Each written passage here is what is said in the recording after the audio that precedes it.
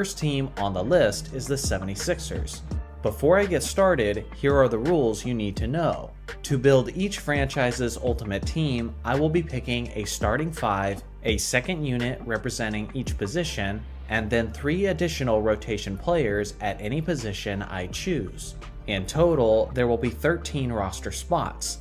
It's worth mentioning that I will not simply be building these teams based on how talented each player is, but I'll also be factoring in how well these players would do together as teammates. So without further ado, let's get into it. Starting at point guard for the ultimate 76ers is the incredible 6-foot scorer Allen Iverson. At his peak in 2001, Iverson carried his 76ers offensively to the NBA Finals, while securing the League MVP award. Although the answer was known primarily as a scorer, he was capable of facilitating more than most people usually recognize. Of the 10 players with the highest scoring averages in NBA history, Iverson has the 3rd highest assist per game average at 6.2 per game, which trails only LeBron James and Jerry West. There's definitely a debate to be had on whether Iverson is a point guard or a shooting guard, but based on his fit within this roster, I'm placing him at the 1. Starting as shooting guard alongside of Iverson is the 6'3" shooter Hersey Hawkins. At his peak, he was averaging about 22 points in Philadelphia and was an All-Star in 1991. There's certainly more talented players that you could put in the number 2 spot, but something that's rather interesting about the 76ers franchise is that they don't have many all-time great 3-point shooters within their history, and this starting lineup will desperately need a perimeter shooter who can space the floor for the rest of the starting 5. Hawkins certainly fits that mold, as he hit 40.6% of his 3-point attempts in his days in Philly. The player starting at small forward is one of the easiest choices of the entire list, and it's the man known as the Doctor, Julius Erving. This 6'7" wing was simply one of the greatest above-the-rim finishers of all time. Much of his prime years were in the ABA, but even as a 76er, Dr. J was a league MVP and an NBA champion. Honestly, not much elaborating should be necessary for this selection. Starting at power forward is the round mound of rebound, Charles Barkley. I understand he got his lone MVP in 1993 with the Phoenix Suns, but if you ask me, the best and most dominant version of Charles was actually in Philly, as he was at his peak athletically and was a terrifying combination of speed and power. He was a monstrous scorer who was always among the league leaders in rebounds while shooting consistently around 60% from the field. Now, picking the starting center is actually a little tough, as it's easily the most stacked position within the 76ers organization. But for me personally, I gotta go with the incredible Wilt Chamberlain, and specifically, I'm thinking of the 1967 and 1968 version. That was nearly leading the league in scoring, assists, rebounds, and efficiency all at the same time. This unselfish and more selective version of Chamberlain would mesh together beautifully with this incredibly strong starting 5. So now let's look at the second unit. Coming off the bench at point guard would be the 6'1" Hall of Famer Maurice Cheeks. He's one of the more underappreciated stars of basketball history, as he was one of the greatest defensive players ever at his position, and he was also a solid floor general who had elite court vision. At the shooting guard spot for the second unit is the 6'2" Hall of Famer and the 10-time All-Star Hal Greer. For much of his career, he was the underrated sidekick of Wilt Chamberlain, and was a solid two-way threat as he could punish you with his solid scoring, or he could find the open man if the defense wasn't careful. The small forward for the second unit will be the 6'6" star Billy Cunningham. This man was so much better than most people realize, as he was an awesome combination of grace and hustle. In his prime, he was simultaneously a top scorer in the league while being an elite rebounder, and in 1970 specifically, he averaged 26 points per game while pulling down 13 boards per game. He was also a massive contributor for the 76ers championship team in 1967, and he'll fit in quite well with his team-oriented second unit. The power forward for the second unit is simply one of the greatest defensive players of all time, Bobby Jones. This 6'9" weapon was nicknamed the Secretary of Defense, and for good reason, as he made 11 all-defense teams in his 12-year professional career. He'll be right at home, providing energy and effort off the bench, as he won the Sixth Man of the Year award in 1983. He also had quality shot selection, as he was regularly among the league leaders in field goal percentage.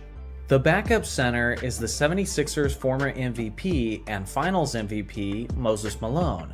In this second unit, he'll have tremendous chemistry with Mo Cheeks and Bobby Jones, as they were all teammates on the historically dominant 1983 76ers.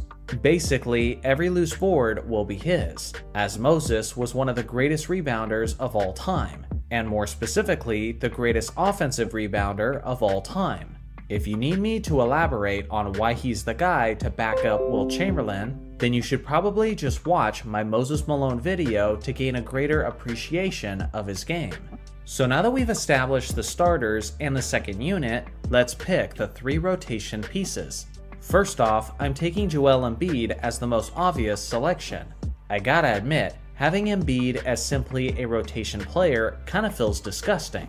But it would feel even worse to reduce Wilt Chamberlain or Moses Malone to that role, so it kinda is what it is. I will say, having a 30-point scorer like Embiid in a rotation spot certainly speaks to the depth and talent of this team. But in a playoff situation, there's no question that I'd rather have Moses and Chamberlain getting the majority of the minutes. For my second rotation spot, give me the 6'3" shooting guard Andrew Toney. This two-time All-Star was a solid and efficient offensive weapon for the 1983 76ers, and with 4 other players from that team, Toney will be right at home on this roster. For the third rotation spot, and my final spot on this roster, give me the point guard James Harden. Sure, his prime seasons were certainly with the Houston Rockets, but even since, Harden is simply too good to leave off the roster, and whether he's needed as a scorer or a distributor, he can have a massive impact off the bench. So here is a final look at my 13-man roster that to me represents the ultimate Philadelphia 76ers team. They may not be the most stacked franchise within this series, but they're certainly in the argument. First off, the starting point guard for the Bucks is the legendary Oscar Robertson. By the time Oscar arrived in Milwaukee, he was 32 years old and was no longer at the peak of his basketball abilities. But with that being said, he was still tremendously impactful in a multitude of ways, effectively scoring, rebounding, and assisting his way to an All-Star selection. Alongside of Kareem Abdul-Jabbar, he won the NBA championship in his very first season as a Buck. Given his veteran experience and his sound decision-making, I'm very comfortable making him the starting floor general of this all-time Bucks squad. Starting at the shooting guard will be the 6'5" sniper Ray Allen. He was in his early to mid-20s during his days with the Bucks, and this version of Allen was actually a solid combination of lethal perimeter shooting and a fantastic slasher, who would often finish plays well above the rim. Many people forget, or simply never knew, that the younger version of Allen was a superstar in his own right, who had the handles to take players off the dribble and had the athleticism to be a dominant scorer even inside of the painted area. Oscar will absolutely love finding Allen at the three-point line or as a slashing scorer. Starting as small forward is the perennial all-star Marcus Johnson. This 6'7" wing was an elite scorer and rebounder during his prime, averaging as high as 25 points and 10 rebounds in his first 2 seasons in the league. For a scoring small forward, he was one of the most efficient players of all time, hitting 51.8% of his shots throughout the totality of his career. And in 1979, when he averaged 25.6, he was hitting a remarkable 55% of his field goal attempts. Very few non-centers in league history have averaged that many points on that level of efficiency. Without question, his bread and butter was his mid-range jumper, but he was also fantastic at finishing at the rim through the contact. He would certainly be a major contributor for this starting unit. Starting at power forward is none other than the Greek freak, Giannis. You guys know all about this guy. A 7-foot athletic specimen who is one of the most intimidating two-way players of all time. He has 2 MVPs, he's a former Defensive Player of the Year, an NBA champion, and a dominant Finals MVP. For this group, Giannis will be providing plenty of facilitating, scoring, rebounding, and rim protection. He's not an elite perimeter shooter, but he'll certainly enjoy kicking the ball out to his other elite perimeter shooting teammates. On this roster, Giannis won't be leaned upon as heavily as he's used to, but I don't think it's something that would cause him any frustration. Starting at the center position is arguably the greatest center in basketball history, Kareem Abdul-Jabbar. Sure, he was most famous for his days with the Los Angeles Lakers, but without question, he was the most dominant during his time in Milwaukee, especially on the offensive end of the court. Obviously, this 7-2 MVP was one of the greatest centers of all time, as he was equipped with arguably the most unstoppable signature move ever, the skyhook shot. He was also a tremendous rim protector and had underappreciated quickness. At his individual best in 1972, he averaged nearly 35 points, over 16 rebounds, and nearly 5 assists, while being one of the most efficient players in the entire league. As a championship winner alongside of the great Oscar Robertson, he'll have an extra bit of chemistry with the starting point guard of the squad. Moving on to the second unit, the backup point guard will be the all-time great perimeter defender, Sidney Moncrief. Now Moncrief may be seen to some as a 2-guard rather than a 1, but he does have experience playing both positions well, and based on the roster needs of this unit, he'll be a better fit at point guard. Only one guard in NBA history has won the Defensive Player of the Year multiple times, and that is the 6'4" Moncrief. With that being said, you would be a fool to think that he could only play defense.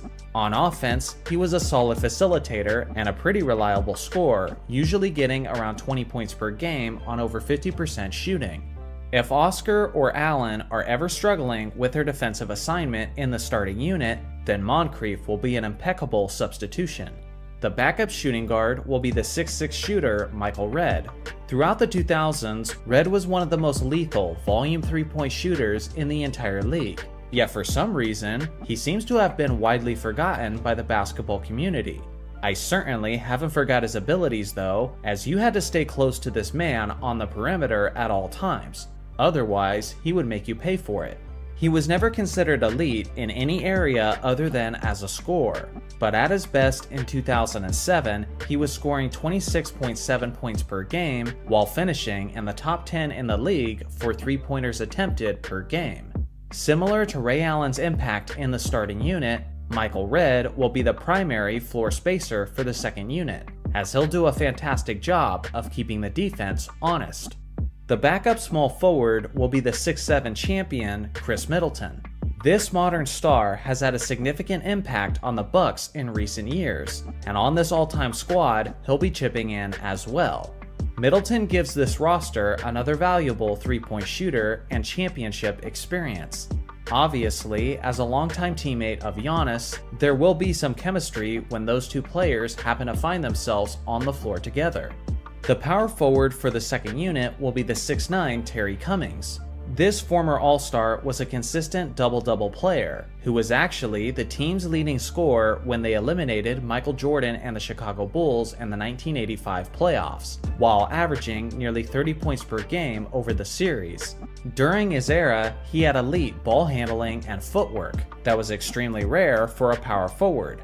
His jump shot was also extremely difficult to defend due to his pull-up jumper with an extremely high release point. He'll certainly be an offensive spark for his team off the bench. The backup center behind Kareem Abdul-Jabbar is the 6'11" beast Vin Baker. Almost all of his All-Star appearances were made in his days in Milwaukee, and he was a consistent threat in the post as he was a fundamental player with solid footwork, which enabled him to get plenty of points in and around the paint. At his peak, he was averaging around 20 points and 10 rebounds, leading the Bucks in both categories. Now to finish up the roster with 3 rotation players. First off is the 6'6" small forward Bobby Dandridge. This two-way star won an NBA championship with the Bucks and with the Bullets. He was typically dropping around 20 points per game and 7 rebounds a game, while being a terrorizing perimeter player with his elite smothering defense. The second rotation player is the two-time Sixth Man of the Year, Ricky Pierce. This 6'4" shooting guard was a certified bucket, who was a tremendous scorer for his team. For example, in the 1989 to 1990 season, Pierce led his Bucks in scoring, averaging 23 points per game on 51% shooting, regardless of the fact that he didn't even start a single game that year, making him one of the few players in NBA history to lead his team in scoring as the sixth man. That efficient average of 23 points per game came in only 29 minutes per game. If this team ever found itself needing a solid offensive spark, then you can bet that Ricky would be coming off the bench gunning it. The last rotation spot goes to the big dog, Glenn Robinson. He was a 6'7" small forward who did a little bit of everything. Throughout his career, he averaged 20 points per game and was also chipping in as a quality rebounder. Defensively, he also had quick hands, as he was often leading the team in steals per game. At this point, I'm pretty convinced that this roster would have absolutely no issues scoring the basketball. But if so, Robinson would be yet another solid offensive spark off the bench. So here's a final look at the complete roster of this Ultimate Bucks team. This team is packed with amazing scorers, and many of them shot above 50% from the field. With elite shooters, the spacing would be pretty solid on this all-time squad. And beyond that, there is a multitude of elite and stifling defenders, ready to make life hell for the opposing team. Here is my list of honorable mentions for the Bucks, should any of these players have made the roster instead. Starting at the point guard position is the sensational and explosive Derrick Rose. His peak may have been short-lived, but before the ACL tear, he was one of the best players in the entire league, as he was the youngest MVP winner in NBA history, securing the award at just the age of 22. Not only was he one of the fastest players in the game, but his ability to finish around the rim was absolutely lethal, as he had a dangerous layup package and amazing mid-air body control, reminiscent of another former great out of Chicago. In his heyday, he was the floor general of a strong and defensively minded Bulls team, and on the Ultimate Squad, it will be more of the same, except just a million times better. Starting at the shooting guard position is a guy who was pretty decent at basketball, Michael Jordan.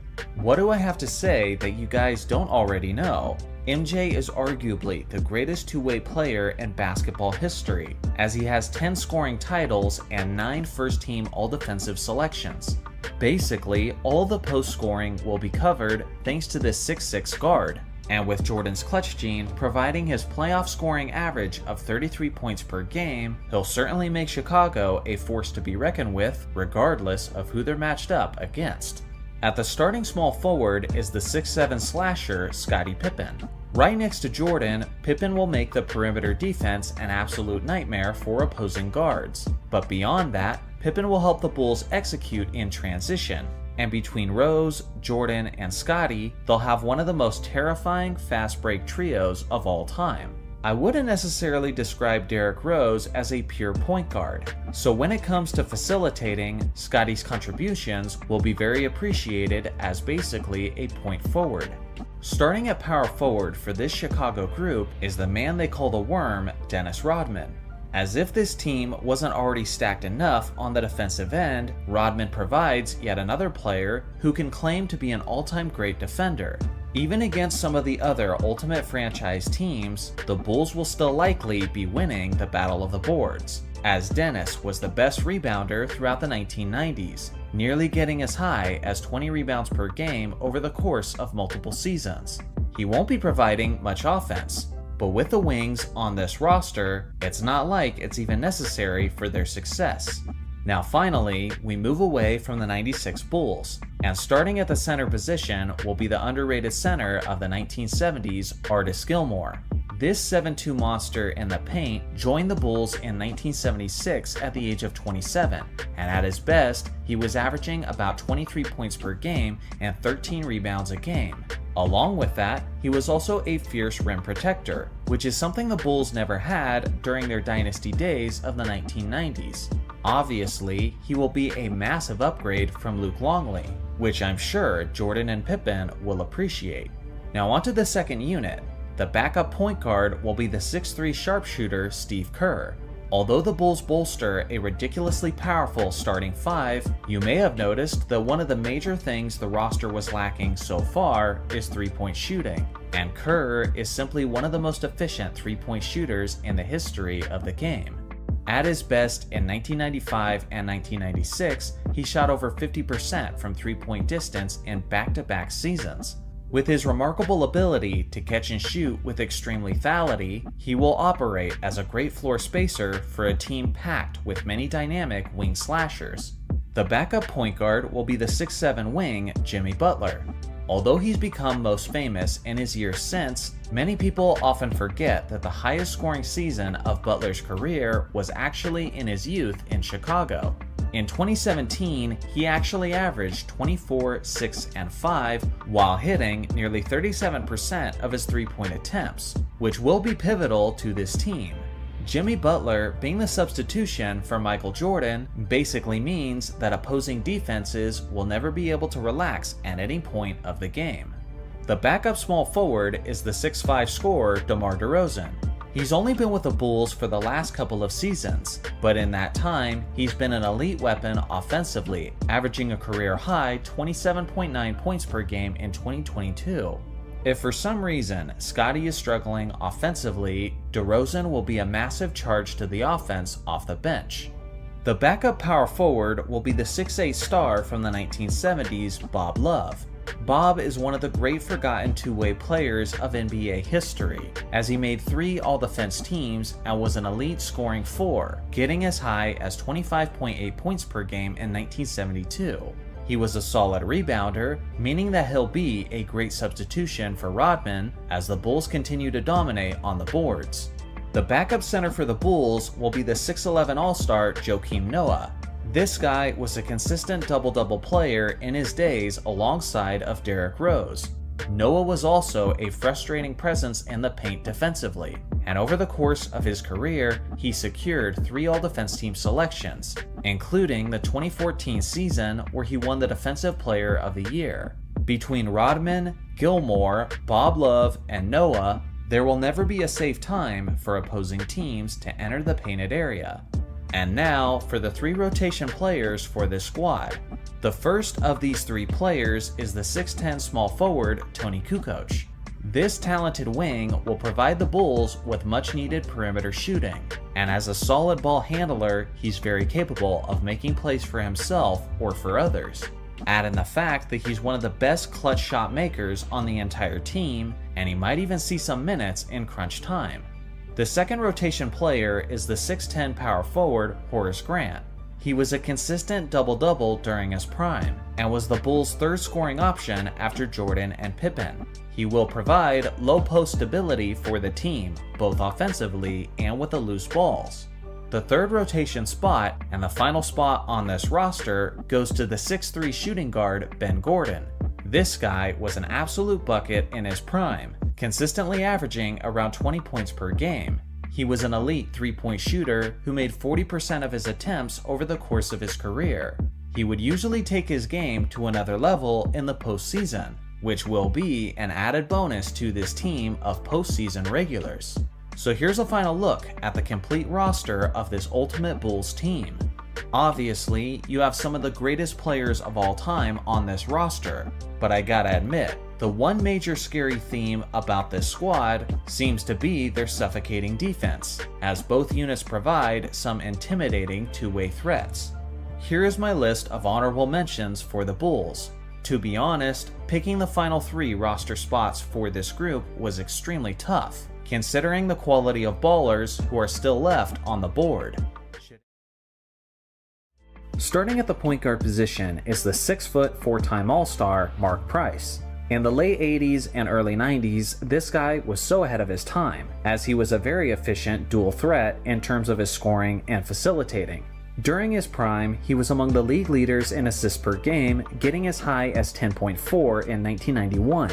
The part I personally remember him for the most is his elite shooting all over the court. Several players get praised for having single seasons of 50-40-90 percentages, but then there's Mark Price, who was just a few ticks short of 50-40-90 splits for his entire 12-year career. With his incredible handle and with his remarkable pull-up three-point jumper, he was really similar to Steph Curry stylistically and in terms of his skills. I'm very confident that he should be the floor general of this ultimate Cavs group. Starting at shooting guard is the elite 6'2" scorer, Kyrie Irving. I understand that technically, Kyrie is usually recognized as a 1 instead of a 2. But the thing is, Kyrie has spent some time in his career at the shooting guard position, and Price and Irving are both so good in their own right that you kinda need them starting on the floor together. At the shooting guard spot, Kyrie will be able to focus on doing what he loves most, getting buckets. And with this backcourt, producing points will never be an issue for this starting unit. At small forward is the most obvious choice, maybe ever, LeBron James. The only thing that's up for debate with this pick is which version of LeBron to pick, the pre-Miami Heat version or the post-Miami version. Personally, I want the post version, who was better in the postseason and had a legendary playoff run in 2018. With the Kings scoring, rebounding, and playmaking, he'll be making this team a considerable force regardless of which other ultimate teams they're up against. There's a couple great choices for the starting power forward, but personally, I'm going with Kevin Love. Love has pre-existing chemistry and experience with LeBron and Kyrie, so from an X's and O's standpoint, he'll be a seamless fit in this starting unit. I also wanted a starter who could be considered as a stretch 4, and give Mark Price another capable perimeter shooter for him to facilitate too. Obviously, Love's prime years were in Minnesota, but make no mistake, he was still tremendously impactful in his first couple seasons in Cleveland. And beyond shooting, his ability to clean up the boards will be greatly appreciated as well. Starting at center is the underrated and underappreciated 7-footer Brad Daugherty. For a while, Brad was the co-star of Mark Price, and the tandem had the Cavs looking like perennial dark horse contenders in the Eastern Conference. He made 5 All-Star teams in his time in Cleveland, and he was putting up monstrous double-doubles on a nightly basis, as he usually averaged an efficient 20 points and 10 rebounds during his peak years. In Cleveland, LeBron James has never played with a center as impressive as Daugherty, and he will certainly be thrilled with the opportunity to throw lob passes to an athletically elite big man down low. Now for the second unit. The backup point guard will be the NBA Hall of Famer Lenny Wilkens. He was one of the great left-handed players of history. He's known mostly for his earlier years outside of Cleveland, but even at the age of 35 when he joined the Cavs, he still remained a top-tier floor general in the league. In that first season with the team, he averaged about 20 points, 8 assists, and 5 rebounds on 45% shooting. With his solid ball handling, his elite court vision, and with his sound decision making, this second unit will certainly be in good hands. The backup shooting guard is the 6'6" champion Ron Harper.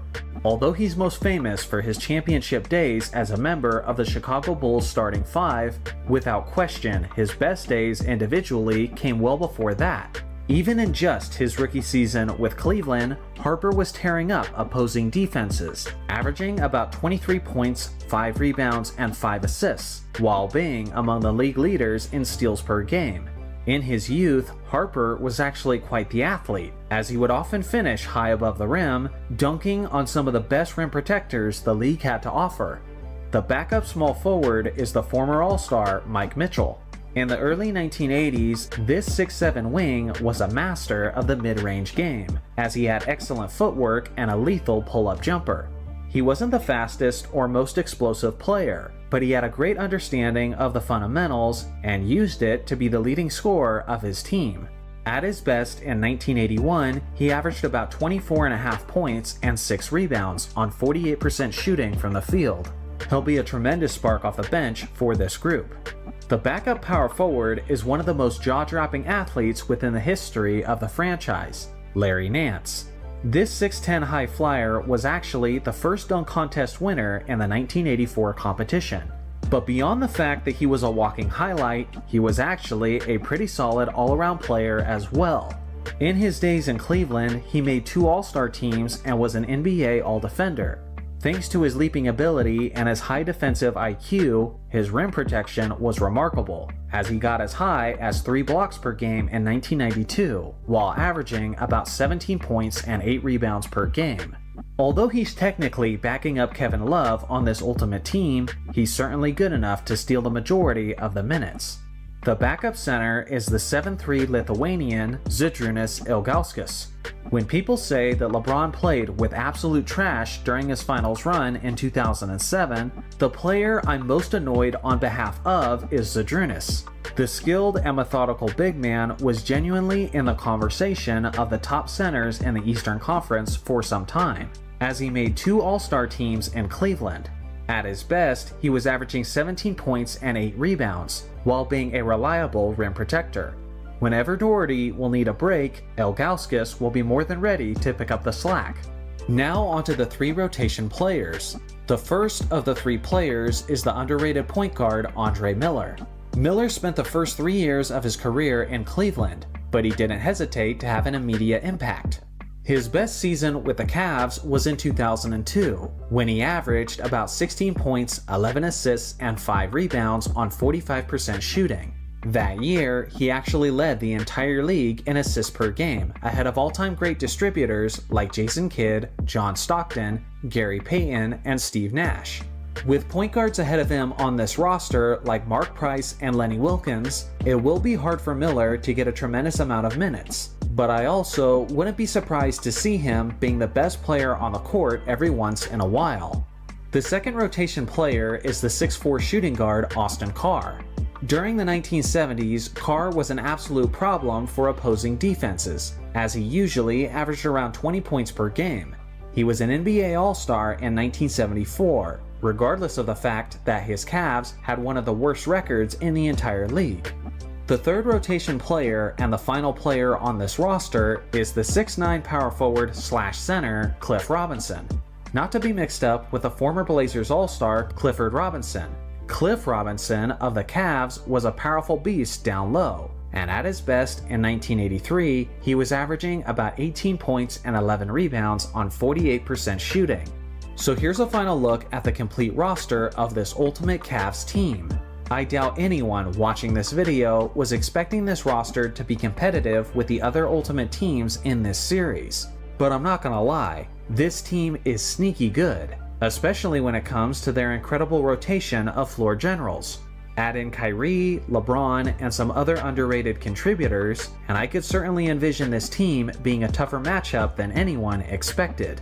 Here is my long list of honorable mentions for this franchise. Should any of these players have made the roster instead? Starting at the point guard position is the 6'1" 4-time All-Star Rajon Rondo. I think a lot of people forget just how good this guy was in his prime.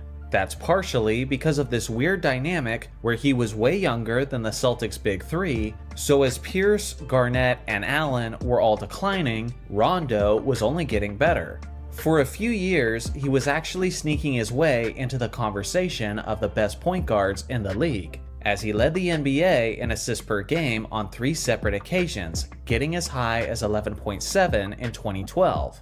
He was also an elite defensive player, who was regularly among the league leaders in steals per game, and he earned 4 All-Defense Team selections.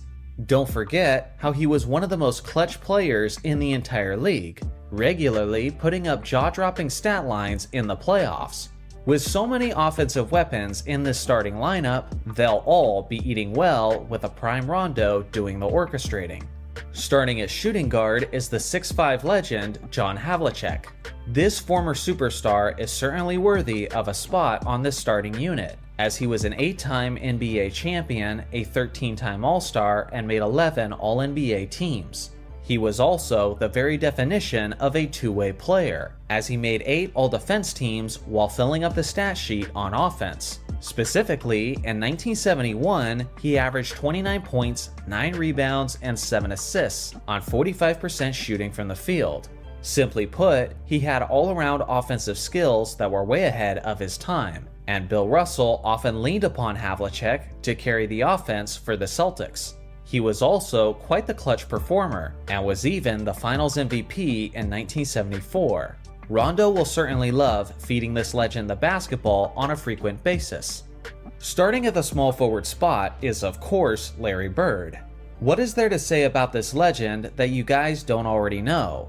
Bird was excellent at just about everything on the court. He was the epitome of efficient, as he was regularly getting around 50, 40, 90 percentages. He was an elite scorer, he was an all-time great rebounder, he was one of the greatest passing forwards in NBA history, and he was an underrated defensive player, making 3 all-defense teams, including 3rd place in the DPOY race in 1983. So far, every single player in this starting unit is basically the definition of clutch, which shouldn't be totally surprising considering how many championship banners they have. Starting at power forward is the man they called the torture chamber, Kevin McHale. You could certainly make an argument for a different starting power forward, but due to his chemistry with Bird, I thought he'd be perfect with this group. The 6'10 McHale probably had the greatest footwork for a big in league history by any player not named Hakeem Olajuwon. In the post with his back to the basket, he was nearly unstoppable, and he was ridiculously efficient, as he had the highest single-season scoring average in NBA history for any player who shot at least 60% from the field and 80% from the free throw line. Continuing the theme of this squad so far, he was a remarkable two-way player, as his rumored 8-foot-long wingspan made him an intimidating defensive force in the paint, and because of that, he actually earned 6 all-defense team selections in his time in Boston. Starting at the center position is the game's ultimate winner, Bill Russell. As if this team didn't have enough defense already, in comes Bill Russell, who led the league in defensive win shares in 10 out of his 13 seasons. Along with the fact that he was probably the greatest defensive player of all time, he was also a top 3 rebounder, who would regularly dominate the boards thanks to his tremendous strength, IQ, and his world-class leaping ability. He was also a solid passer and a remarkably unselfish team player, which will be fantastic for this ultimate squad, with plenty of talent and plenty of egos. I know this word is getting redundant, but Russell was about as clutch as it gets, as he won all 10 of the Game 7s he participated in, which is a major reason why he got his 11 championship trophies. Now let's move on to the second unit. The backup point guard is the man known as the Houdini of the hardwood, Bob Cousy. This legend from the 1950s and 60s was the mesmerizing floor general of his time. Even with the more restrictive dribbling rules of his era, he had a fantastic handle of the basketball and incredible court vision. He actually led the NBA in assists per game for a whopping 8 straight seasons, which is easily the most in NBA history. His one major flaw was actually a flaw of his era, and that was the fact that he had a terrible field goal percentage, as the general basketball player was learning proper mechanics of the jump shot, and sometimes they didn't even jump. Because of this, Cousy would not look to be a scorer in this second unit, but that won't be a concern as he'll have plenty of elite offensive weapons to facilitate too. The backup shooting guard is the Celtics scoring superstar Paul Pierce. When people think of Pierce at his absolute best, they usually think of his Finals MVP performance in the 2008 Finals. But the thing is, that was actually well after his individual prime, as the younger Pierce had much more speed and explosiveness. He got as high as 26.9 points per game in 2006, getting the majority of those points as a one-on-one nightmare for opposing defenders. The Truth will provide this second unit with some all-time great slashing and great three-point shooting, while being a solid go-to option in late-game situations. The backup small forward will be the modern 6'8 superstar Jason Tatum. For any reason, if the ultimate Celtics ever need a scoring spark off the bench, this man will be a lock to provide it, as he was a 30 points per game scorer in the 22-23 season. Alongside of Paul Pierce, second unit defenses will be completely overwhelmed by this perimeter attack. Tatum also gives Cousy another decent three-point shooter to facilitate too, which will be a tremendous help for spacing for this squad. The backup power forward is the one they call the big ticket, Kevin Garnett. This guy will be battling with Kevin McHale for the majority of the minutes at the 4 spot. and McHale will certainly have his hands full trying to keep his starting spot, as Garnett was the Defensive Player of the Year immediately in his first season with Boston. KG will provide a tremendous amount of energy, intensity, and leadership on the defensive end of the floor, but he'll also be making a tremendous impact on the boards. Although his prime days were certainly in Minnesota, there's no question that the Boston version of Garnett was still a massive difference maker. The backup center will be the 1973 MVP Dave Cowens. This 6'9" beast was averaging around 20 points and 15 rebounds throughout his prime, as he did a solid job of taking the torch from Bill Russell as the anchor of the team down low. Now on this Ultimate unit, he'll be doing more of the same, as he'll be taking over the center position in the rare instances where Bill Russell actually has to go to the bench. In total, Cowens was an 8-time All-Star with the Celtics, and he made 3 All-Defense teams, further bolstering this team's greatest strength. Now onto the 3 rotation spots. And let me tell you, narrowing down these 3 final roster spots was incredibly difficult. The first rotation spot goes to one of the greatest shooters of all time, Ray Allen.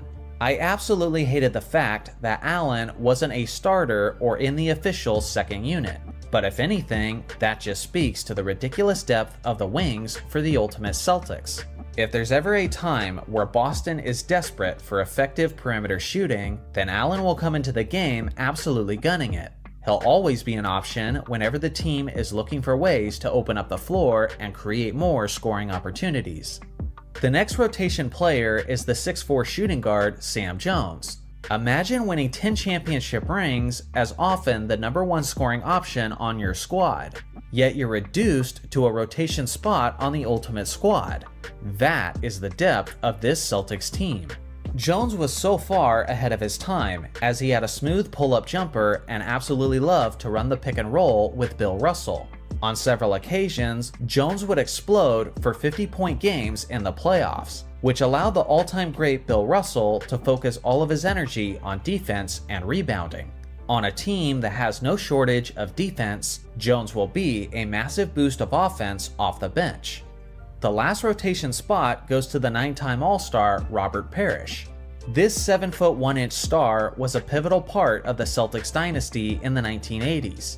At his best in 1982, he was averaging nearly 20 points and 11 rebounds, and thanks to his consistent contributions, he was able to win 3 championship rings with the team.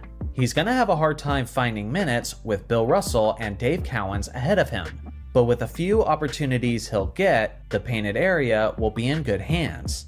So here's a final look at the complete roster of the Ultimate Celtics team. The defensive strength on this roster is utterly terrifying, and the IQ and experience on this team is insane as well, as they're loaded with winners and clutch performers.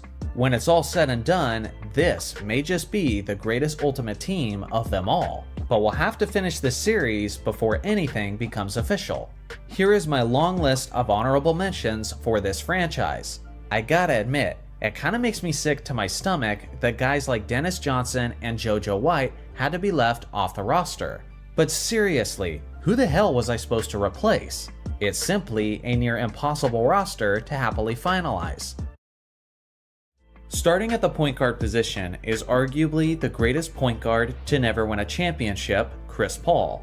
Although I believe his best days were in New Orleans, CP3 was still an absolute problem in his time in Los Angeles, and at his LA peak in 2014, he was simultaneously leading the league in assists and steals. He's one of the all-time great two-way point guards, as he had a ridiculously high offensive IQ while being a frustrating nuisance for opposing floor generals. Considering the incredible talent he'll be playing with on this Ultimate squad, Paul will probably get a major bump in assists per game just off of the lob passes alone. Starting as shooting guard is the 6'8" wing, Paul George. Just like Chris Paul, PG-13 will be an impactful player on both ends of the court, as he is an athletically gifted scorer but also made 4 all-defense teams throughout his career. In his career with the Clippers, he's been shooting about 39% from three-point range on nearly 8 attempts per game. Whether it will be his thunderous slams or his wide-open three-point attempts, he'll be a consistent recipient of Chris Paul's elite facilitating. Starting at small forward is the two-time champion Kawhi Leonard. Getting him on the floor healthy may be difficult at times, but when he's out there, he's one of the premier superstar players within the league. Between CP3, Paul George, and Kawhi, the Ultimate Clippers will have one of the most intimidating perimeter defenses within this entire series. And then on offense, Kawhi will enjoy the less defensive attention, thanks to his starting supporting talent. At his Los Angeles best in 2020, he was averaging about 27 points, 7 rebounds, and 5 assists on 47% shooting. On top of that, he's been completely lethal from three-point range, hitting 40% of his three-point shots since he joined the Clippers. Starting at power forward is Chris Paul's favorite lob recipient, Blake Griffin. The 6'9" Griffin was an absolute beast in his early 20s with the Clippers, as he quickly established himself as one of the most explosive above-the-rim finishers in NBA history. As this roster is currently panning out, opposing rim protectors will never be safe. At Griffin's best in 2014, he averaged about 24 points and nearly 10 rebounds on 53% shooting. The pre-existing chemistry with Chris Paul will certainly work in his favor, and with the combination of Leonard and George drawing more attention, Griffin will have some of the most open lanes to the rim that he's ever seen. Starting at center is one of the 75 greatest players of all time, the 6'9" Bob McAdoo. Technically, he was a member of the Buffalo Braves before they became the Clippers. For a few years in the 1970s, he was actually rivaling Kareem Abdul-Jabbar for the title of the best player in the NBA. He was the league MVP in 1975, and he actually won 3 straight scoring titles from 1974 to 1976. At his individual best in 1975, he averaged over 34 points and 14 rebounds on 51% shooting, and he did this with his remarkable mid-range artistry. With his stellar footwork and with his smooth jump shot, McAdoo will be the leading offensive star for this all-time group. Now let's go to the second unit. The backup point guard is the veteran floor general Sam Cassell. Although Sam I Am was 36 years old at the time he joined the Clippers, he remained an elite player and was tremendously impactful for their playoff run in 2006. That season, he averaged 17 points, 6 assists, and 4 rebounds on 44% shooting. As a dual threat, and with his championship experience, he'll be a quality orchestrator for the second unit. With the tremendous weapons at his disposal, Cassell will have one of the most productive assists per game seasons he's ever experienced. The backup shooting guard is the 6'2" gunner World B. Free. This guy was extremely dangerous when he got hot, and at his peak in 1980, he averaged 30 points and 4 assists on 47% shooting. Coming off the bench, he'll be not just an offensive spark, but an offensive inferno, as he was a quick guard with a remarkable change of pace.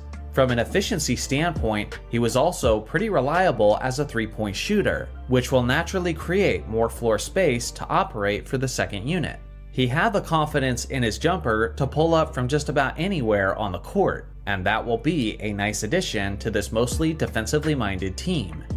The backup small forward will be the man known as the human highlight film, Dominique Wilkins. He didn't spend a tremendous amount of time in Los Angeles after he was traded there, but in his short 25-game stint with the Clippers at the age of 34, he averaged a monstrous 29 points and 7 rebounds on 45% shooting. This was after his Achilles tear, but right alongside of the great Kevin Durant, he had one of the greatest comebacks from an Achilles injury that the league has ever seen. Despite his age and injury history, Wilkins still retained much of his explosiveness from his youth. And with great passers like Chris Paul and Sam Cassell on the roster, Dominique will be a dangerous threat in transition and when slashing to the basket. The backup power forward is the 6'9" beast Elton Brand. He didn't have the greatest longevity, as he only made 2 All-Star teams in his entire career. But at his best in the 05-06 season, Brand led his Clippers to an overachieving playoff run, as he averaged nearly 25 points, 10 rebounds, and 2.5 blocks on 52.7% shooting. He'll make a fantastic substitution for Blake Griffin, seeing how he has a different approach to the game and prefers to assert his dominance with less athleticism, but more strength and bullying in the paint.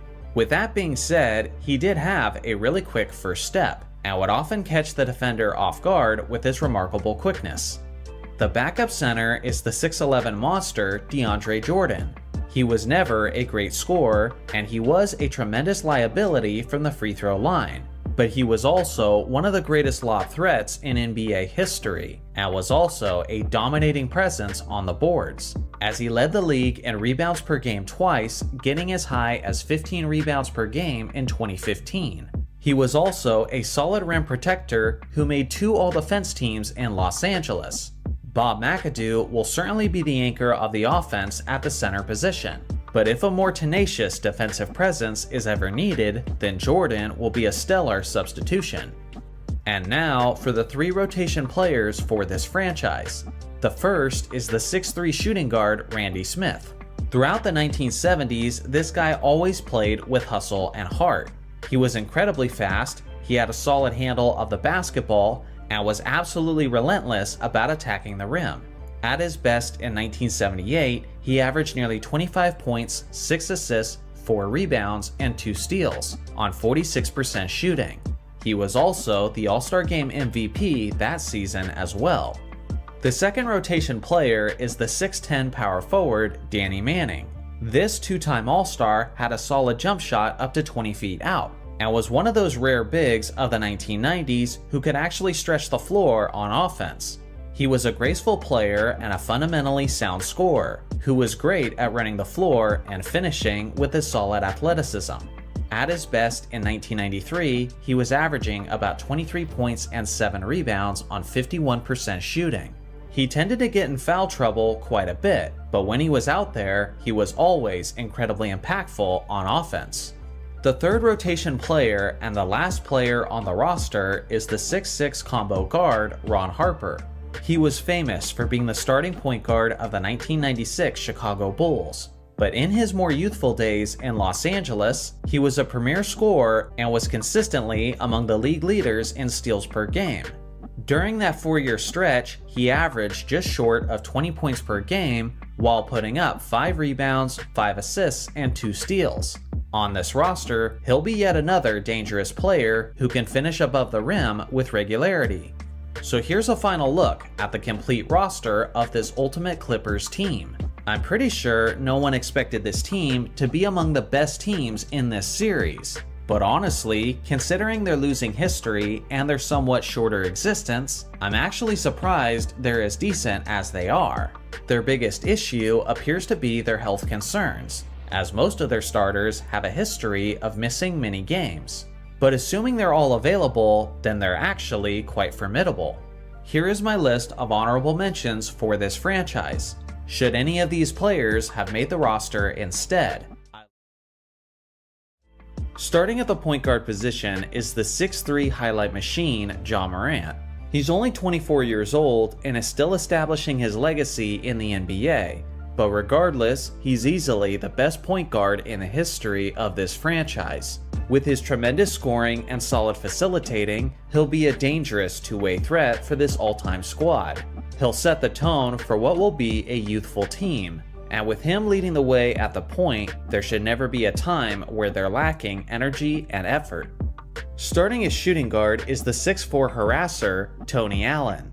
Obviously, Allen was not an offensive specialist, as he only averaged 8 points in his career on 47% shooting from the field. But what he was is one of the greatest defensive players in NBA history.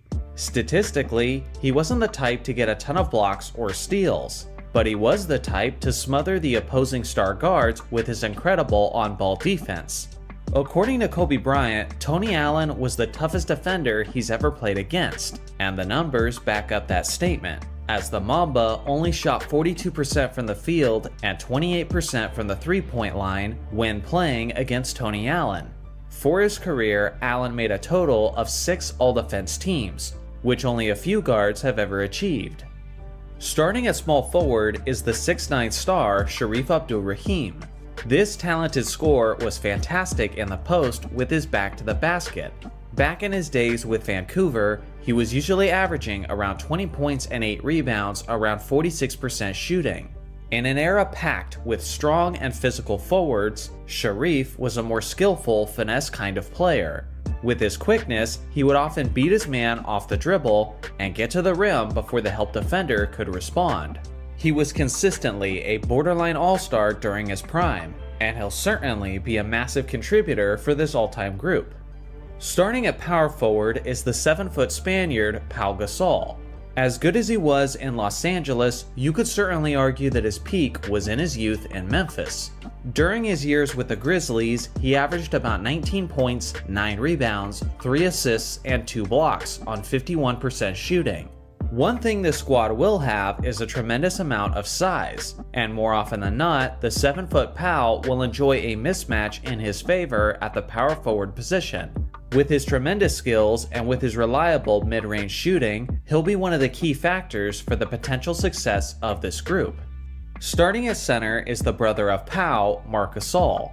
This 6'11" big man was extremely similar to his starting brother, but although Pau was slightly more skilled offensively and had more moves in his bag, Marc was certainly the more formidable defensive player, and his rim protection will be vital to this team's chances. He was a 3-time All-Star during his time in Memphis, and he was the League's Defensive Player of the Year in 2013. Although he was second to Pau, Marc was still a very capable scorer in his own right, as he averaged as high as 19.5 points per game in 2017. This brother combo won't necessarily be punishing any defenders physically, but at the very least, the interior defense will have to be on alert at all times, with these two crafty Grizzlies doing work. Now let's move to the second unit. The backup point guard will be the 6'1" veteran Mike Conley. When he relieves Ja Morant off the bench, he'll certainly be a change of pace, as Conley relies less on his athleticism and more so on a solid offensive IQ and a sound decision making. He's a much slower, methodical player who will do an excellent job of leading the offense for the second unit. Back in 2017, he was averaging 20 points and 6 assists on 46% shooting, and an elite 40.8% from three-point range, which is key for this team considering the fact that they've been pretty lacking in the perimeter shooting up to this point. He's also a reliable defensive guard, as he made the NBA's All-Defense team in 2013. The backup shooting guard is the 6'8" sniper Mike Miller. I feel like this guy is better than most people remember. Miller was a part of the super team Miami Heat with LeBron, Wade, and Bosh, but at that point, he was just a shell of what he once was. During his best years in Memphis, he won the Rookie of the Year and the Sixth Man of the Year in 2006. Simply put, he was one of the most dangerous shooters in the entire league, and specifically in the 06-07 season, he averaged 18 points, 5 rebounds, and 4 assists on 46% shooting. He also had the third highest average in the league for three-pointers attempted per game, while hitting a stellar 40.6% of his attempts. His ability to spread the floor will be a massive help to this roster, and it might even earn him some extra minutes with the starters. The backup small forward is the tremendously talented Rudy Gay. This 6'8" scorer had a fantastic handle on the basketball and was remarkable in isolation situations. He was tremendously athletic with an impressive vertical leap, and if you were not careful as a defender, he may just emphatically posterize you with a thunderous slam.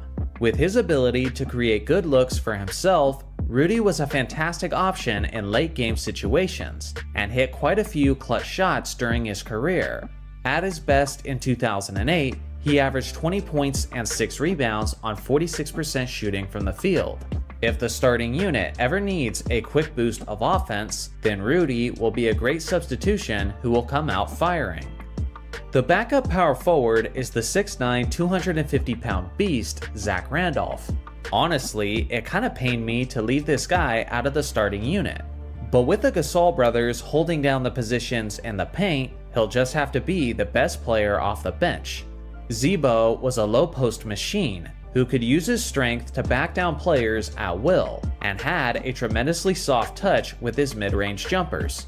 He was a two-time All-Star in Memphis, and at his best in 2011, he averaged 20 points and 12 rebounds on 50% shooting from the field. If a finesse approach isn't working for either of the Gasol brothers, then Randolph will be the appropriate substitution with a meaner approach. The backup center is the modern-day defensive dynamo Jaren Jackson Jr. He only recently turned 24 years old, yet he's already a Defensive Player of the Year winner, he's made 2 All-Defense teams, and he's led the league in blocks per game twice, getting as high as 3 in the 2022-2023 season. Considering his elite ability to protect the rim, he'll probably be eating well into the Gasol brothers' minutes. Especially when Marc Gasol and Jackson are out on the floor together, opposing teams are going to have a stressful time trying to score in the paint. Now for the 3 rotation players. The first is the 6'1" point guard Mike Bibby.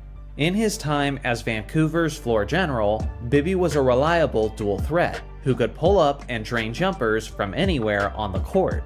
At his best in 2001, he averaged 16 points and 8 assists on 45% shooting. With solid options ahead of him like Morant and Conley, there won't usually be many minutes available, but if he's ever needed, he'll be there, considering the fact that he never missed a game in his career as a Grizzly. The second rotation player is the 6'8" small forward Shane Battier. From the day this guy entered the league, he was always a solid 3-and-D player, as he made 2 All-Defense team appearances thanks to his relentless hustle and his tremendous length. He made 38% of his 3-point attempts in Memphis, and he'll be relied upon for his 3-point shooting with this group as well. The last rotation spot goes to the man known as Big Country, Bryant Reeves.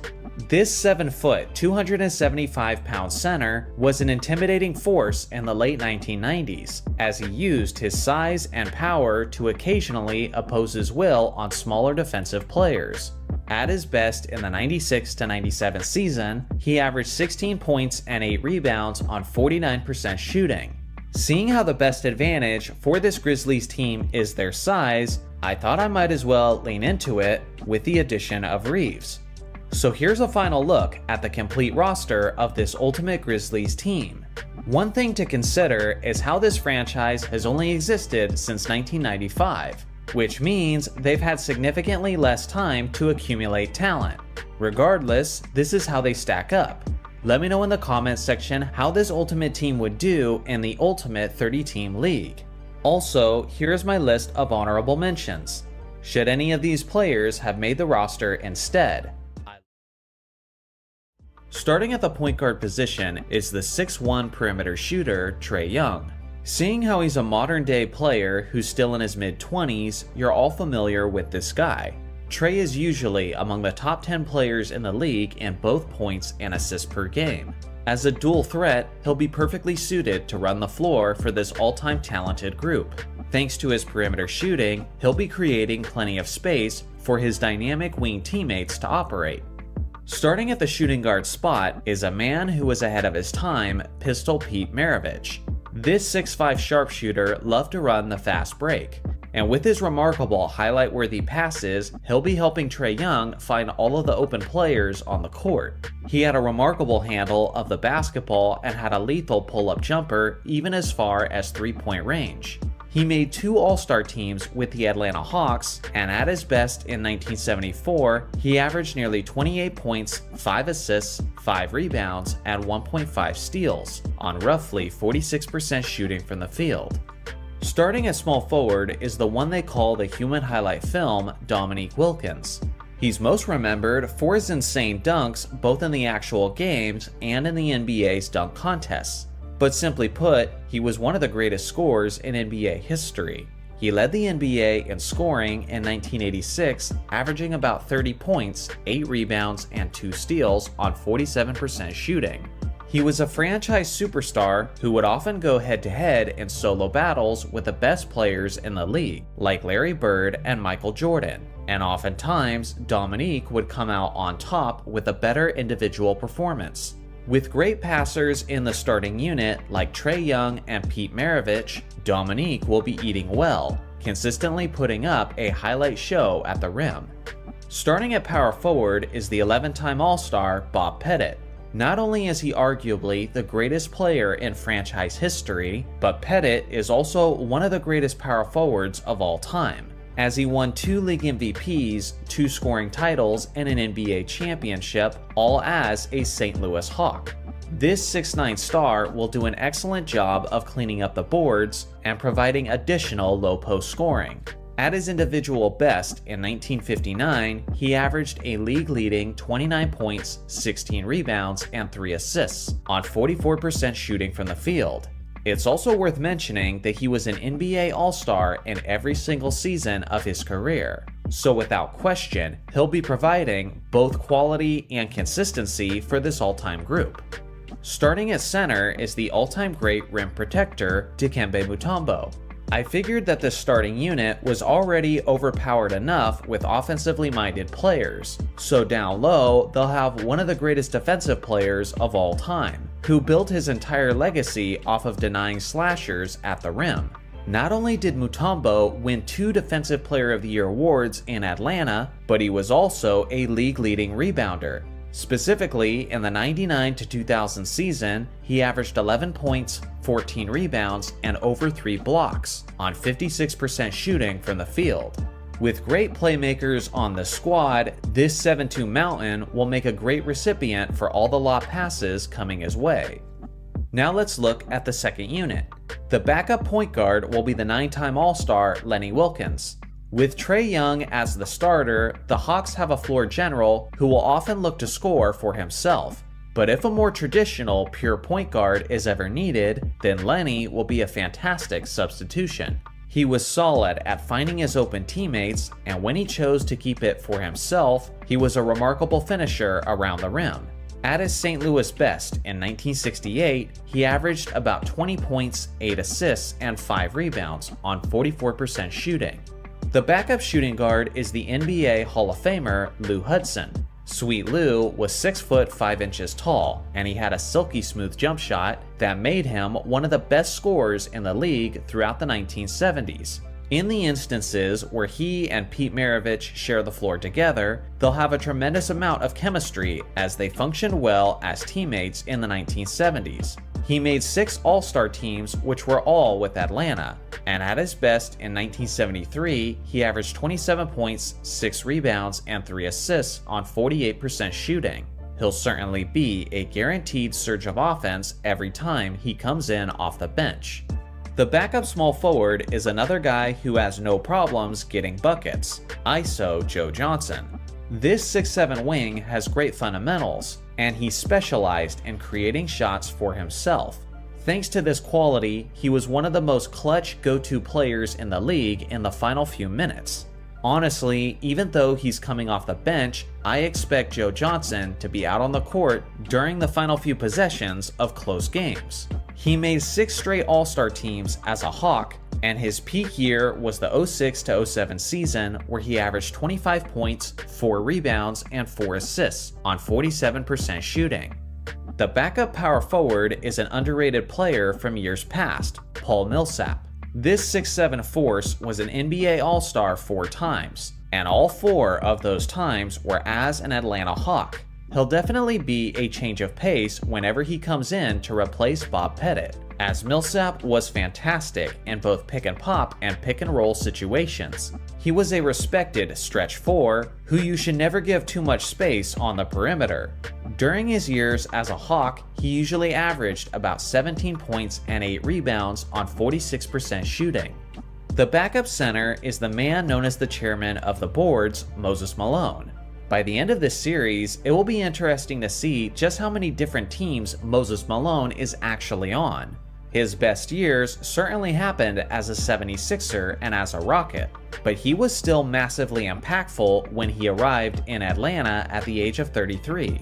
In his first season as a Hawk, He was an NBA All-Star and averaged 20 points and 12 rebounds on 49% shooting from the field. And he was second in the league overall in offensive rebounds per game, giving his team 4.8 second chance opportunities on a nightly basis.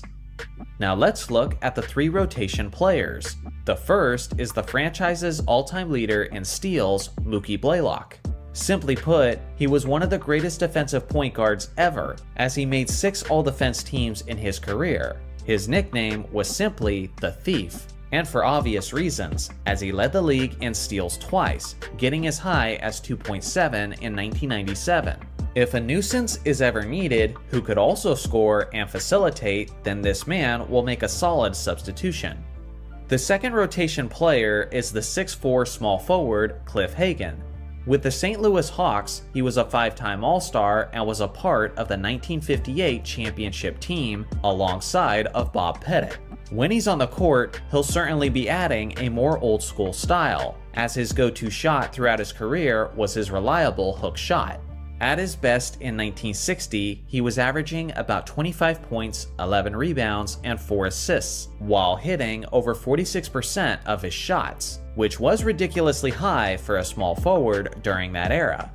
The last rotation player is the 6'9" center, Al Horford. He's a quality player who made 4 All-Star teams in his time in Atlanta.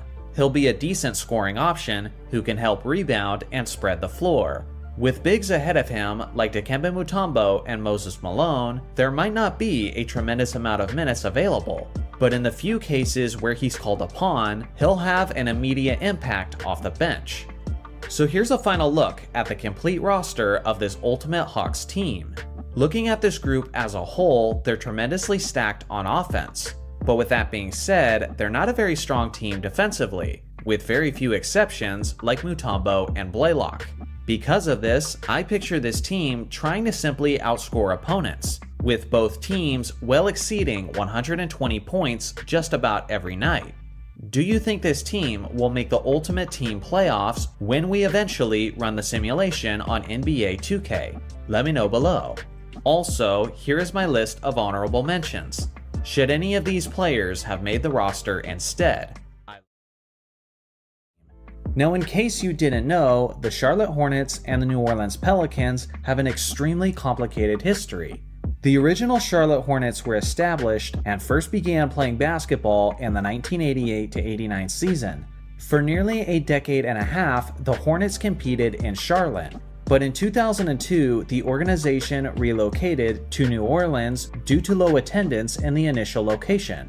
For years, this franchise was known as the New Orleans Hornets, but they did spend a short period of time as the Oklahoma City Hornets due to the damage that was caused by Hurricane Katrina.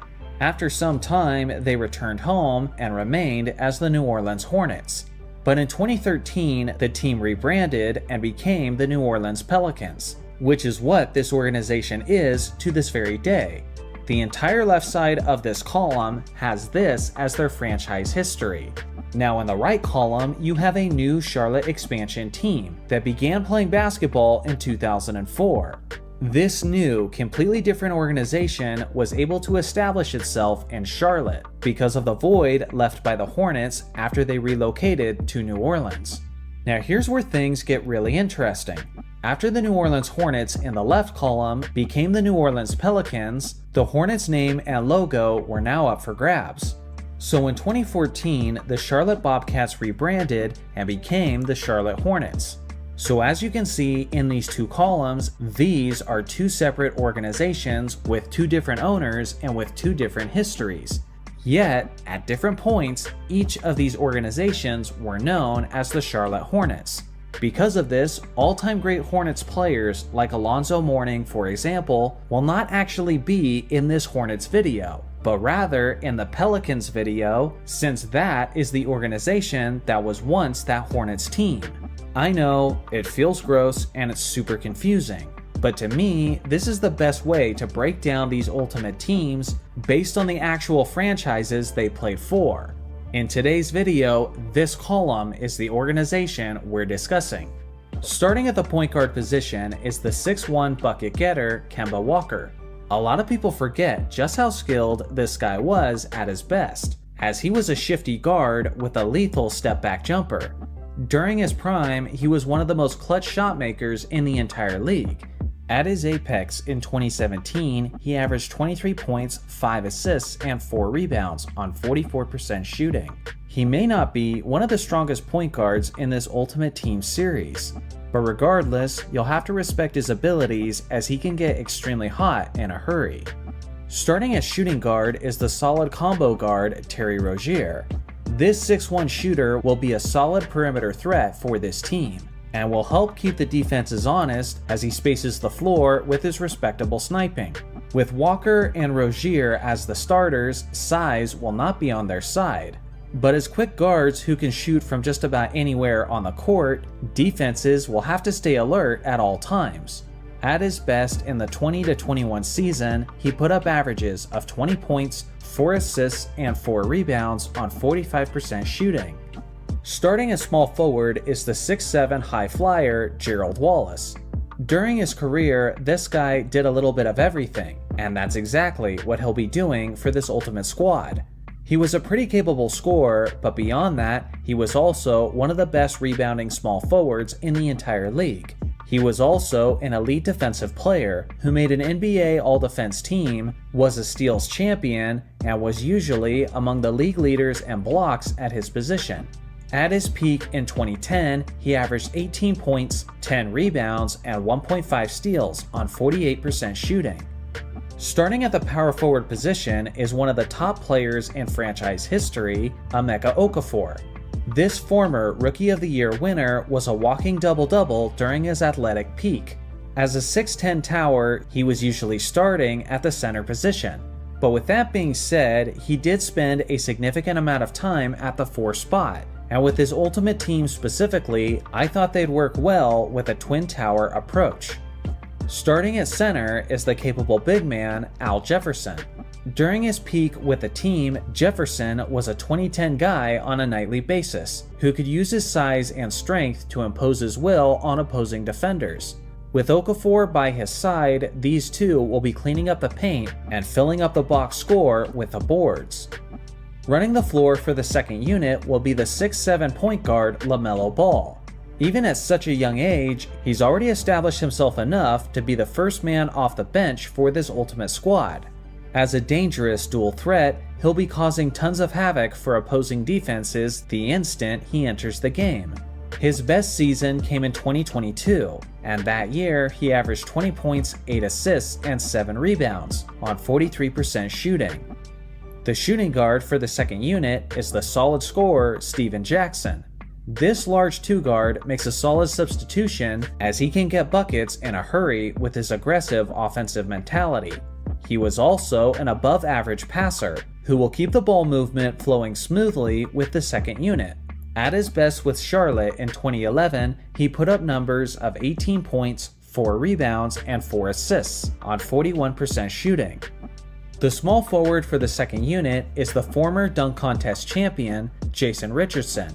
He's most famous for his time in Golden State, but during his days as a Bobcat, Jason was one of the top scorers on the team. Obviously, he was a fantastic slasher and a great finisher around the rim, but Richardson was also a solid spot-up shooter who could help space out the floor for the second unit.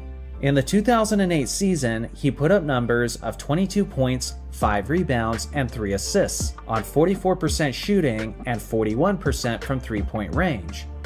The backup power forward is a more recent contributor, Miles Bridges. At this point in his career, he's still a young, developing player within the league. But with that being said, he's still a player who's ready to have an immediate impact whenever he comes off the bench to relieve Okafor, whether it be with his rebounding or with his reliable scoring. The backup center is the remarkably strong athlete Dwight Howard. Although he had lost significant steps since his prime days in Orlando, and although his tenure in Charlotte was short, Dwight still managed to have a significant impact that most teams would love to have on both ends of the court, as he was frequently putting up double-doubles as a Hornet, while doing his usual solid job of protecting the rim. Now on to the 3 rotation players. The first is the quality floor general Raymond Felton. With players ahead of him like Kemba Walker and LaMelo Ball, Felton might have a difficult time finding many minutes. But one thing about those other guards is that they typically tend to look to score for themselves, and a player like Felton could provide a more slowed down traditional approach if that's what's needed at any time during the game. The second rotation player is the proven veteran champion Boris Diaw.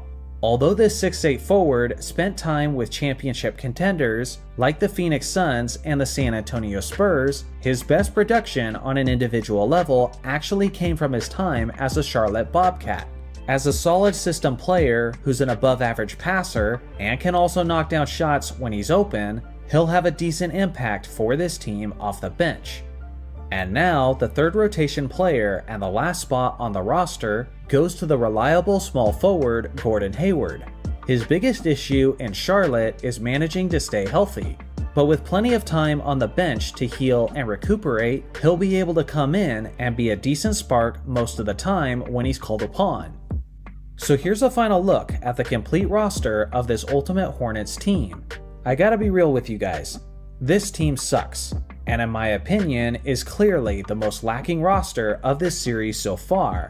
Usually, this is the part of the video where I try to find the silver lining and give a nice spin to the chances of this team, but I just can't do it this time, no matter how hard my brain tries. It's not totally their fault though, seeing that they're an organization that has only been around since the mid-2000s. But at the same time, this is the same franchise that once produced a team that only won 7 regular season games in a 66-game season. If you guys have more hopeful optimism about this team than I do, then let me know in the comment section below. Also, here is my list of honorable mentions. Should any of these players have made the roster instead? Starting at the point guard position is the 6-foot star Tim Hardaway. According to himself, he's got skills. Not everyone will get that reference, but what you need to know is that Hardaway was one of the meanest ball handlers of his era. He was a strong dual threat, as he was one of the best scoring point guards in the entire league, while also being an above-average facilitator.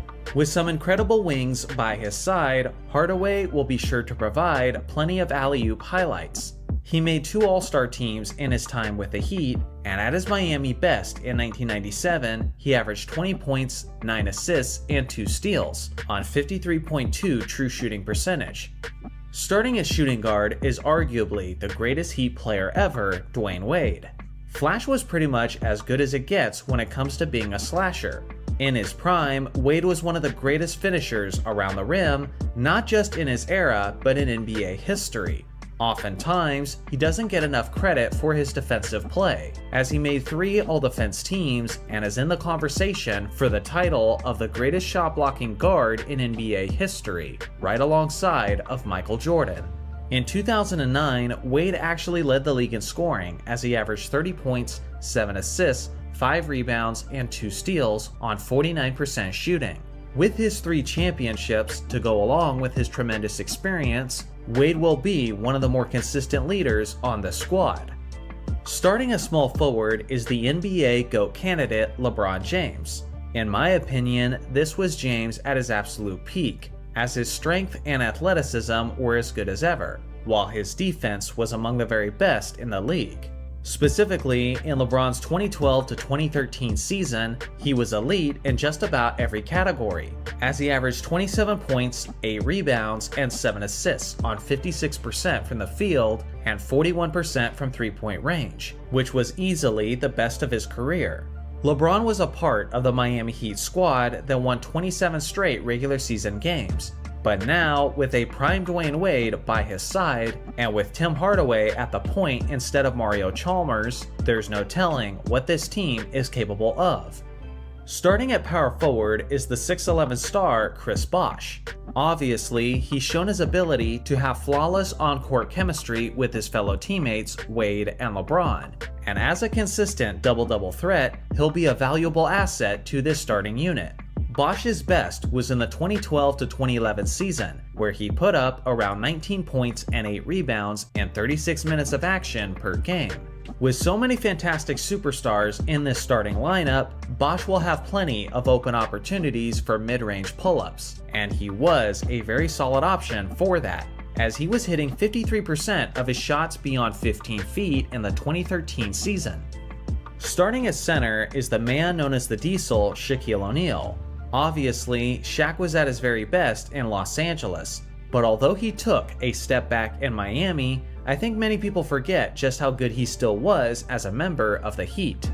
For example, Shaq was actually the league MVP runner-up behind Steve Nash in the 2004 to 2005 season, as Shaq averaged 23 points, 10 rebounds, 3 assists, and 2 blocks on 60% shooting from the field. With a stacked starting five such as this, the Diesel will be enjoying the most single-man coverage that he's ever experienced. It's also worth mentioning that Shaq is a remarkable outlet passer, and with fast break assassins like Wade and LeBron pushing the tempo, there will be plenty of highlight-worthy slams to finish off the transition plays. Now let's take a look at the second unit. The backup point guard is the 6'3" All-Star Goran Dragic. At his best, he was one of the more underrated floor generals within the league. He was also a very sound decision maker, as he averaged fewer than 3 turnovers per game in every single season of his career. In 2017, at the age of 30, Dragic put up averages of 20 points, 6 assists, and 4 rebounds on 47% shooting from the field. He was also an elite 3-point shooter that season, as he was hitting 40.5% of his attempts, and that skill set will especially be valuable when he finds himself on the court with LeBron, who loves to find those open shooters. The backup shooting guard is the all-time great sniper, Ray Allen.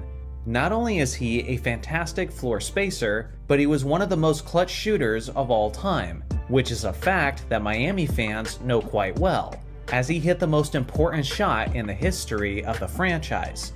He didn't join the Miami Heat until he was 37 years old, and in that first season with the team, he only averaged 10 points and 25 minutes of action per game. Regardless, when it comes to role players who can keep the defenses honest, there isn't really a better option than a lethal Ray Allen spotting up in the corner. The backup small forward will be the 6'7" star Jimmy Butler. Simply put, he's one of the all-time great playoff performers. He's also a dangerous two-way threat, as he's made 5 all-defense teams throughout his career and even led the NBA in steals per game in 2021. As talented as this all-time group is, there's no question that they will make the ultimate team playoff bracket. And with that being said, that's where Butler will shine the brightest, as he has a clutch gene that is rivaled by very few greats. The backup power forward is another defensive anchor, Bam Adebayo. Usually, he's starting for Miami at the center spot, but he is capable of playing the 4, and given who the centers are on this roster, the 4 spot will have to do. The best days of Bam's career may still be ahead of him, but as of now, he's a consistent 2010 guy who shot a tremendous 55% throughout his career in Miami. Occasionally, he'll also make a great substitution for Shaquille O'Neal in late game situations, seeing how Bam is actually a pretty decent free throw shooter, which will make the Hack-a-Shaq strategy ineffective for opposing teams. The backup center is simply one of the greatest rim protectors of all time, Alonzo Mourning. Zoe was an intimidating two-way player who could score, rebound, and block shots with the best of them. He was a 5-time All-Star during his Miami years, and he actually led the league in blocks per game twice, getting as high as 3.9 in 1999. Alonzo was the league's Defensive Player of the Year twice, and his defense was a major help towards their NBA championship in 2006. Relieving Shaq off the bench is something he did quite often during those years, and in this case, he'll be doing more of the same, as Adebayo and Mourning are some pretty elite subs for the painted area. Now onto the 3 rotation players. The first is the sharpshooting small forward Glenn Rice. This 6'8" All-Star was one of the best scorers of his era, especially from the perimeter. At his Miami best in 1995, Rice averaged 22 points and 5 rebounds on 47% shooting and 41% from 3-point range. He's yet another perfect teammate to share the floor with LeBron, as Rice's preferred style is to spot up on the perimeter in catch-and-shoot situations. The second rotation player is the 6'10 small forward Lamar Odom. He only played one full season in Miami, but it was a solid one as he participated in 80 regular season games and averaged 17 points, 10 rebounds, and 4 assists on 43% shooting. With his tremendous length and with his quality ball handling, Odom makes for quite the versatile substitution, who will certainly be a major spark off the bench whenever he's called upon. The last rotation spot and the final spot on this roster goes to the 7-foot center Hassan Whiteside. His decline has been steep and quick in recent years, but some may already be forgetting just how impactful he was at his best. For example, in the 2016 to 2017 season, Whiteside averaged 17 points, a league-leading 14 rebounds, and 2 blocks on 56% shooting from the field. Between Shaq, Bam Adebayo, Alonzo Mourning, and Hassan Whiteside, there will never be a time where opposing teams will have uncontested layups, as this is now likely the deepest shot-blocking squad in this Ultimate Team series so far. So here's a final look at the complete roster of this Ultimate Heat team. Not gonna lie, this roster looks absolutely terrifying on paper. Just imagine the 2013 Miami Heat, but instead of Mario Chalmers and Udonis Haslem alongside of the Big Three Heat, it's instead an elite Tim Hardaway and an MVP candidate Shaquille O'Neal. Like I said before, the defense of this group is insane, not just on the interior, but on the perimeter as well. How many Ultimate teams in the East could beat this Miami Heat squad? Let me know below. Also, here's my list of honorable mentions. Should any of these players have made the roster instead? Starting at the point guard position is the league's all-time leader in both assists and steals, John Stockton. He may not be the most flashy point guard, but what you can't argue against is Stockton's sound decision-making, resulting in the Jazz making the playoffs every single season in his NBA career. Of the 6 highest assists per game seasons in NBA history, John Stockton has 5 of them. Especially in the 1989-90 season, he was a monster statistically, as he averaged 17 points, 14.5 assists, and nearly 3 steals, on remarkable efficiency splits. Beyond that, he was an elite defensive player, as he made 5 all-defense teams and won 2 steals titles. Starting as shooting guard is the 1970s star who was way ahead of his time, Pistol Pete Maravich. This guy was a capable perimeter assassin who scored a large portion of his points from three-point distance before the three-point line even existed. With Stockton and Maravich in the starting lineup, the ball movement on this starting unit will be beautiful, as every open player will be found the instant they've created the space. At Pistol's best in 1977, he averaged a league-leading 31 points, 5 rebounds, and 5 assists on 43% shooting from the field. Starting at small forward is the fundamentally sound scorer Adrian Dantley. Although Dantley is probably most known for his time in Detroit, without question, the prime of his career was in Utah. He was a mid-range nightmare for opposing defenses, as he was incredibly crafty at getting to his spots. Over a 4-year stretch from 1981 to 1984, Dantley averaged north of 30 points per game, 6 rebounds, and 4 assists, while hitting an insane 56.4% of his shots, which is incredible efficiency for an elite center. But for a small forward who leads the league in scoring, that's completely unheard of. Starting at power forward is the mailman Karl Malone. For a while, he was the model of scoring consistency at the 4 spot. Not only was he one of the strongest players of league history, but he also had a smooth mid-range jump shot in his arsenal. The pick and roll between him and Stockton was the bread and butter of the Jazz in the 1990s, and it will continue to be a force on this Ultimate Team. Malone was also an underrated defensive player who made 4 all-defense teams in his career. He wasn't much of a shot blocker, but he was an absolute wall in the low post, refusing to give offensive players quality spots on the floor. Starting at the center position is the 7'4" monster Mark Eaton. Mark is quite possibly the most underappreciated defensive player of all time, as he was a terrorizing rim protector for the ages. In his career, he made 5 All-Defense teams, he won 4 blocks titles, and was the Defensive Player of the Year twice. His peak was in the 1984 to 1985 season, where he averaged nearly 10 points, 11 rebounds, and an absolutely stupid 5.6 blocks, which is easily the highest single-season average in NBA history. If the best ability is availability, well then Mark had that too, as he only missed a total of 9 regular season games in his first 10 seasons.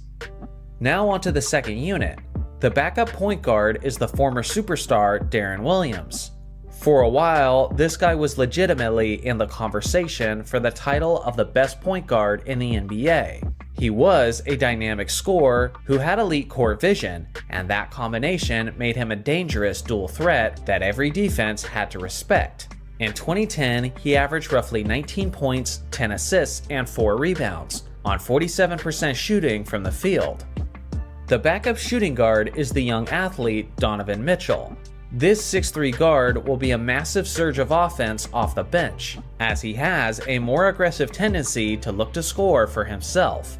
In 2022, he put up numbers of 26 points per game, 5 assists, and 4 rebounds, on 45% shooting from the field.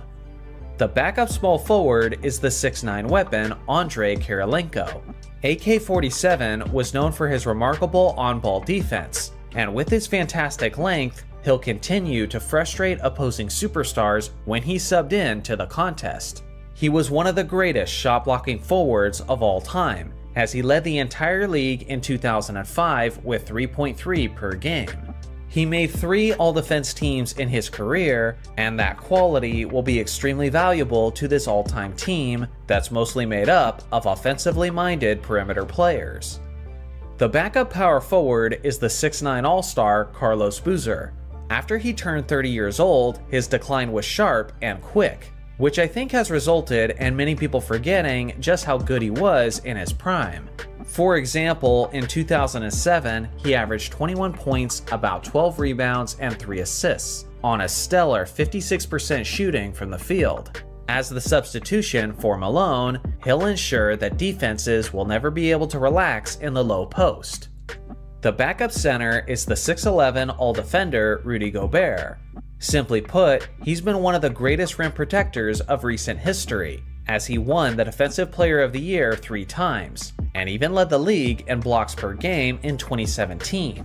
He'll have an impact in more ways than that though, as he was also a league-leading rebounder in 2022, and will make a fantastic lob recipient for all of the great facilitators on the squad. Now onto the 3 rotation players. The first is the 6'4" shooting guard Jeff Hornacek. During their championship contending years in the 1990s, Hornacek was operating as the reliable third option. You could argue that there's some more talented players who deserve this rotation spot, but personally I'm taking Hornacek for his elite 3-point shooting, as he'll spread the floor with his career 40% sniping from that distance. The second rotation spot goes to the 7-foot power forward, Lauri Markkanen. With traditional low-post power forwards like Karl Malone and Carlos Boozer, Markkanen will make a nice change of pace, as he has a more modern style that can help space the floor. The 2022 to 2023 season was his first as an All-Star, and that year he put up averages of roughly 26 points, 9 rebounds on 50% shooting from the field. The third rotation player and the final spot on the roster goes to the 6'7" small forward Gordon Hayward. At his best, Hayward did a little bit of everything for Utah, as he was a solid scorer from just about everywhere on the court. He was an NBA All-Star in 2017, and that season he averaged 22 points, 5 rebounds, and 3 assists on 47% shooting and 40% from 3-point range. So here's a final look at the complete roster of this Ultimate Jazz team. When you look at this group as a whole, they're pretty solid throughout, filled with great offensive and defensive players. One area that seemed to be lacking after the first 2 units was 3-point shooting, which is why I picked those last 3 rotation players to help out in that aspect. Do you think this team would make the ultimate playoffs in the West? Let me know your opinion. Also, here's my list of honorable mentions. Should any of these players have made the roster instead? Starting at the point guard position is the triple-double machine, Oscar Robertson. He wasn't a very flashy point guard, and with his slow and methodical approach to the offense, some have since described him as the Tim Duncan of the point guard position. He did a little bit of everything for his Royals, as he was an all-star in all 10 of his years with the team. Over that 10-season stretch, he averaged just a rebound and a half short of a monstrous triple-double. Considering how he averaged 42 minutes per game over the course of his career, the Big O will have this position on lock for this all-time Kings squad. Starting at the shooting guard position is the 6'3" modern star De'Aaron Fox. I know, he plays the point guard position, and he always has been. But the thing is, this all-time Kings squad has way too many amazing point guards on the roster. So for me to keep all of them in the starting lineup or the second unit, I had to move one of them out of position. And in my opinion, Fox is the one who most naturally fits the two-guard spot. He's one of the fastest players in the league, and he's already an elite scorer. But as the two, he'll have an even greater green light to look to get buckets for himself. His first All-Star appearance came in the 2022-2023 season, as he averaged 25 points, 6 assists, and 4 rebounds, on 51% shooting from the field. Starting at small forward is one of the greatest shooters of the 2000s, Peja Stojakovic.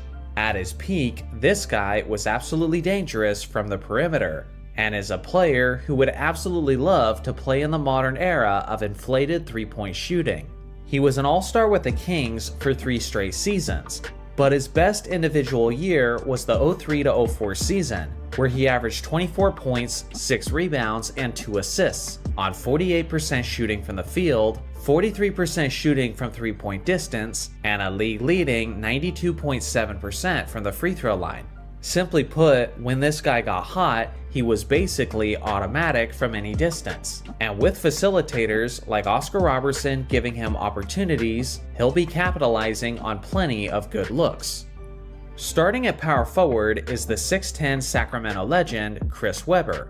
For a while, this guy was genuinely in the conversation for the title of the best power forward in the entire league, which truly says a lot when you consider the fact that he was competing against the likes of Tim Duncan, Kevin Garnett, and Dirk Nowitzki. The ball movement will be beautiful on this starting unit, as Webber was an underrated ball handler and an underrated passer in his own right. At his individual peak in 2001, he was among the league leaders in scoring and rebounding, while being 5th among power forwards in assists per game. Starting at center is the one they call Boogie, DeMarcus Cousins. His decline was so quick and drastic that people have already forgotten his dominance in his mid-20s. For 4 straight seasons, he was an NBA All-Star, and at his Sacramento best in 2016, he was putting up stunning averages, filling up the stat sheet in basically every way. Continuing with the theme of this roster so far is his underrated passing ability as a big man, as Boogie was frequently among the league leaders in assists per game at his position. Now on to the second unit. The backup point guard is the 6'1" Hall of Famer, Nate Tiny Archibald. Despite his undersized frame, this guy was an absolute weapon in the 1970s, who would consistently torch opposing teams in a variety of ways.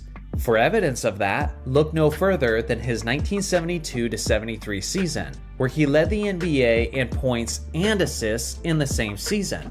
That year, he averaged 34 points, 11 assists, and 3 rebounds on 49% shooting. Again, this is the first guy coming off the bench, which should tell you the kind of nightmare that perimeter defenses will be dealing with whenever they have to face this Kings group. The backup shooting guard is arguably the most underappreciated player of the 1990s, Mitch Richmond. He was a 6-time All-Star, and all 6 of those seasons were in Sacramento. He was a fantastic all-around scorer who doesn't get the shine he deserves simply because his team didn't get any deep postseason runs. which had more to do with his lacking supporting cast rather than his individual abilities. At his best in 1997, he was averaging about 26 points, 4 rebounds, and 4 assists on 54% shooting and a deadly 43% from three-point range. The backup small forward is the controversial star, formerly known as Ron Artest. He spent only 2 seasons of his career in Sacramento, but he made a massive impact both offensively and defensively while leading his team to the playoffs in 2006. At his Sacramento best in 2008, he put up roughly 20 points, 6 rebounds, and 2 steals on 43% shooting and a solid 38% shooting from three-point range. The backup power forward is one of the 75 greatest players of all time, Jerry Lucas. This 6'8" legend was a perennial all-star in his time as a Cincinnati Royal, and although Wilt Chamberlain and Bill Russell stole all of the attention for their dominant rebounding, Lucas was an all-time great rebounder in his own right. He had many great seasons, but specifically in 1965, he averaged 21 points and 20 rebounds, while being 3rd in the league in field goal percentage and 8th in the league in free throw percentage. His efficiency would be considered great by today's standards, but by the standards of the 1960s, it was absolutely incredible. That kind of reliability will be something that benefits this squad whenever he comes in off the bench. The backup center is the Kings All-Star, Domantas Sabonis. In the cases where Boogie decides to get 2 quick technical fouls, Sabonis will make a great substitution. In the 2022-2023 season, he was averaging 19 points, a league-leading 12.3 rebounds, and 7 assists on a remarkably efficient 61.5% from the field. Once again, he's yet another Kings player who's an excellent passer and playmaker, so the ball movement certainly won't suffer when he's on the court. Now on to the 3 rotation players. The first is their reliable point guard, Mike Bibby. In this franchise's time in the city of Sacramento, they've never been closer to winning the championship than they were when this guy was the floor general. He didn't have many flashy highlights, but Bibby was a smart decision maker, a solid perimeter shooter, and a player with a tremendous clutch gene. He'll really have a hard time finding minutes behind Oscar, Archibald, and Fox. But assuming he is able to make it onto the court, the offense will be in good hands. The second rotation spot goes to the 6'6" small forward, Jack Twyman. He's an NBA Hall of Famer and a 6-time All-Star, who was one of the best scorers in the league throughout the 50s and 60s. At his best in 1960, he was averaging 31 points, 9 rebounds, and 3 assists on 42% shooting. The last rotation spot goes to Twyman's teammate and friend, Maurice Stokes. This 6'7" power forward was not playing in the NBA very long before his life-altering head injury. But with that being said, in those 3 seasons, he was a 3-time All-Star and made 3 All-NBA teams. In only his rookie season, he led the NBA in rebounding with 16.3 per game. Simply put, he was an athlete with strength and athleticism that was way ahead of his time. And if it wasn't for the injuries, many believe that he would have been a rival to Bill Russell. So here's a final look at the complete roster of this Ultimate Kings team. Honestly, this franchise surprised me quite a bit. They've been in existence since the early years of the NBA, which certainly helps when it comes to acquiring talent. It's a pretty well-balanced team, but the things that stand out to me the most is their plethora of elite scorers and their insane ball movement. With so many elite passers on this squad, it will be like the 2002 Kings on steroids, and would certainly be fun to watch. Do you think this team would have a chance at making the ultimate playoffs in the West? Let me know below.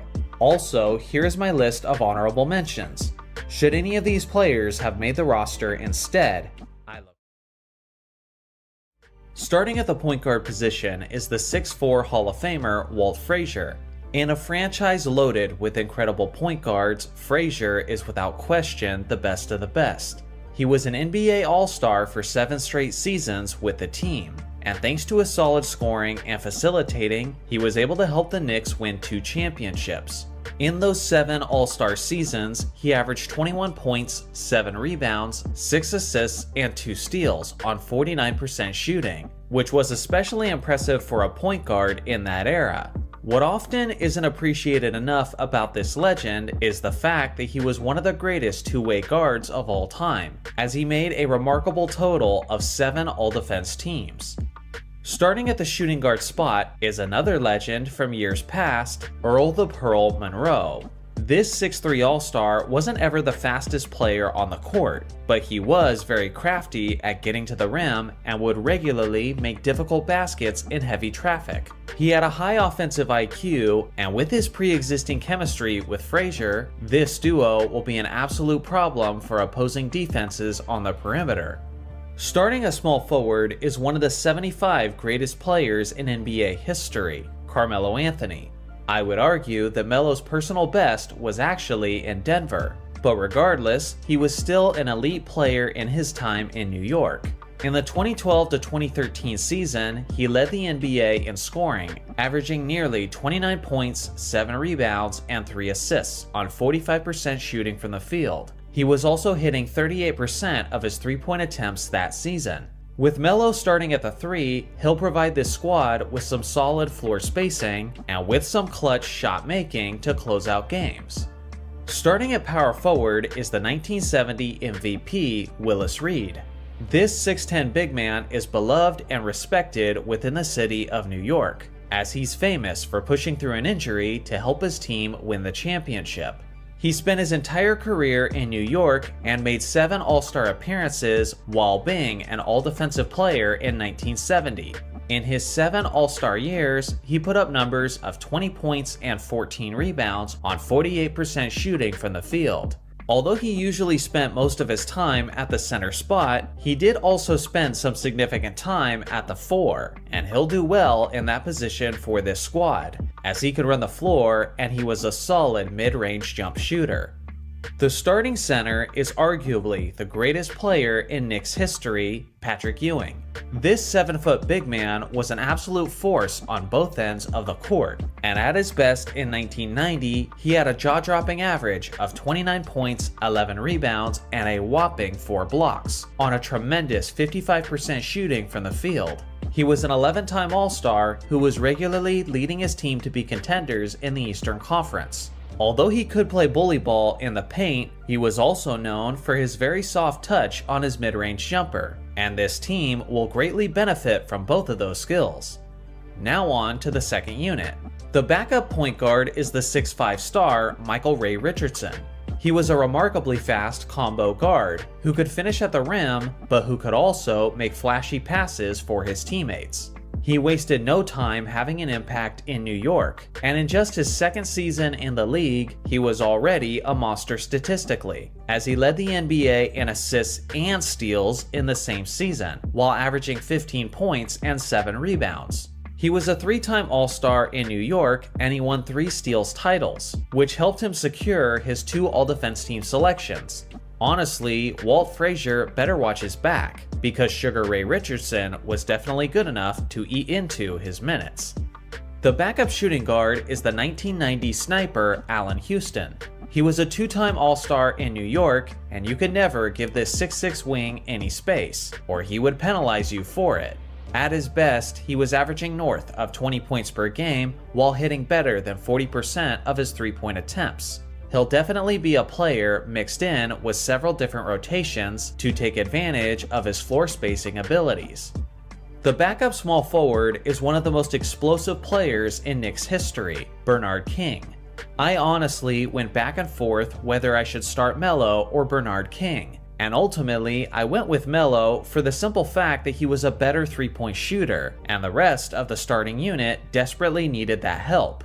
This 6'7" beast was a strong force in transition, who played the game with a driven and angry attitude. He also had elite footwork and a solid mid-range jumper. At his best in 1985, he averaged 33 points, 6 rebounds, and 4 assists, on a stellar 53% shooting from the field. The backup power forward is yet another Hall of Famer, Dave DeBusschere. Back in the early to mid-70s, this 6'6" legend did a little bit of everything for the Knicks. For a power forward in that era, he was a tremendous perimeter shooter who absolutely loved to run the pick and pop. He was a consistent double-double player as he made 5 straight All-Star teams, but where he truly shined was his elite smothering defense, as he made a total of 6 All-Defense teams throughout his career. The backup center is the 6'9" legend Bob McAdoo. As a somewhat undersized center, McAdoo relied heavily upon the finesse style of his game. He was incredibly skilled and intelligent offensively. He didn't spend a tremendous amount of time in New York, but truthfully, he didn't have to in order to have a huge impact. For example, in the 1978 season, he averaged 26 points, 13 rebounds, and 4 assists on 52% shooting. Now onto the 3 rotation players. The first is a guy who helped his Knicks get to the NBA Finals in 1999, Latrell Sprewell. This 6'5" wing was a solid two-way player who could be the best player on the court either offensively or defensively on any given night. In the past, he has had chemistry issues with his teammates and with his coaches, but his talent is worth a spot, even if he occasionally chokes out his coach. The second rotation player is the power forward / center, Amari Stoudemire. Having a player this talented being reduced to simply a rotation player does seem a little bit crazy, but the Knicks are absurdly stacked when it comes to big men, so it kinda is what it is. Although he was at his best in Phoenix, he was still a monster in his first season in New York, as he averaged 25 points, 8 rebounds, and 2 blocks on 50% shooting from the field. The third rotation spot, and the final spot on this roster, goes to the star shooting guard throughout the 90s, John Starks. This 6'5" player was very athletically gifted, and was also a big game performer for New York. He was an all-star in 1994 when he averaged 19 points, 6 assists, and 3 rebounds on 42% shooting. He was also an NBA All-Defender, which keeps up the theme of this roster being filled with two-way ballers. So here's a final look at the complete roster of this Ultimate Knicks team. This team is elite on both ends of the court, and there is no shortage of playoff experience on the roster. Do you think this squad is a top 4 seed in the Ultimate East? Let me know your opinion. Also, here is my list of honorable mentions. Should any of these players have made the roster instead? I look forward to hearing your thoughts in the comment section below. Starting at the point guard position is the face of Showtime, Magic Johnson. To many, and probably to most people, Magic is viewed as the greatest point guard of all time. One thing about this 6'9" floor general is that he really liked to push the tempo. The Showtime Lakers offense was ridiculously fast, and during his prime, he had guys who were solid at running in transition alongside of him. But especially on this Ultimate squad, they'll be even better on the fast break. Magic's best individual season was probably in 1987, while he was named the league MVP while averaging 24 points, 12 assists, and 6 rebounds on 52% shooting from the field. At the end of the day, there was basically no doubt on who was getting this starting nod. Starting at the shooting guard spot is the one known as the Black Mamba, Kobe Bryant. What's interesting is that Kobe never really played with a top-tier point guard in Los Angeles. Sure, Steve Nash was there for a bit, but that was long after Nash's prime. With Magic running the floor, Kobe will have to learn to play off ball, which will make this more like his time on the Olympic squads than anything else. Kobe ensures that this Ultimate team will have a late game closer, a consistent flow of offense, and an elite perimeter defender. At his best in the 05-06 season, the Mamba averaged a ridiculous 35 points while being first team all-defense. To this day, that is the highest scoring average while being first team all-defense. Starting at small forward is the still active legend LeBron James. Throughout the vast majority of his career in Los Angeles, LeBron has started at the point guard spot. But in this case, he'll have to make room for Magic and return to his more traditional position. This should be no issue for LeBron though, as he's one of the greatest transition players that the game has ever seen. Magic used to be dishing the ball to a streaking James Worthy at the small forward spot, And as effective as that was, a streaking LeBron will be even scarier. At his Los Angeles best in 2020, James averaged 25 points, 10 assists, and 8 rebounds on 49% shooting from the field. With Magic and LeBron on the floor simultaneously, there will never be a time where the open man goes unnoticed. Starting at power forward is the former all-time leading scorer Kareem Abdul-Jabbar. He's always played at the center position, so starting the 7-2 captain at the 4 may seem crazy to some, but I actually think it makes perfect sense when you think about the way this team operates. For one, Kareem was especially great at running the floor with Magic, especially when he was younger in the early 80s. Also, Kareem's bread and butter is not to score from directly under the basket, but it's actually from the post, as he had the most indefensible shot of all time, the sky hook. At 7-2 with that shot, opposing power forwards will be begging for mercy.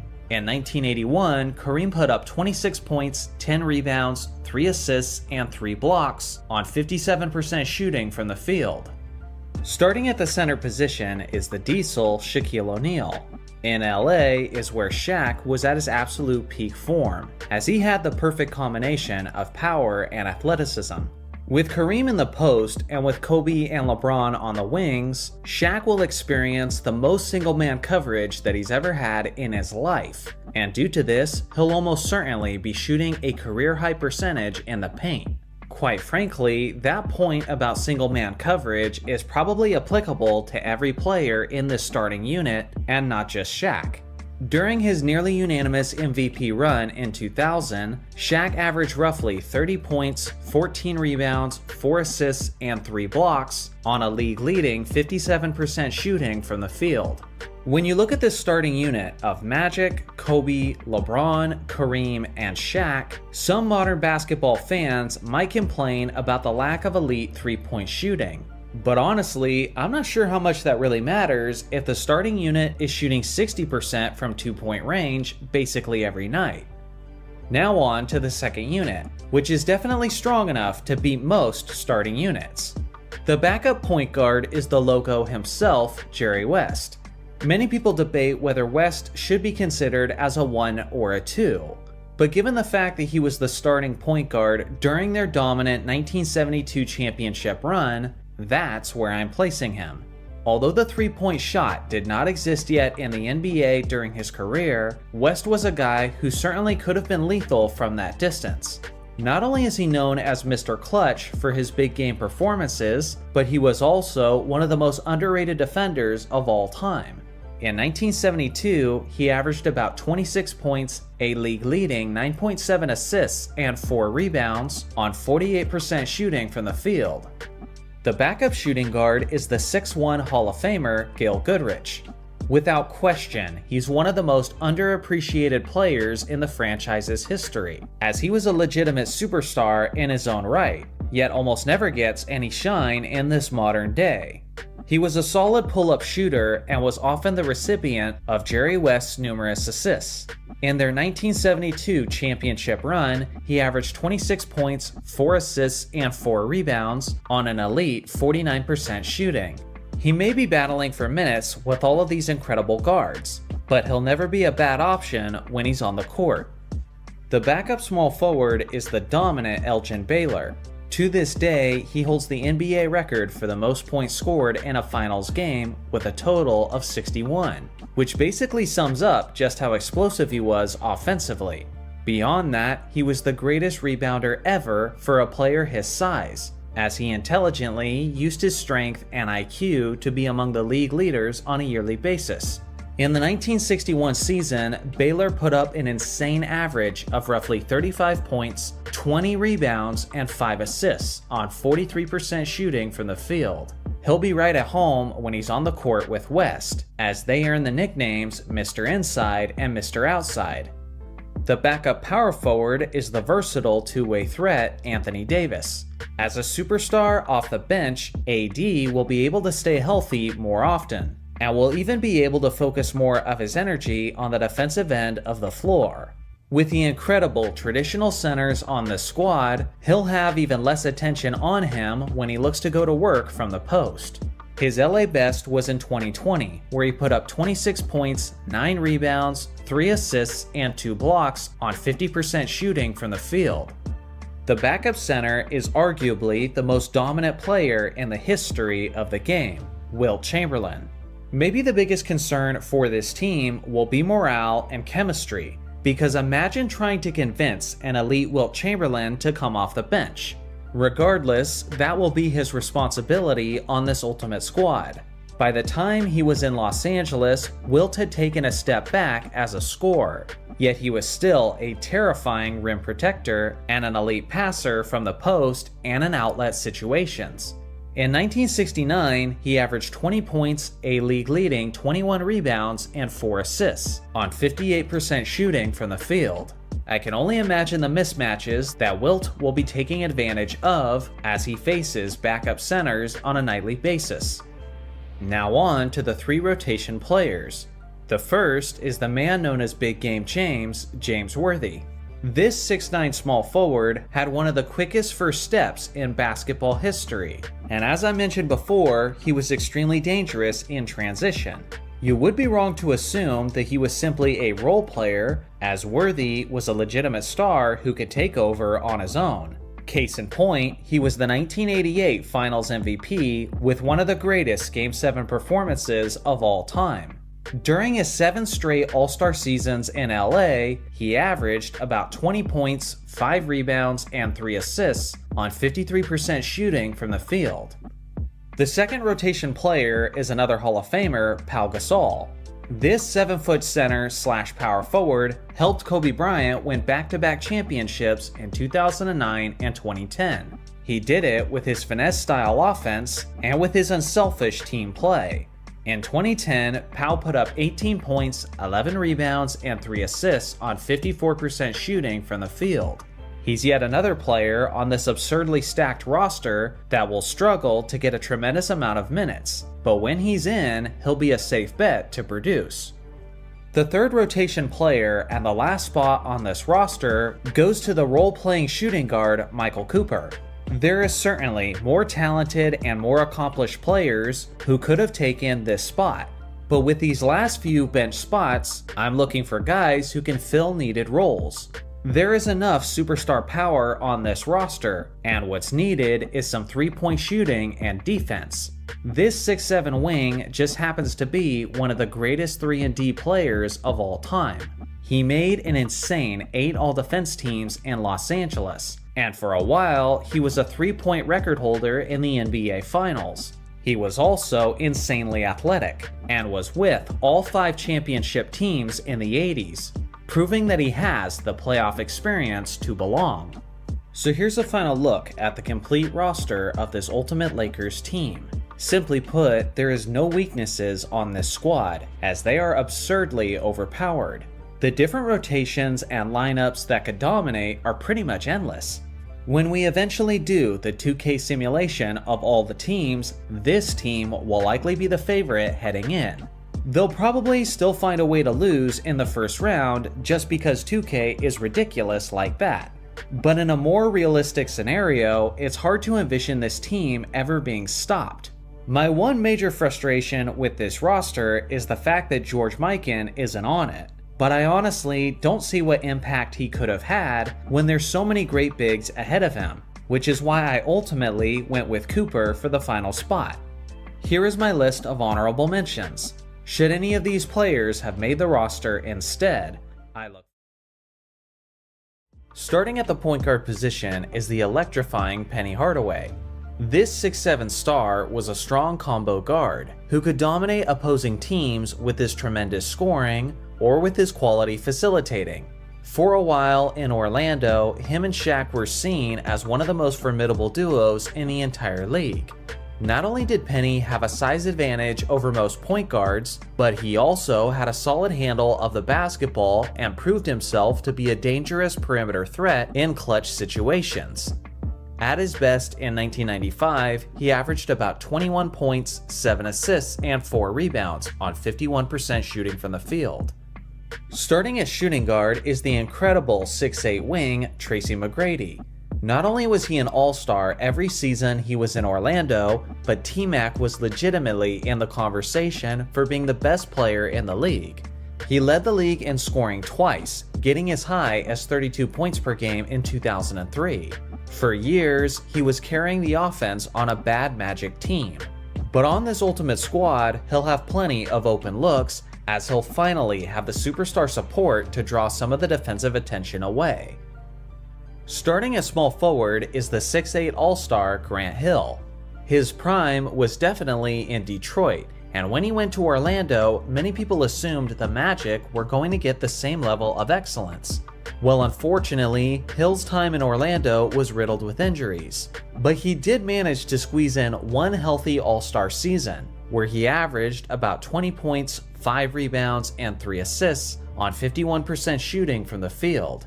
Due to the injuries, much of his previous explosiveness was gone, but he was still a fundamentally sound player who was very effective in the mid-range game. Starting at power forward is the 6'10" All-Star Rashard Lewis. As a legitimate stretch 4, Lewis had a skill set that was way ahead of his time, and with his ability to stretch the floor, he'll be an incredibly valuable asset to this starting 5 that is in desperate need of his quality perimeter shooting. At his best in 2009, he put up roughly 18 points, 6 rebounds, and 3 assists on 44% shooting and nearly 40% from three-point range. Starting at center is one of the greatest big men to ever do it, Shaquille O'Neal. In Orlando, this 7'1" superstar was at his peak athletically, as he was in slimmer shape and was faster, quicker, and could leap higher as a result. He was a statistical monster in 1994 as he averaged 29 points, 13 rebounds, and 3 blocks, on a league-leading 60% shooting from the field. Now on to the second unit. The backup point guard is the 6'1" floor general, Scott Skiles. This facilitator is actually the NBA record holder for the most assists in a single game, as he got a total of 30 against the Denver Nuggets in 1990. He was a fast-paced player who was often the giver on many of Shaq's highlight slams. In 1991, he averaged 17 points, 8 assists, and 3 rebounds on tremendous efficiency splits. The backup shooting guard is the 6'6" wing, Nick Anderson. He was an athletic high flyer who helped his Magic make it to the NBA Finals in 1995. His individual best came in 1993, as he averaged 20 points, 6 rebounds, and 3 assists while hitting 45% of his shots. With his energy and skill set, he'll be a tremendous spark off the bench for this ultimate squad. The backup small forward is the versatile 6'10" weapon, Hedo Turkoglu. In the late 2000s, he was the perfect complementary piece alongside of Dwight Howard, as he was a dangerous spot-up three-point shooter. Specifically, in 2008, he was second on the entire team in scoring, trailing only Howard, as he chipped in with nearly 20 points, 6 rebounds, and 5 assists on 46% shooting and 40% from three-point distance. The backup power forward is the 6'10" champion, Horace Grant. His best was certainly with Chicago, but without a doubt, he was still very effective in Orlando. In his first season with the team, he was averaging a near double-double while hitting a stellar 57% of his shots. When a more traditional approach is needed at the 4 spot, he'll make a solid substitution for Rashard Lewis, as Grant has pre-existing chemistry with Shaq and Penny from the 90s. The backup center is the athletic beast, Dwight Howard. He was never the dominant 30 points per game scorer that Shaq was, which is why the Diesel got the starting nod from me. But he was a guy who would regularly get 20 points and 20 rebounds on the same night, and was considered as the top center in the league for several seasons. Along with that, Howard was a 3-time Defensive Player of the Year winner, as he would often swat shots into the 3rd row. Now on to the 3 rotation players. The first is the all-star point guard, Jameer Nelson. He was an excellent floor general and a smart decision maker, as he averaged very few turnovers throughout his NBA career. During his peak, he was a tremendous shooter from three-point range, which will be yet another area where he can be massively impactful in his reserve role. The second rotation player is the 6'8" wing, Dennis Scott. Continuing with the theme of this roster, Scott is yet another dangerous perimeter shooter, as he was consistently among the league leaders in three-point percentage and three-point attempts. In 1996, he averaged 17 points, 4 rebounds, and 3 assists on 44% shooting and a lethal 42.5% from deep. The third rotation spot and the last spot on this roster goes to the 6'10 center Nikola Vucevic. Obviously, Shaquille O'Neal and Dwight Howard will get the vast majority of the minutes, but whenever Nikola is called upon, he'll do an excellent job of holding down the position, as he was an elite big in his own right. In 2019, he averaged a whopping 21 points, 12 rebounds, and 4 assists on 52% shooting from the field. So here's a final look at the complete roster of this Ultimate Magic team. Although this may not be the deepest and the most stacked team in the series, I actually really like how this roster filled out, as there is a plethora of snipers to surround Shaquille O'Neal and Dwight Howard, and that inside-out playstyle has really been successful for both centers in the past. Do you think this Magic team will make the ultimate playoffs in the Eastern Conference? Let me know your opinion. Also, here's my list of honorable mentions, should any of these players have made the roster instead. Starting at point guard is the modern leader of the franchise, Luka Doncic. This 6'7" star does a little bit of everything for his team, as he's already asserted himself as an all-time great scorer and as one of the greatest triple-double machines in NBA history. He'll be an awesome dual threat with this all-time squad, as he can score and facilitate with the best of them. Just last season, he averaged about 32, 8, and 8, proving himself to be one of the most productive players in Mavericks history. Starting at shooting guard is the all-time great ball handler, Kyrie Irving. Some might be a little annoyed by this pick, considering how little time Irving has spent with Dallas so far. But with that being said, there's no question that he's the most talented player for this role. In his 20 games with Dallas last season, he averaged 27 points, 6 assists, and 5 rebounds on 51% shooting from the field. With him and Luka on the perimeter, this team will basically never be struggling to produce points at a fast rate. Starting at small forward is the 6'6" wing, Mark Aguirre. He was a smooth and methodical player who made 3 All-Star teams in his time as a Maverick.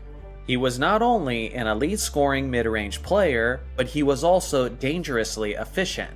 At his best in 1984, he averaged 29.5 points, 6 rebounds, and 4 assists on a stellar 52.4% from the field. As a player who likes to go to work from the post, he'll give this team a reliable option in half-court sets. Starting at power forward is the NBA champion Dirk Nowitzki. This 7-foot sniper was basically unstoppable in his prime. With his tremendous length and with his iconic fadeaway, all you could basically do as the defender is pray that he missed it.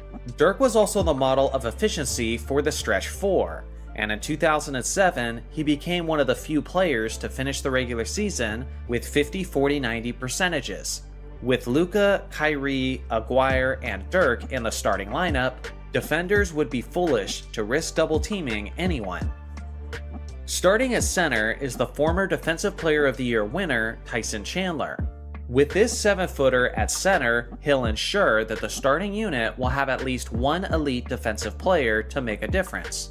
With his rebounding and rim protection, Chandler was a major contributor towards their championship run in 2011. Luka will make a great lob connection partner for Tyson, as both players were especially great at reading defenses in that aspect. Now on to the second unit. The backup point guard is the efficient floor general, Steve Nash. He's most famous for his MVP era in Phoenix, but even in Dallas, Nash was still a major contributor for his team. He was an up-tempo player who could make incredible passes in transition. With his court vision and with his elite three-point shooting, he'll make sure that defenses can never relax when he's substituted in. At his Dallas best in 2002, he put up averages of 18 points, 8 assists, and 3 rebounds, while having insane efficiency splits, including a whopping 45.5% from three-point range. The backup shooting guard is the 6'6" athlete Rolando Blackman. He was a 4-time All-Star in his time in Dallas, and he was an extremely reliable second scoring option, as he usually averaged around 20 points per game while shooting nearly 50% from the field over the course of his career.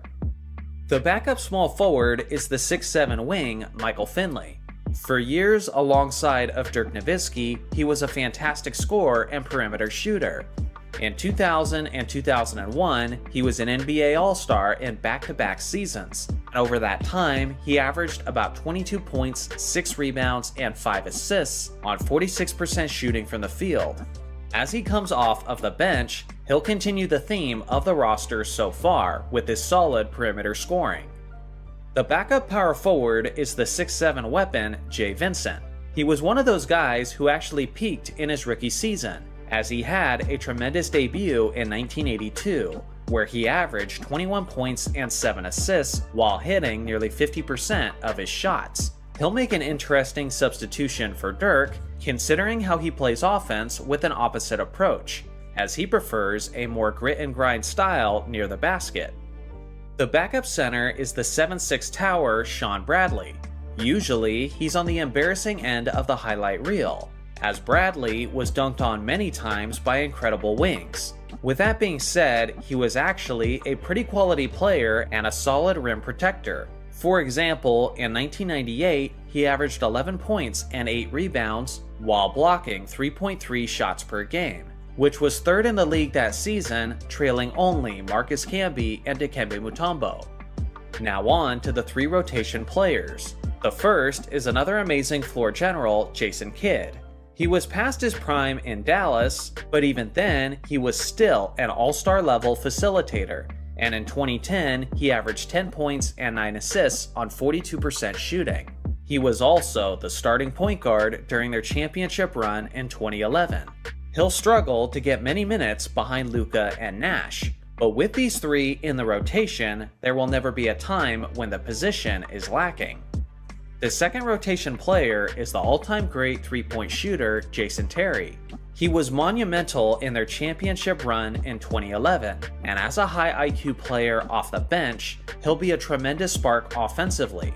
In 2009, he was actually second in the team in scoring, behind only Dirk Nowitzki, as he put up nearly 20 points on a nightly basis. The third rotation player and the final spot on this roster is the 6'4" combo guard Derek Harper. Throughout the late 80s and early 90s, this guy was the Swiss Army knife of the Mavericks squad, as he was a massive contributor in many aspects. In 1991, he averaged about 20 points and 7 assists on 47% shooting. He also made 2 all-defense teams, which will be extremely valuable to this squad, especially on the perimeter. So here's a final look at the complete roster of this Ultimate Mavericks team. This roster will have a very unique style of play. This may just be the most jump shooting Ultimate team of the entire series so far, but it's also worth mentioning that outside of the centers, Derek Harper and Jason Kidd, this squad may just be the greatest example of the term, if you live by the 3, you die by the 3. Do you think this Mavericks team will make the ultimate playoffs in the Western Conference? Let me know your opinion. Also, here's my list of honorable mentions. Should any of these players have made the roster instead? The starting point guard is the all-time great Jason Kidd. Simply put, he's one of the greatest passers in basketball history, as his ability to facilitate was why the Nets made it to the NBA Finals twice in the 2000s. Beyond that, Kidd was also an elite defensive point guard, as he made a remarkable 9 all-defense teams in his NBA career. He led the league in assists per game 4 times, including the 03 season, where he averaged 19 points, 9 assists, 6 rebounds, and 2 steals. With the incredible superstars in this starting lineup, Kidd will be providing plenty of highlight connections. The starting shooting guard is half-man, half-amazing Vince Carter. Obviously, he's known most for his time in Toronto, but Carter was still an elite player in New Jersey, especially in his first year with the team. In 2005, with the Nets, Carter averaged 27 points, 6 rebounds, and 5 assists on 46% shooting and a lethal 42.5% from three-point range. With his tremendously deep bag, he'll be a threat in transition, in the mid-range, and on the perimeter. Starting at small forward is none other than Dr. J, Julius Erving. In his 3 years with the New York Nets, Erving led the ABA in scoring twice, getting as high as 29.3 points per game in 1976. He was also a dominant rebounder and shot blocker in his youth, putting up some insane stat lines. He was simply one of the most athletically gifted players in NBA history. Just imagine a young Jason Kidd, Vince Carter, and Julius Erving running the fast break. And what you have is a recipe for a nightmare for opposing defenses. Starting at power forward is the 7-foot assassin Kevin Durant. KD will operate as a mid-range and three-point specialist, and with the amount of space created by his star teammates, along with his all-time great point guard, he'll have plenty of wide-open looks from deep. In 2022, KD averaged about 30 points, 7 rebounds, and 6 assists, while having incredible efficiency splits. Starting at center is the 7-1 All-Star Brook Lopez. What the younger viewers need to understand is that Brook Lopez with the Nets was nowhere close to being the same player that he is today. In New Jersey and Brooklyn, Lopez was not a face-up three-point shooter, but rather he was a more traditional center who went to work with his back to the basket. For a while in the early 2010s, he was genuinely in the conversation with Dwight Howard for the title of the best center in the game. Between 2010 and 2017, he averaged about 20 points and 7 rebounds on 50% shooting from the field. Now on to the second unit.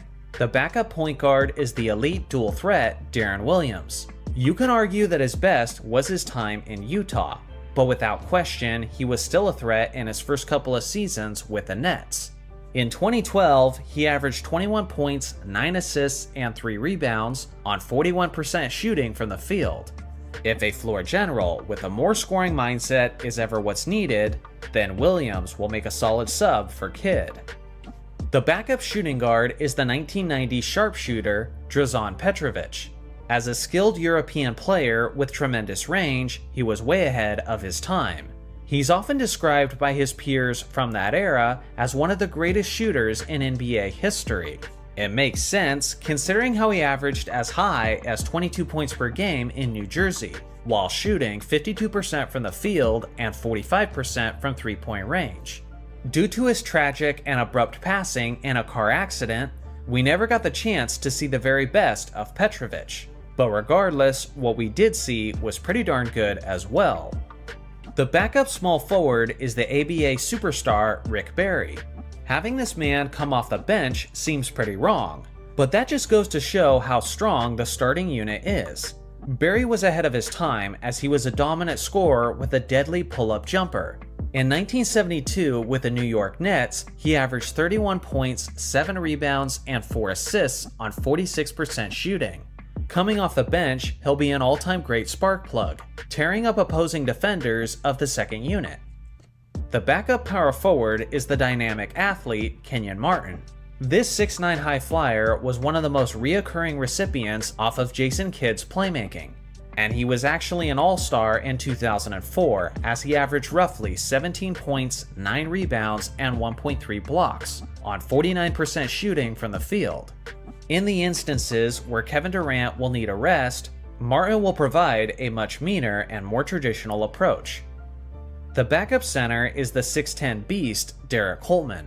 Technically, he played more of his career at the 4 spot than at the 5, but he'll fit in well at the center for this second unit. He was an all-star in 1994, and that year he put up a stat line of 20 points, 11 rebounds, and 2 blocks on 45% shooting.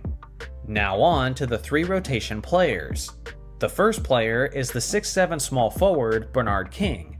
He only spent his first couple of seasons in New Jersey, but regardless, he had an immediate impact and produced one of the strongest rookie seasons in NBA history.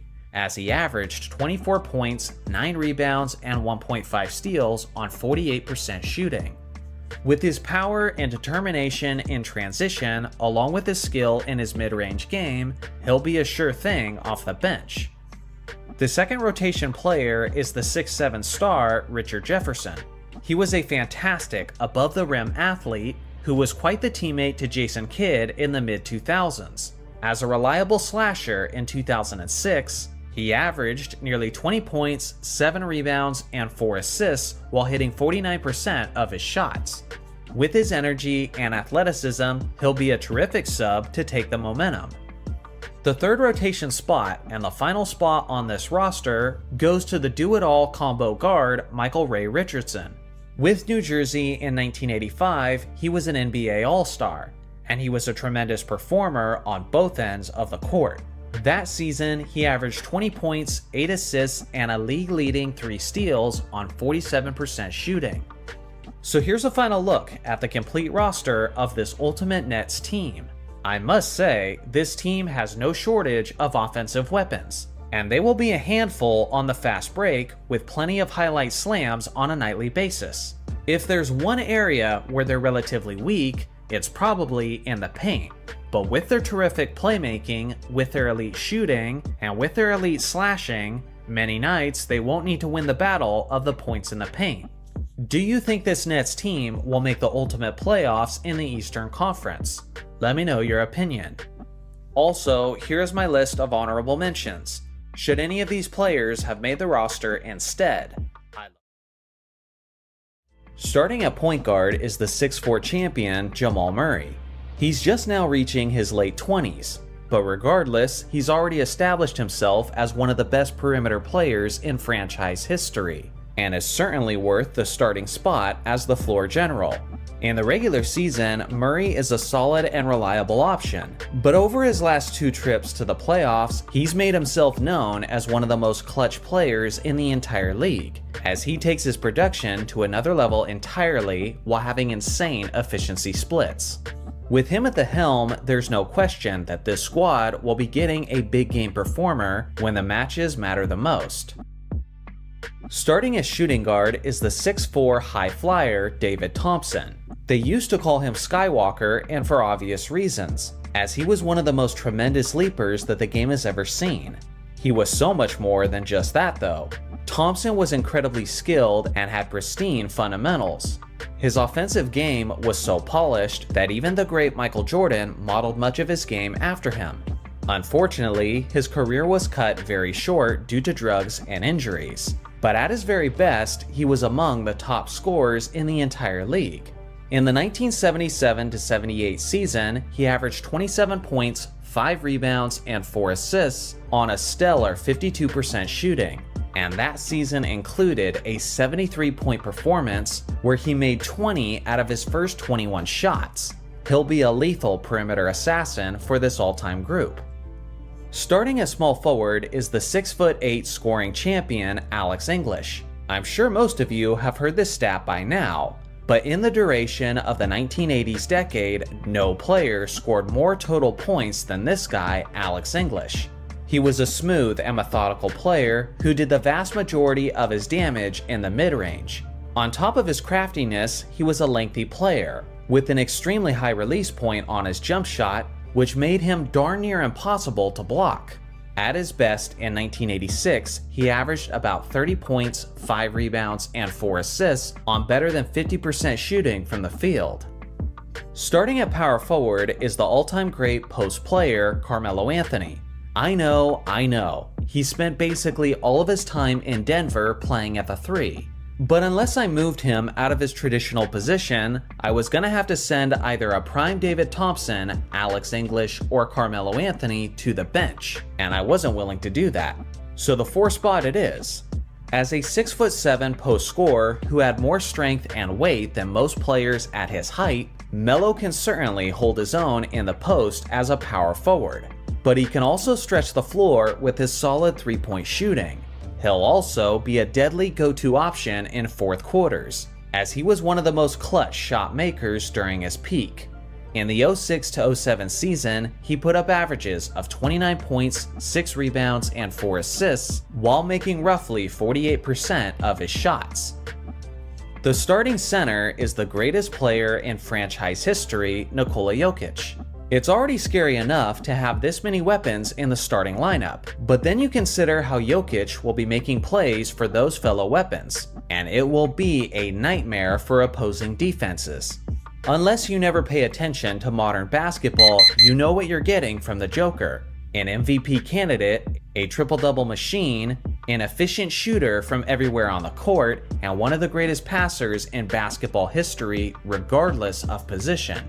In the 22-23 season, he put up some of the most broken numbers we've ever seen, as he darn near averaged a triple-double while hitting a mind-blowing 63% of his shots. Now onto the second unit. The backup point guard is the one they call Mr. Big Shot, Chauncey Billups. As a former Finals MVP winner, this man took over the floor general duties and helped transform Denver into a legitimate title contender in 2009. Not only was he a perennial all-star, but he was also an NBA all-defender. He had an extremely high offensive IQ, which kept his turnovers per game average extremely low. He was also one of the best three-point shooters and best free throw shooters in the league. Coming in as the point for the second unit, he'll ensure that the second group runs like a veteran, well-oiled machine. The backup shooting guard is the answer, Allen Iverson. Of course, his best years were in Philadelphia, where he was an MVP winner. But with that being said, I think people forget how good he still was in Denver. For one, he enjoyed some of the most efficient seasons of his career in Denver, which was thanks to the fact that he finally had some solid offensive support to help draw the defensive attention. And he'll have an even greater supporting cast on this all-time team. In the 07-08 season, he averaged 26 points, 7 assists, and 2 steals on 46% shooting from the field.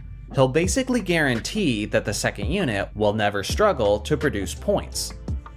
The backup small forward is the 6'8" bucket getter Kiki Vanderway.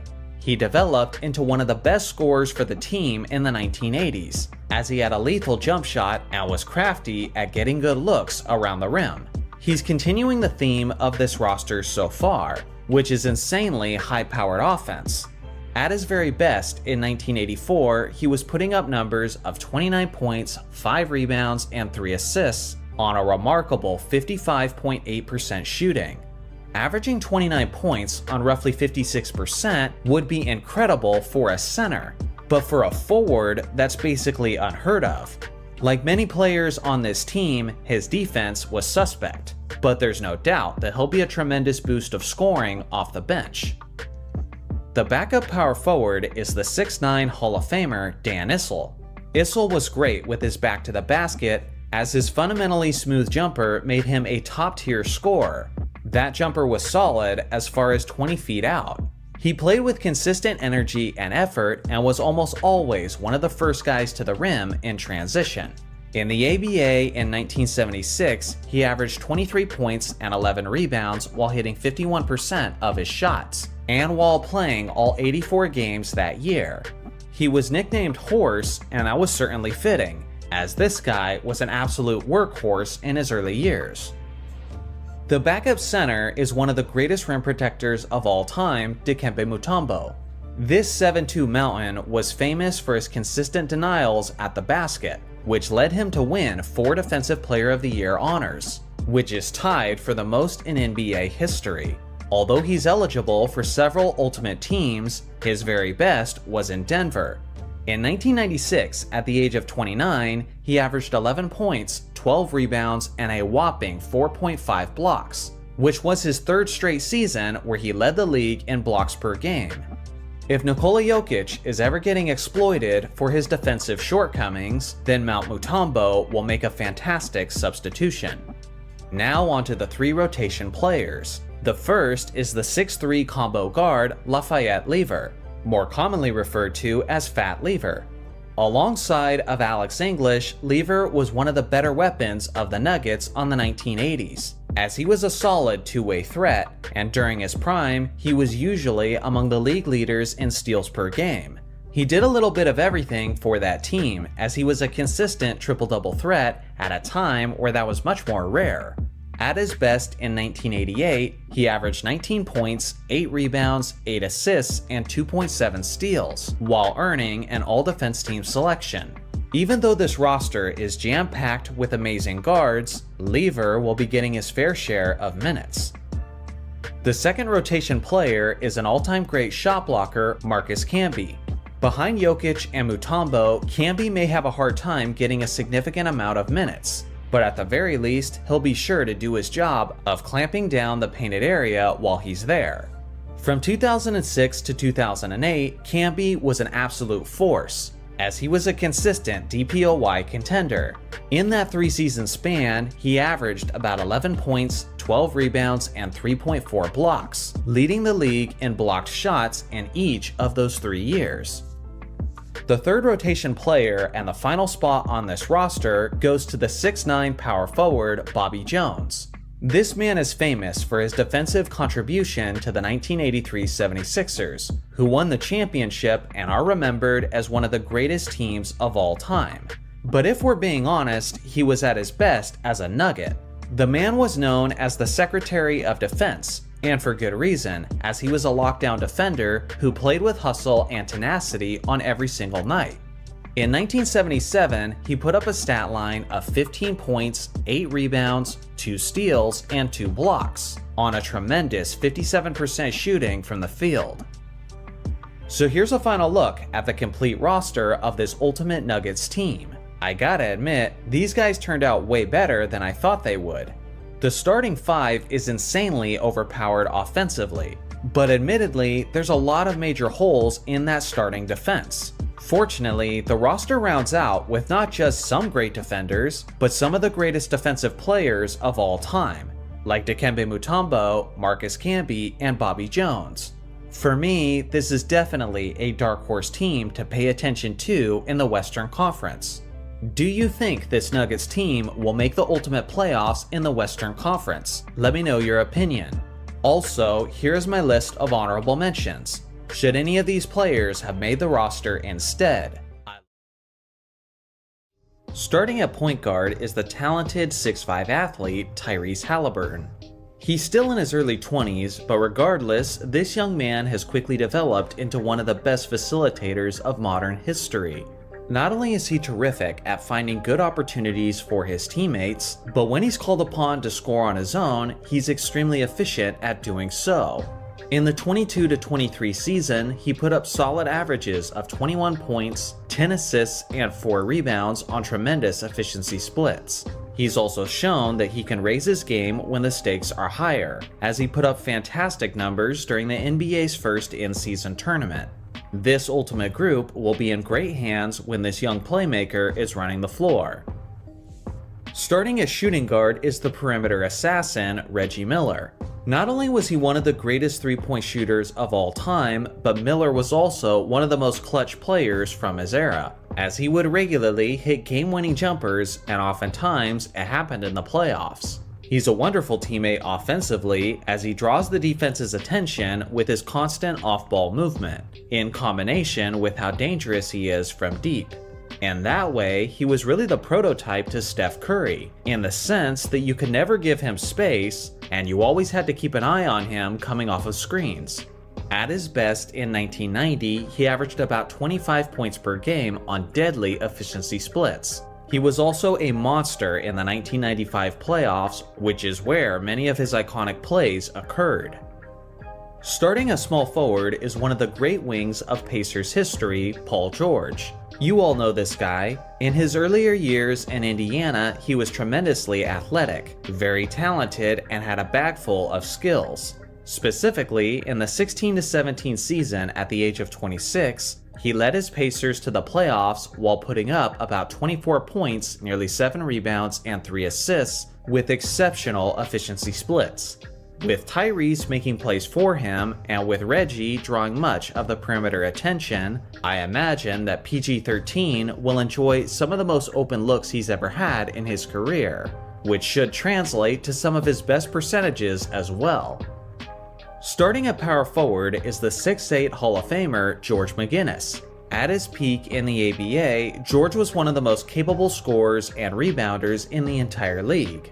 For a guy his size, he had a solid combination of strength and quickness. He had the talent and the frame to play a finesse style of basketball, or a physical one if it was needed. Many of his points were scored as he glided to the basket, but he also had a unique, yet lethal, one-handed jump shot. He led his Pacers all the way to the ABA Finals in 1975, and he was doing just about everything for that team. In that regular season, he put up monstrous numbers, averaging a league-leading 30 points, 14 rebounds, 6 assists, and 2.6 steals on 45% shooting.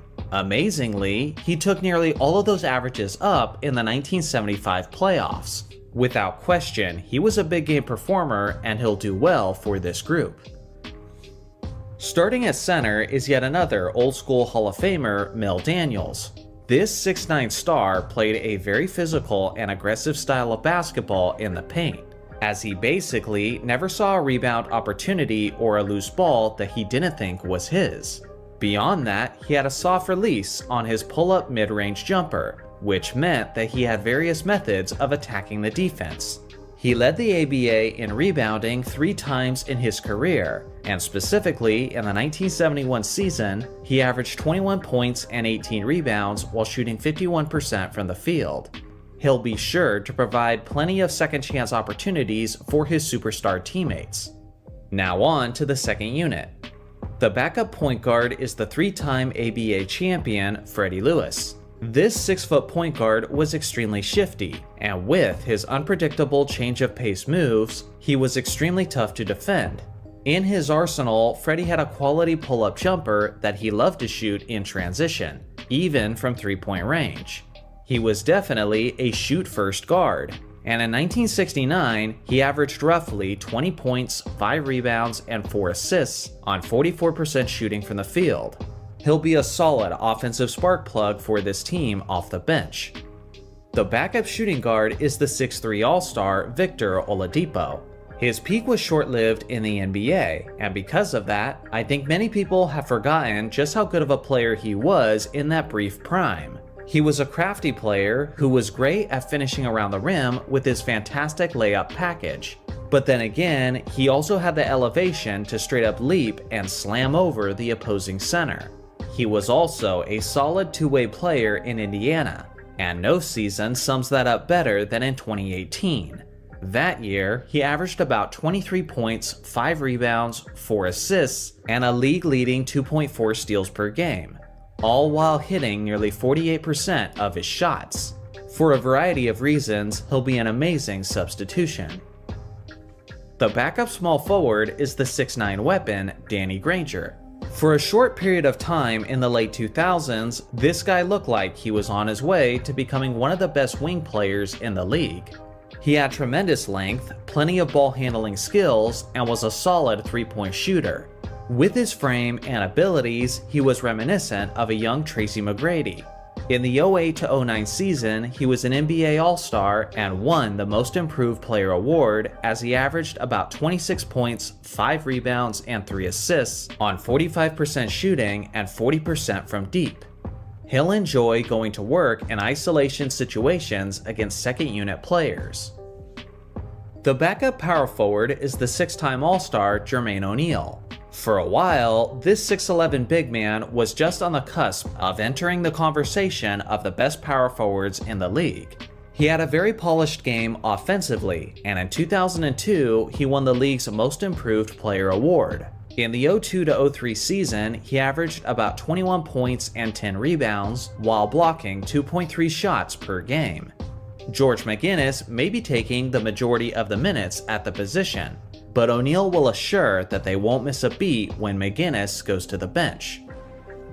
The backup center is the 7'4" Dutchman Rick Smits. Even with his size, he was never viewed as an elite defensive player, but for what he lacked on that end, he certainly made it up on the offensive end.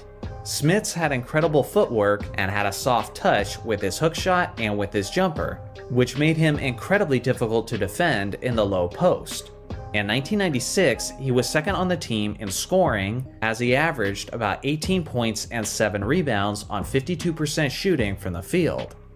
Now on to the 3 rotation players. The first is the Defensive Player of the Year winner, Ron Artest. This 6'7" small forward was the best player on the championship contending Pacers team in 2004. With his strength and instincts, he asserted himself as one of the best two-way players that the game had to offer.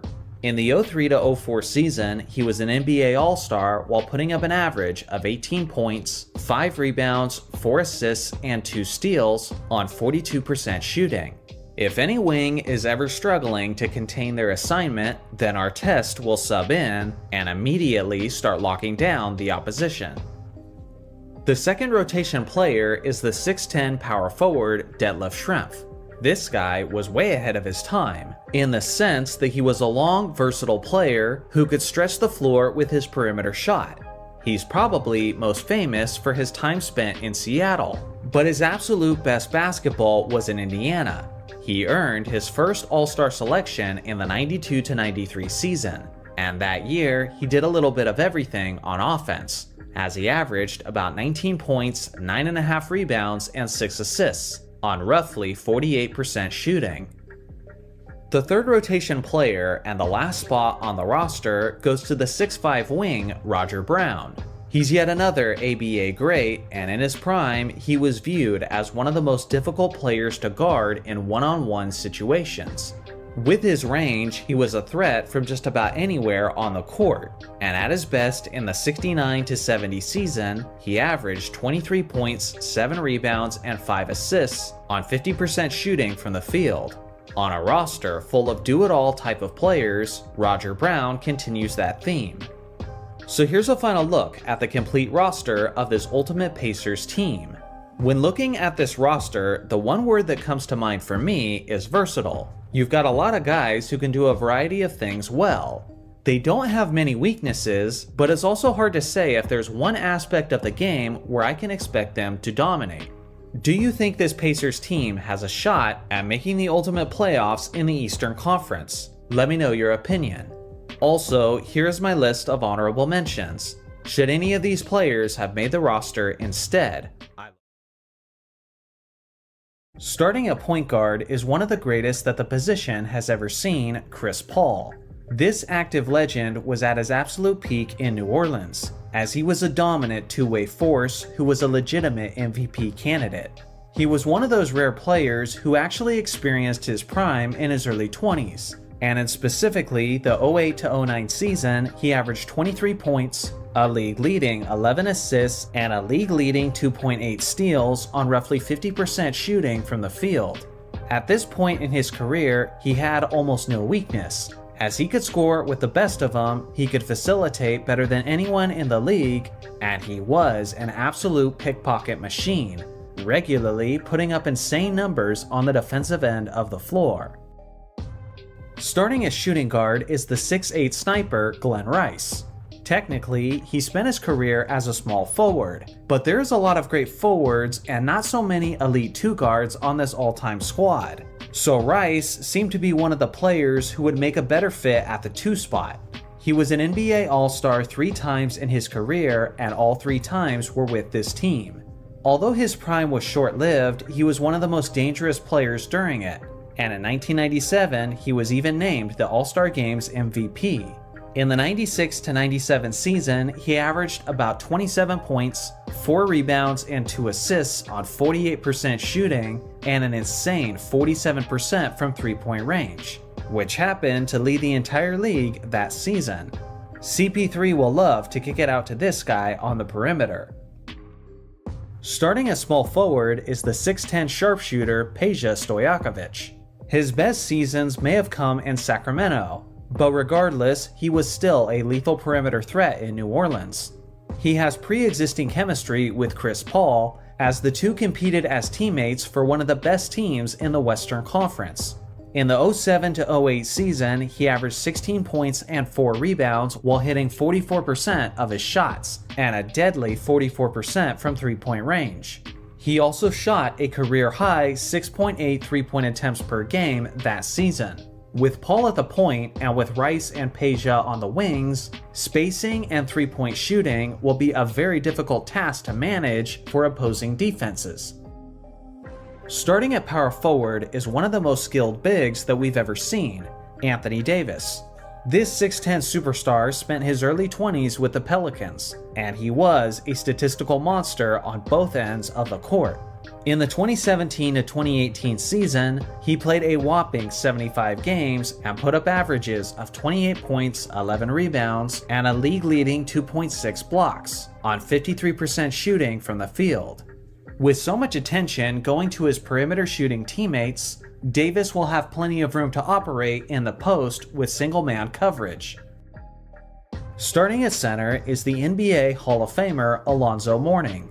As a young 6'10 star, Mourning did almost everything for his team, as he was a consistent 2010 guy while being one of the fiercest rim protectors in the entire league, which says a lot considering who his competition was during that era. In his rookie season alone, he was averaging 3.5 blocks per game. The painted area will always be a scary place when Davis and Mourning are on the floor together. Now on to the second unit. The backup point guard is the 6'3 All-Star Baron Davis. This fast point guard was one of the most explosive points of his era, and he was quite the playmaker as well. Beyond that, Davis was usually among the league leaders in steals per game, and he was the leader overall twice. In 2004, he averaged 23 points, 7 assists, and 2.4 steals, while leading New Orleans to the playoffs. He'll be a massive spark of energy and intensity for the second unit. The backup shooting guard is the 6'3 scorer CJ McCollum. He's always a threat with his solid perimeter jump shot, and in the 22-23 season, he was third in the team in scoring, averaging about 21 points, 6 assists, and 4 rebounds. Alongside of Baron Davis, he'll do a solid job of keeping the defense honest. The backup small forward is the 6'8 former All-Star Brandon Ingram. Continuing the theme of the second unit so far, Ingram will be a massive boost of offense off the bench. Usually, his biggest obstacle is remaining healthy, but in a reserve role with less minutes, he'll likely be fresh and available when he's called upon. During his first All-Star season in 2020, he averaged roughly 24 points, 6 rebounds, and 4 assists, while hitting 46% of his shots.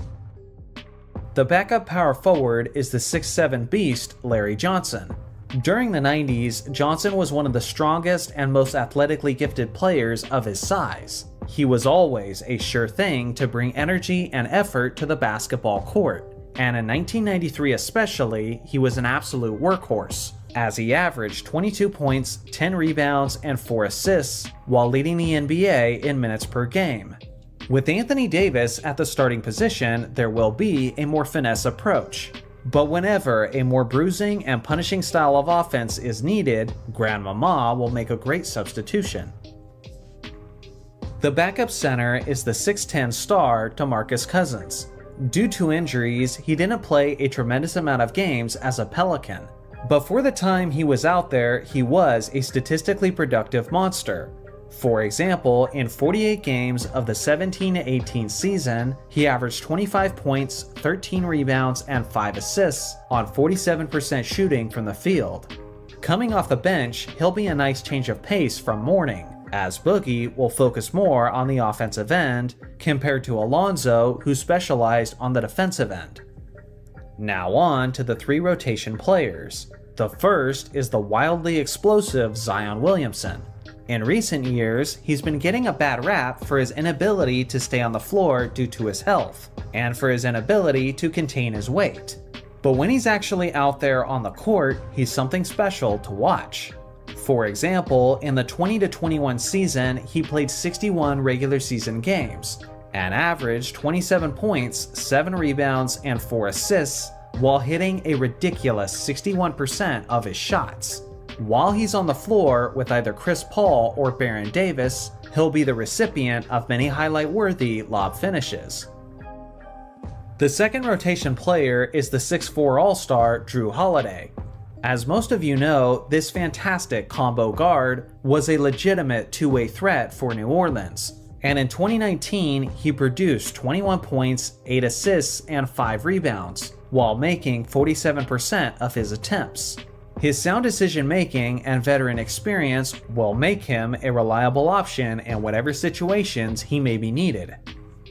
The third rotation player and the last spot on this roster goes to the 6'9" power forward David West. He was a two-time All-Star during his time in New Orleans, as his prime perfectly coincided with the prime of Chris Paul. Specifically, in 2008, he averaged about 21 points and 9 rebounds while making 48% of his shots. On a roster that's certainly not lacking in terms of size and strength, David West will certainly make a solid cherry on top. So here's a final look at the complete roster of this Ultimate Pelicans team. I gotta be honest, this team is a lot scarier than I initially expected them to be, as they have elite shooting, solid playmaking, and a tremendous amount of size and strength. They do have some great defenders in Chris Paul, Anthony Davis, Alonzo Mourning, and Drew Holiday. But outside of those 4 players, there are some weak spots defensively that can be exploited. Regardless, they're going to be a tough out for just about anyone if they end up making it to the Ultimate Western Conference playoffs.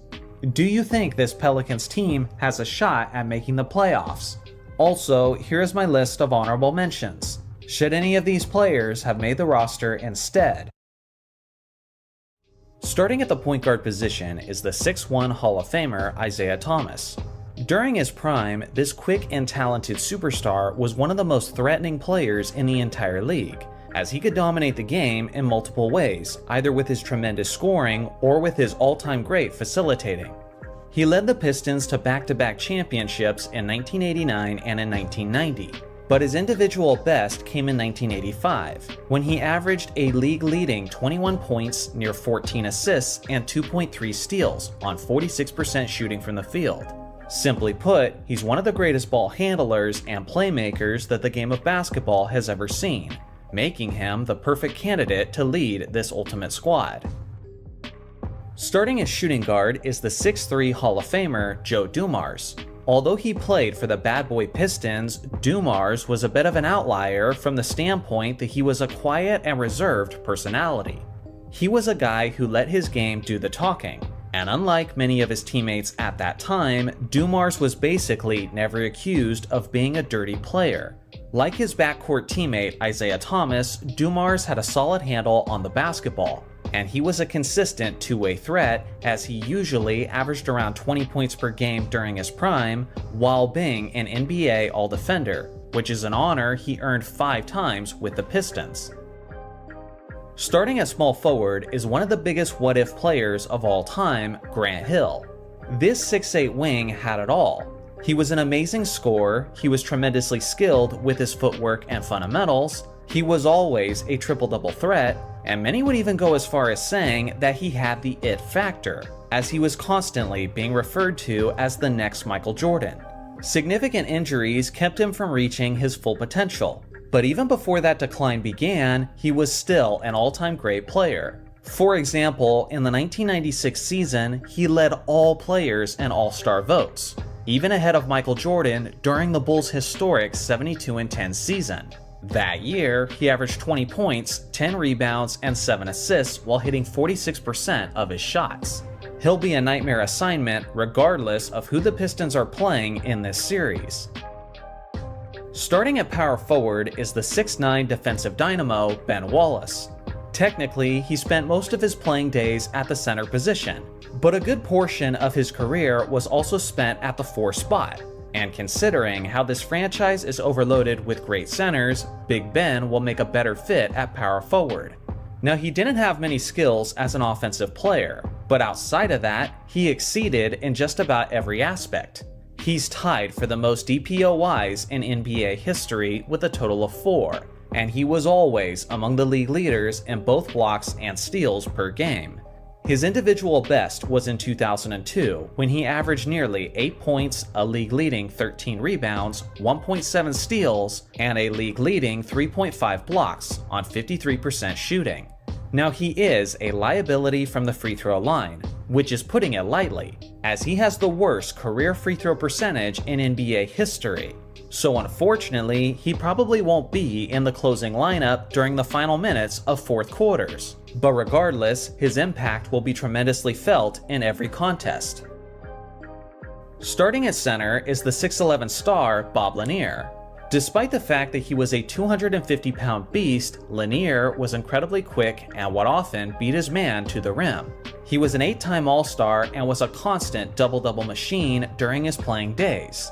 In fact, over his 14-year career, he averaged 20 points and 10 rebounds, which is impressive production for a single season, but for an entire career of that length is almost unheard of. Alongside of Ben Wallace, Detroit will likely be winning the Battle of the Boards almost every night. Now on to the second unit. The backup point guard is the 2004 Finals MVP, Chauncey Billups. During his prime, this guy was known as Mr. Big Shot, and for obvious reasons, as he was one of the most clutch players in the entire league. On defense, he was very intelligent and was honored twice as an All-Defender. On offense, he was a solid playmaker and was one of the most effective three-point shooters in the entire league, which will be a massive help to this squad that's in dire need of floor spacing. At his individual best in 2006, he averaged 18 points and nearly 9 assists on 42% shooting and a lethal 43% from three-point range. Between Thomas and Billups, there will always be a championship-leading floor general on the court. The backup shooting guard is the 6'6 All-Star Richard Hamilton. There wasn't anything too flashy or exciting about this player, as he was simply a fundamentally sound mid-range artist, who provided just the right amount of offense needed to help his Pistons win the championship. During his best years in Detroit, he was usually averaging around 20 points, while keeping opposing defenses honest. He'll blend right into the second unit with pre-existing chemistry with Billups. The backup small forward is the 6'6 Hall of Famer Dave DeBusschere.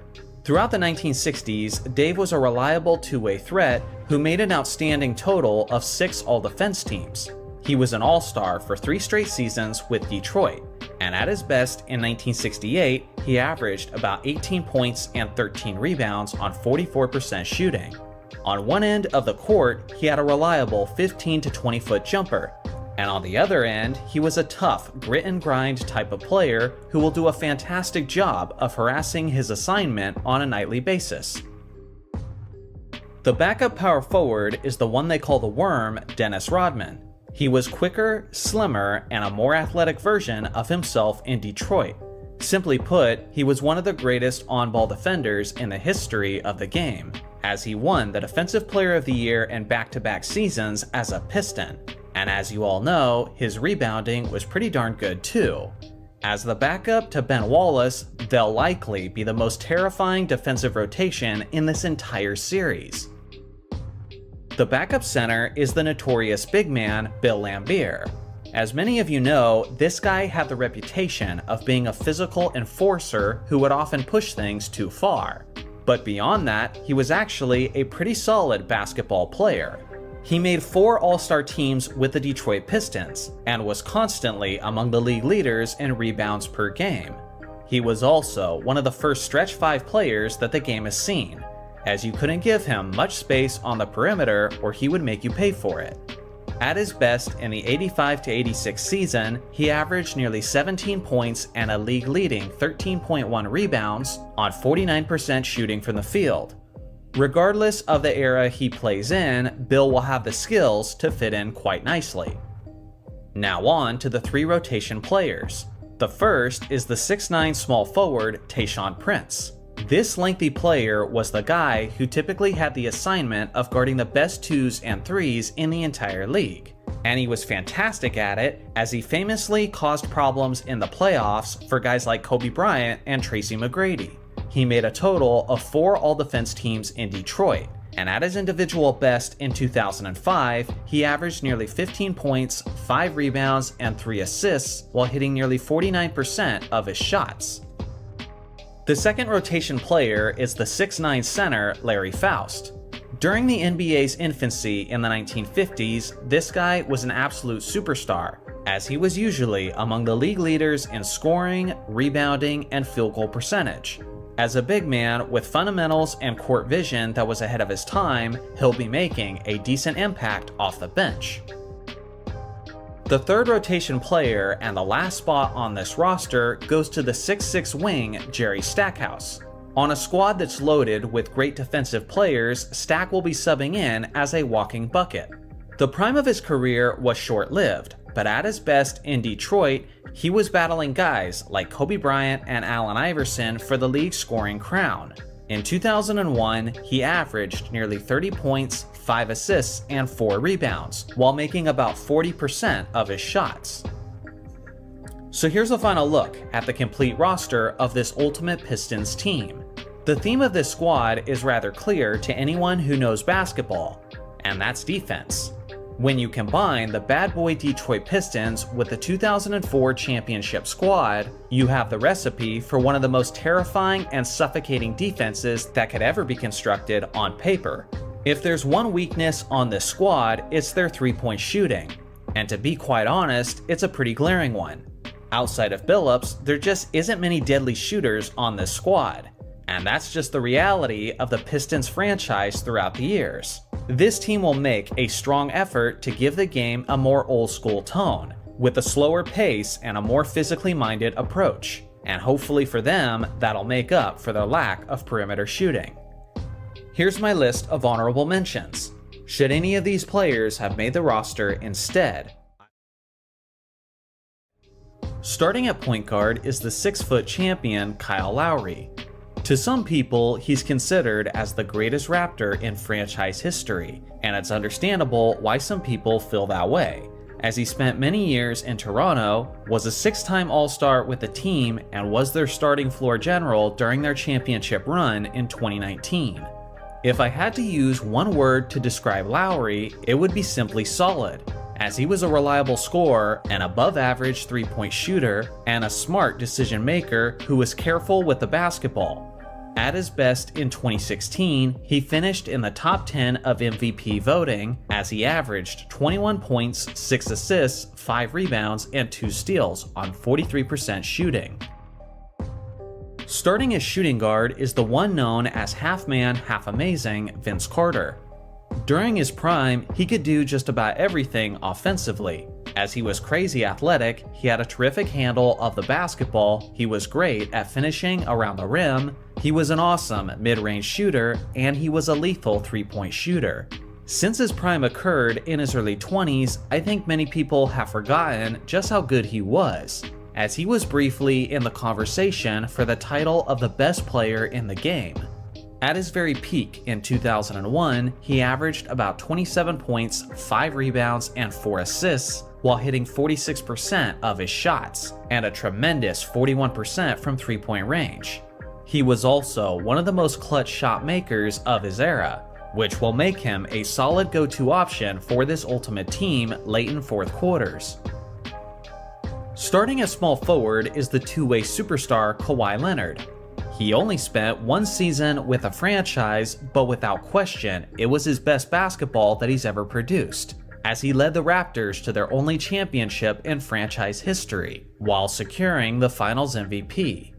Although he was good in the 2019 regular season, he was absolutely legendary in those playoffs, as he averaged 30 points, 9 rebounds, and 4 assists on 49% shooting from the field. Thanks to the tremendous support of this all-time squad, Kawhi will be able to focus a bit more of his energy on the defensive end of the floor, which is a luxury he didn't really have at that time. Starting at power forward is the 6'11" Hall of Famer Chris Bosh. Don't let the revisionist history fool you. Bosh was not simply some role player during his prime, but rather he was a legitimate NBA superstar who even finished as high as 7th in the MVP voting in 2007. That year, he averaged nearly 23 points, 11 rebounds, and 1.3 blocks, on roughly 50% shooting from the field. Even at his size, he had remarkable quickness, and was often able to beat his man to the rim. He also had an extremely soft touch on his mid-range pull-up jumper. He almost never had the luxury of an all-star level point guard feeding him the basketball, But now, with Kyle Lowry as a teammate on this all-time squad, he'll be getting some even easier opportunities around the rim. Starting at center is the 6'11" Lithuanian Jonas Valanciunas. At no point in his career would you describe him as a dominant big man, but at the very least, he was an efficient and reliable scorer, with some underrated offensive moves in the post. He was also great in pick-and-roll situations thanks to him being quicker on his feet than your average center. In 2018, he averaged about 13 points and 9 rebounds in just 22 minutes of action, and on a tremendous 56.8% shooting. With so many great scoring weapons in this starting lineup, he'll be able to focus more of his energy on rebounding and setting screens. Now on to the second unit. The backup point guard is the 5'10" Rookie of the Year winner, Damon Stoudemire. He's probably most well known for his time on the championship contending Portland Trailblazers. But the truth is, this quick and shifty guard was his very best in his early years with the Raptors. As I previously mentioned, he was the NBA's Rookie of the Year in 1996, finishing ahead of guys like Arvydas Sabonis, Jerry Stackhouse, and Kevin Garnett. In his second season, he averaged 20 points, 9 assists, and 1.5 steals, while making 40% of his shots. Behind Lowry, he'll be a tremendous spark off the bench as he leads the second unit with his quality playmaking ability. The backup shooting guard is the 6'6" All-Star DeMar DeRozan. In many ways, he seems like a superstar who was born in the wrong era, as he had the post game, the footwork, and the fadeaway jumper to be one of the best players in the 1990s. Beyond that, he was also an insane high flyer who was frequently making highlight-worthy finishes above the rim. In the 16-17 season, he was among the game's leading scorers, as he averaged 27 points, 5 rebounds, and 4 assists while making 47% of his attempts. He'll essentially guarantee that the flow of offense will continue when the second unit is substituted in. The backup small forward is the 6'8" sixth man, Tracy McGrady. As all knowledgeable basketball fans know, T-Mac didn't truly break out as a superstar until he left Toronto to sign with the Orlando Magic. But with that being said, you would still be incorrect if you assumed he wasn't effective with the Raptors. For example, in his third season with the team, he averaged about 15 points, 6 rebounds, and a whopping 1.9 blocks, while finishing third overall in the Sixth Man of the Year standings. Between McGrady and DeRozan, no defending centers will ever be safe, as the rim will constantly be under attack, featuring many highlight-worthy posters. The backup power forward is the 6'8" champion Pascal Siakam. His ascension in the NBA was extremely fast, as he finished in the top 7 for the NBA's Most Improved Player award in back-to-back seasons in 2019 and 2020. His individual best came in 2020, as he averaged 23 points and 7 rebounds while making 45% of his shots. As an athletic and lengthy slasher, Siakam will be helping his team win the battle of the points in the paint. The backup center is the 6'9" competitor Antonio Davis. He helped his Indiana Pacers be championship contenders in the 1990s, which is what he's most famous for. But if you ask me, he shined even brighter in Toronto, where his minutes increased and where he was able to experience his first and only All-Star season.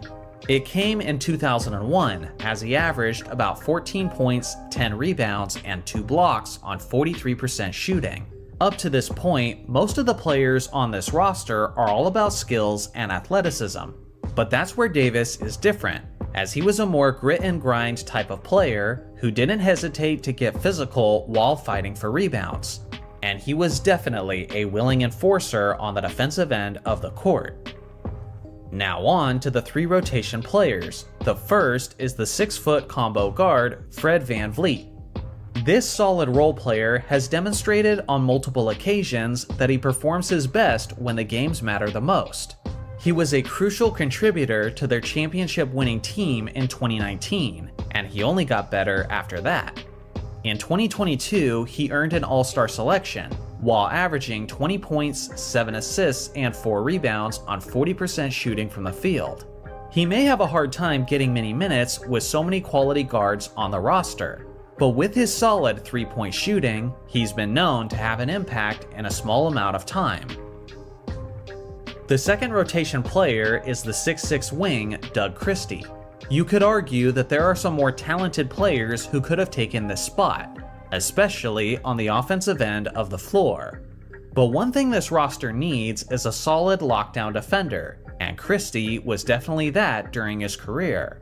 In the 96-97 season, he averaged 14 points and was second overall in steals per game, with an average of 2.5, which trailed only the great pickpocket Mookie Blaylock. With so many all-time great wings in this Ultimate Series, any team could use a defender like Christie to help improve their chances. The final roster spot goes to the 6'2" walking bucket, Lou Williams. He won the Sixth Man of the Year 3 times in his career, and one of those instances was his lone season with the Raptors. That year, he averaged 15 points on roughly 40% shooting from the field.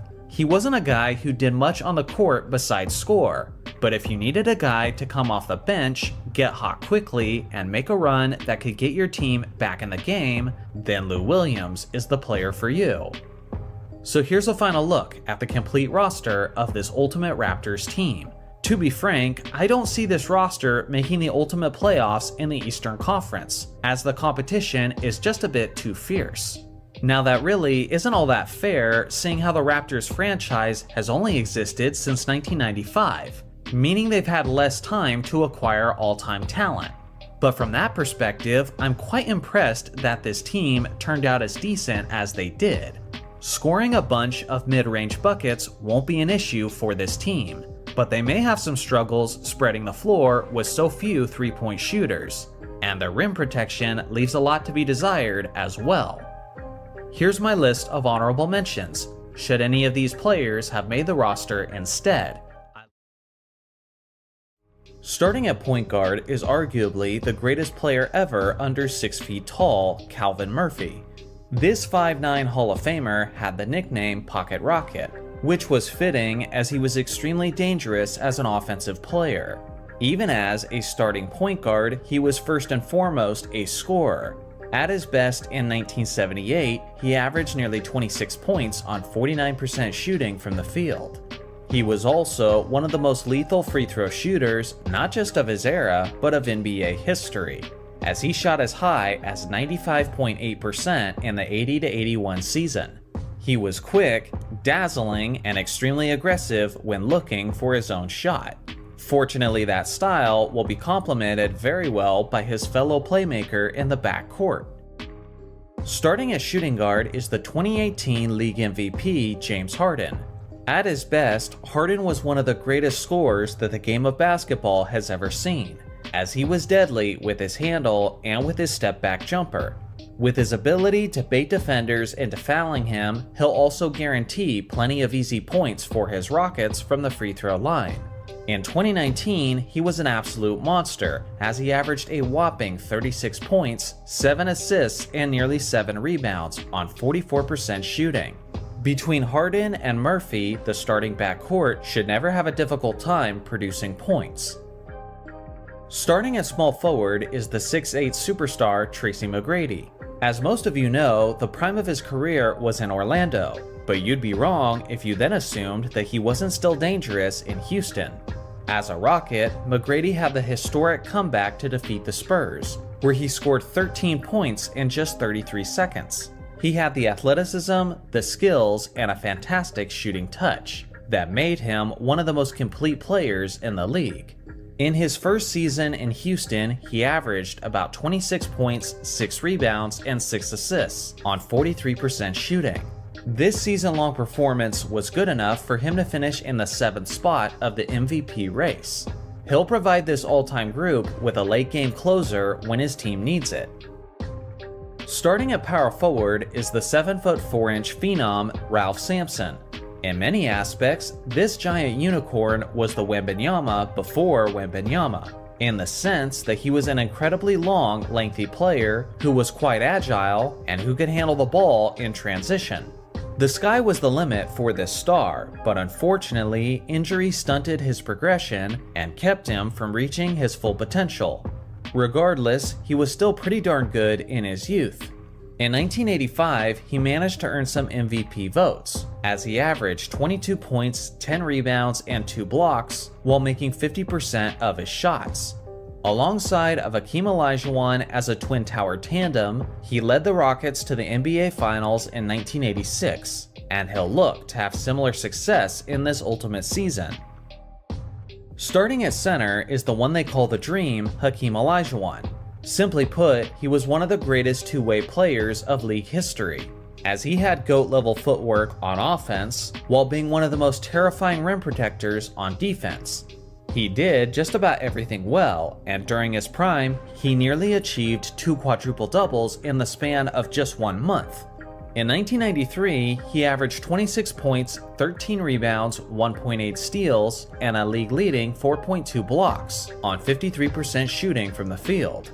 He's also one of the ultimate examples of a big game performer, as he won 2 NBA championships while consistently outplaying some of the best centers in the game. Regardless of who he's up against, the Dream will be a nightmare for the opposing big. Now on to the second unit. The backup point guard is the 6'3" All-Star Steve Francis. In his early years, he was a quick and explosive guard who seemed to have a world of success ahead of him. Although his prime didn't end up lasting very long, he was still elite in that short stint, as he made 3 All-Star teams, and in 2002, he averaged 22 points, 7 rebounds, and 6 assists on 44% shooting. He'll be an explosive spark off the bench, and he'll bring in a surge of energy and athleticism for the second unit. The backup shooting guard is none other than Clyde the Glide Drexler.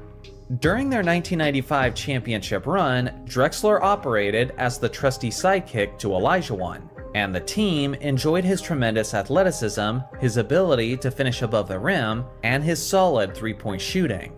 Drexler also had a knack for creating his own shot, which helped him get plenty of game-winning buckets. Due to this, he'll likely be on the court for the final few minutes of their games. With Houston in 1995, he put up a stat line of 21 points, 7 rebounds, and 4 assists while hitting nearly 51% of his attempts. The backup small forward is the lockdown defender Ron Artest. As Houston's leader in 2009, he led the Rockets to have far more success than anyone expected, as they pushed the eventual NBA champion Lakers to 7 games in the West semifinals. That year, he finished 5th overall in the Defensive Player of the Year race, while putting up an average of about 17 points, 5 rebounds, and 3 assists on 40% shooting and 40% from three-point range. If McGrady is ever struggling to contain his defensive assignment, then Artest will come in and begin shutting down the opposition as he usually does. The backup power forward is the 6'9" Hall of Famer Elvin Hayes. He was certainly an elite scorer and rebounder, but he was also an NBA All-Defender twice in his career. With bigs ahead of him like Sampson and Olajuwon, he'll certainly have to fight to earn his minutes. But considering how injuries are always a concern for Sampson, Elvin may be filling that void quite often with the starting lineup. The backup center is arguably the most underrated center in NBA history, Moses Malone.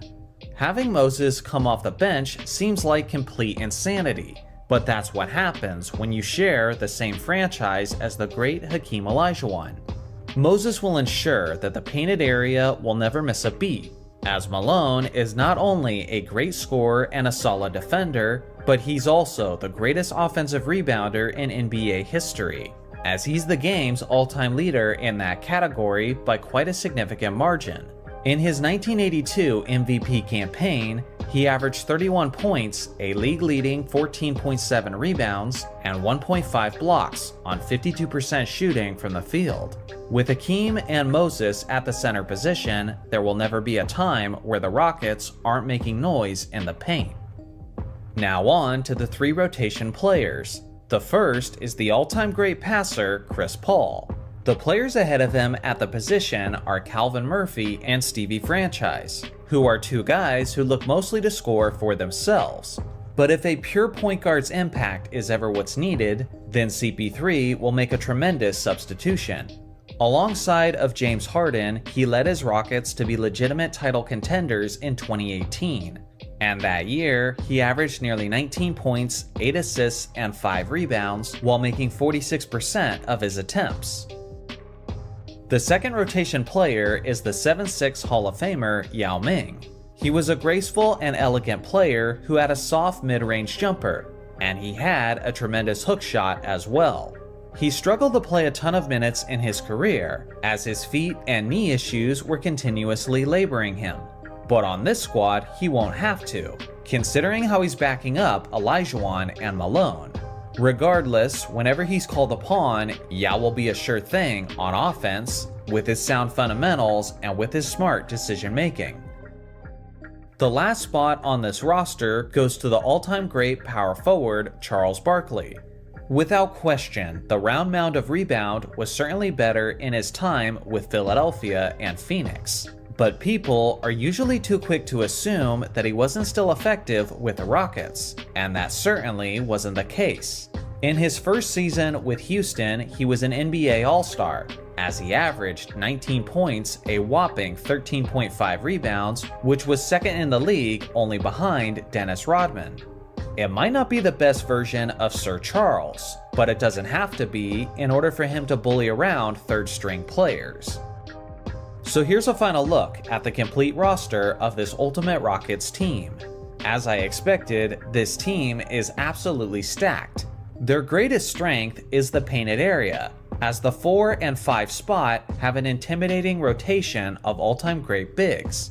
With this group, they'll basically never lose the battle of the boards.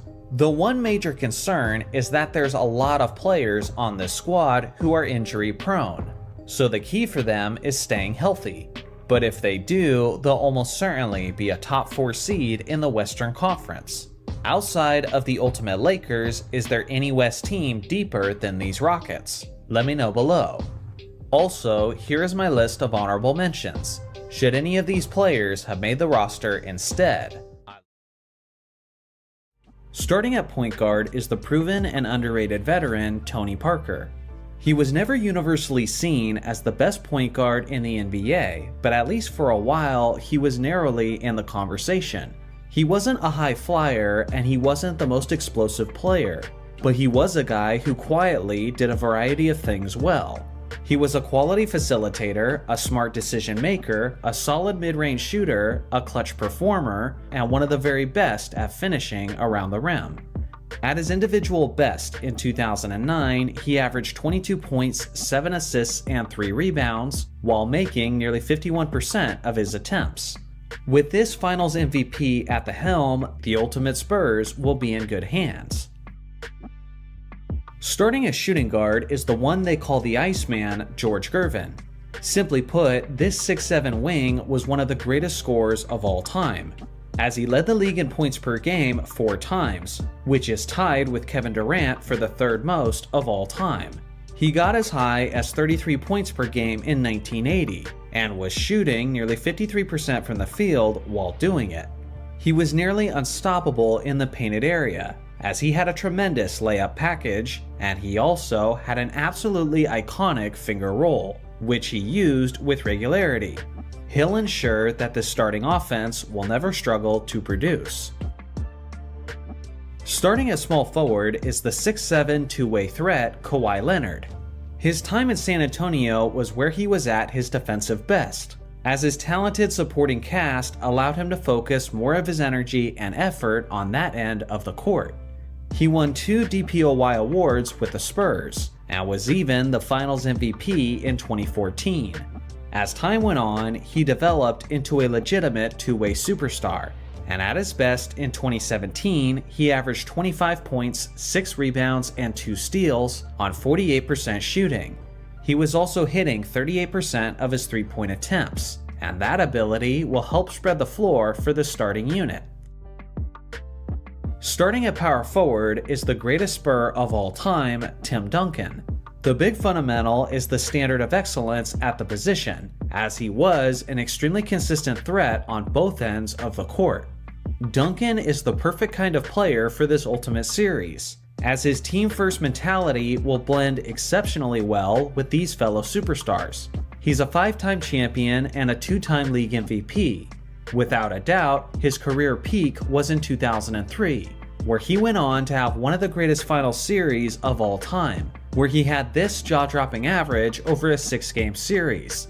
This 6'11 legend will be providing more bank shots and more block shots than most opposing teams can handle. Starting at center is the 7'1 Admiral David Robinson. I truly believe most people overlook just how good this two-way tower was. Duncan and Robinson were a championship-winning twin tower tandem, but now on this Ultimate Team they'll both be in their primes. At Robinson's best, he was arguably the game's top defender, one of the strongest players, was fierce in transition, and had a dangerous mid-range jumper. In 1994, he led the league in scoring, while averaging nearly 30 points, 11 rebounds, 5 assists, and over 3 blocks, on 51% shooting. He was such a good all-around player that he was able to carry the Spurs roster when they were not nearly as talented. But he'll be even more dangerous on this Ultimate roster, as he'll be able to channel his skills to the specific areas where they're needed. Now on to the second unit. The backup point guard is the 6'6 All-Star Manu Ginobili. I know, I'm fully aware that he spent his entire career designated as a 2 guard. But the thing is, the second unit has 2 all-time great shooting guards. And for me, Manu is the one who suits the point guard position well. Nowadays, people sometimes refer to Manu as the prototype to James Harden, and from that aspect, I think he can do well at the point as well. He had a terrific handle of the basketball, he was great at reading defenses, and he was an incredible distributor. He'll be right at home coming off the bench, as he was the 6th Man of the Year winner in 2008. That year, he averaged 19 points, 5 rebounds, and 4 assists in only 31 minutes of action. He'll also give the team another perimeter threat, as he made 40% of his 3-point shots. The backup shooting guard is the 6'4 All-Star Alvin Robertson. This athletic legend was a stat-stuffing machine, as he's one of the 4 players who achieved a quadruple-double. And he's also one of the greatest pickpockets of all time. His defense was suffocating to opposing players, and in his sophomore season, at only the age of 23, he was named the league's Defensive Player of the Year. He was also the most improved player that season, as he played all 82 games and averaged 17 points, 6 rebounds, 5 assists, and a jaw-dropping 3.7 steals, which is still the highest single-season average in NBA history. To be honest, this guy is good enough to challenge even Tony Parker and George Gervin for the starting minutes. The backup small forward is the 6'8 shooter Sean Elliott. This all-star was a deadly combination between an athletic slasher and a spot-up shooter. He's famous for one of the most clutch 3-pointers in San Antonio Spurs history, but he was also a major contributor for many contending Spurs teams. In 1996, he was second on the team in scoring, as he averaged 20 points, 5 rebounds, and 3 assists on nearly 47% shooting and 41% from 3-point range. The backup power forward is the one known as the Worm, Dennis Rodman. This stint was between his championship years with the Detroit Pistons and the Chicago Bulls, and it's no secret that Rodman's time in San Antonio was riddled with off-the-court drama. So that will be a question mark for this team. But outside of that, he was still the same all-time great player, and many people seem to forget that. In 1994, he played 79 games while leading the league in rebounds per game, averaging a monstrous 17.3 per night. He also finished 6th overall in the Defensive Player of the Year race. With veteran and championship experience all over this roster, it's very likely that he would mesh better in the players in this scenario with San Antonio. The backup center is the 7'4" phenom Victor Wembanyama. I know he's still very early in his career, but there's absolutely zero question on whether or not he's talented enough to make this roster. At the time I'm making this video, he's averaging about 20 points, 10 rebounds, and over 3 blocks in less than 30 minutes per game. As talented as he is on the offensive end, his greatest gift may be his insane rim protection, as his length, height, and agility allow him to cover more ground than 99% of NBA players. He'll be a strong substitution for either David Robinson or Tim Duncan. Now on to the 3 rotation players. The first is one of the greatest wing defenders in franchise history, Bruce Bowen. This 6'7" forward was one of the ideal 3-and-D players of his era, as he was always knocking down shots from the corner while consistently making life difficult for guys like Kobe Bryant, Tracy McGrady, Vince Carter, and LeBron James. He was never an all-star, but he's a guy who knows his role and excels at it, and from that standpoint, he's the quintessential San Antonio Spur. The second rotation player is the athletic 6'6" wing DeMar DeRozan, who has solid footwork and excellent fundamentals. Some of the most efficient seasons of his career were in San Antonio, and in 2020, he averaged 22 points, 5 rebounds, and 6 assists on a tremendous 53% shooting. He'll be a solid spark off the bench whenever he's called upon. The third rotation player and the last spot on this roster goes to the 6'11" big man LaMarcus Aldridge. As a post player with a soft jumper, he'll bring a more finesse approach, but he'll also provide some necessary depth in the painted area. He was an NBA All-Star in 2018 when he put up averages of 23 points, 8 rebounds, and 2 assists while making 51% of his shots. He won't get a tremendous amount of minutes with the bigs ahead of him, but he can certainly be effective in a small amount of time. So here's a final look at the complete roster of this ultimate Spurs team. The defense of this group is amazing, not just on the interior, but on the perimeter as well. They're an extremely well-balanced group who can excel in a variety of areas, including three-point shooting, mid-range shooting, ball movement, ball protection, and rebounding. For me, this should be a top 4 or top 5 team in the West, as nothing really stands out to me as an immediate glaring weakness. Here is my long list of honorable mentions, should any of these players have made the roster instead. Starting at point guard is the famous leader of the 7-second offense, Steve Nash. This back-to-back MVP winner was so ahead of his time, as he was a floor general who pushed the tempo to a pace that was considered insane in the mid-2000s. He was one of the most efficient players in NBA history, as he has the most 50-40-90 seasons of all time. Not only was he a quick decision maker with seemingly eyes in the back of his head, but he was also an all-time great three-point shooter who would hit them with regularity in transition. At his best in 2006, he averaged roughly 19 points, 10.5 assists, and 4 rebounds on stunning efficiency splits.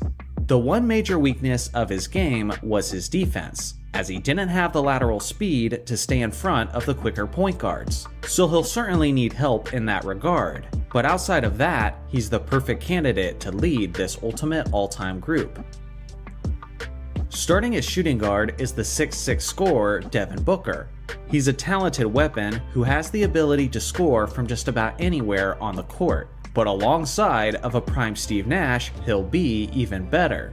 In 2022, Booker finished 4th overall in the MVP race, while averaging roughly 27 points, 5 rebounds, and 5 assists. As a solid three-point shooter, he'll create plenty of floor space, which makes him an ideal teammate for his point guard. When plays break down, he'll be more than capable at making opportunities for himself, as he has the ball handling and the fundamentals to punish opposing defenders on a regular basis.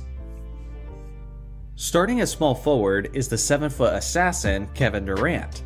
Simply put, he's one of the greatest scorers in the history of the game, who has the skills and the versatility to fit in a variety of systems. He's enjoyed being a part of some fantastic offenses, But this may be the very best, as efficient shooters like Booker and Nash will create plenty of open shots for KD, not to mention Nash's elite ability to find Durant the instant he's open. As always, he'll be a nightmare to defend for opposing wings. With his length and experience, Durant will provide some much-needed defensive value to this starting unit, making him a rather obvious choice for this starting selection. Starting at power forward is the round mound of rebound, Charles Barkley. This absolute bulldozer was on the tail end of his prime in Phoenix, and he was actually the league's MVP winner in 1993, as he averaged nearly 26 points, 12 rebounds, and 5 assists on 52% shooting. He was an intimidating combination of speed, strength, and athleticism, and thanks to these attributes, he was a terrorizing force in transition, which makes him even a better fit for this group. Thanks to his dominating rebounding ability, he'll provide plenty of second chance opportunities for his perimeter shooting teammates. Starting at center is the 6'10" athletic beast, Amari Stoudemire. During his prime, he was a pick and roll monster, and with Steve Nash in this starting group, he'll continue to do so on this squad. For a guy who plays the 5 spot, he was especially dangerous at running the floor, as he was often the one finishing the highlight in transition. He had a decent mid-range jumper when given space, and with the teammates he's got, including a punishing Charles Barkley down low, he'll find plenty of instances where he's given some extra space.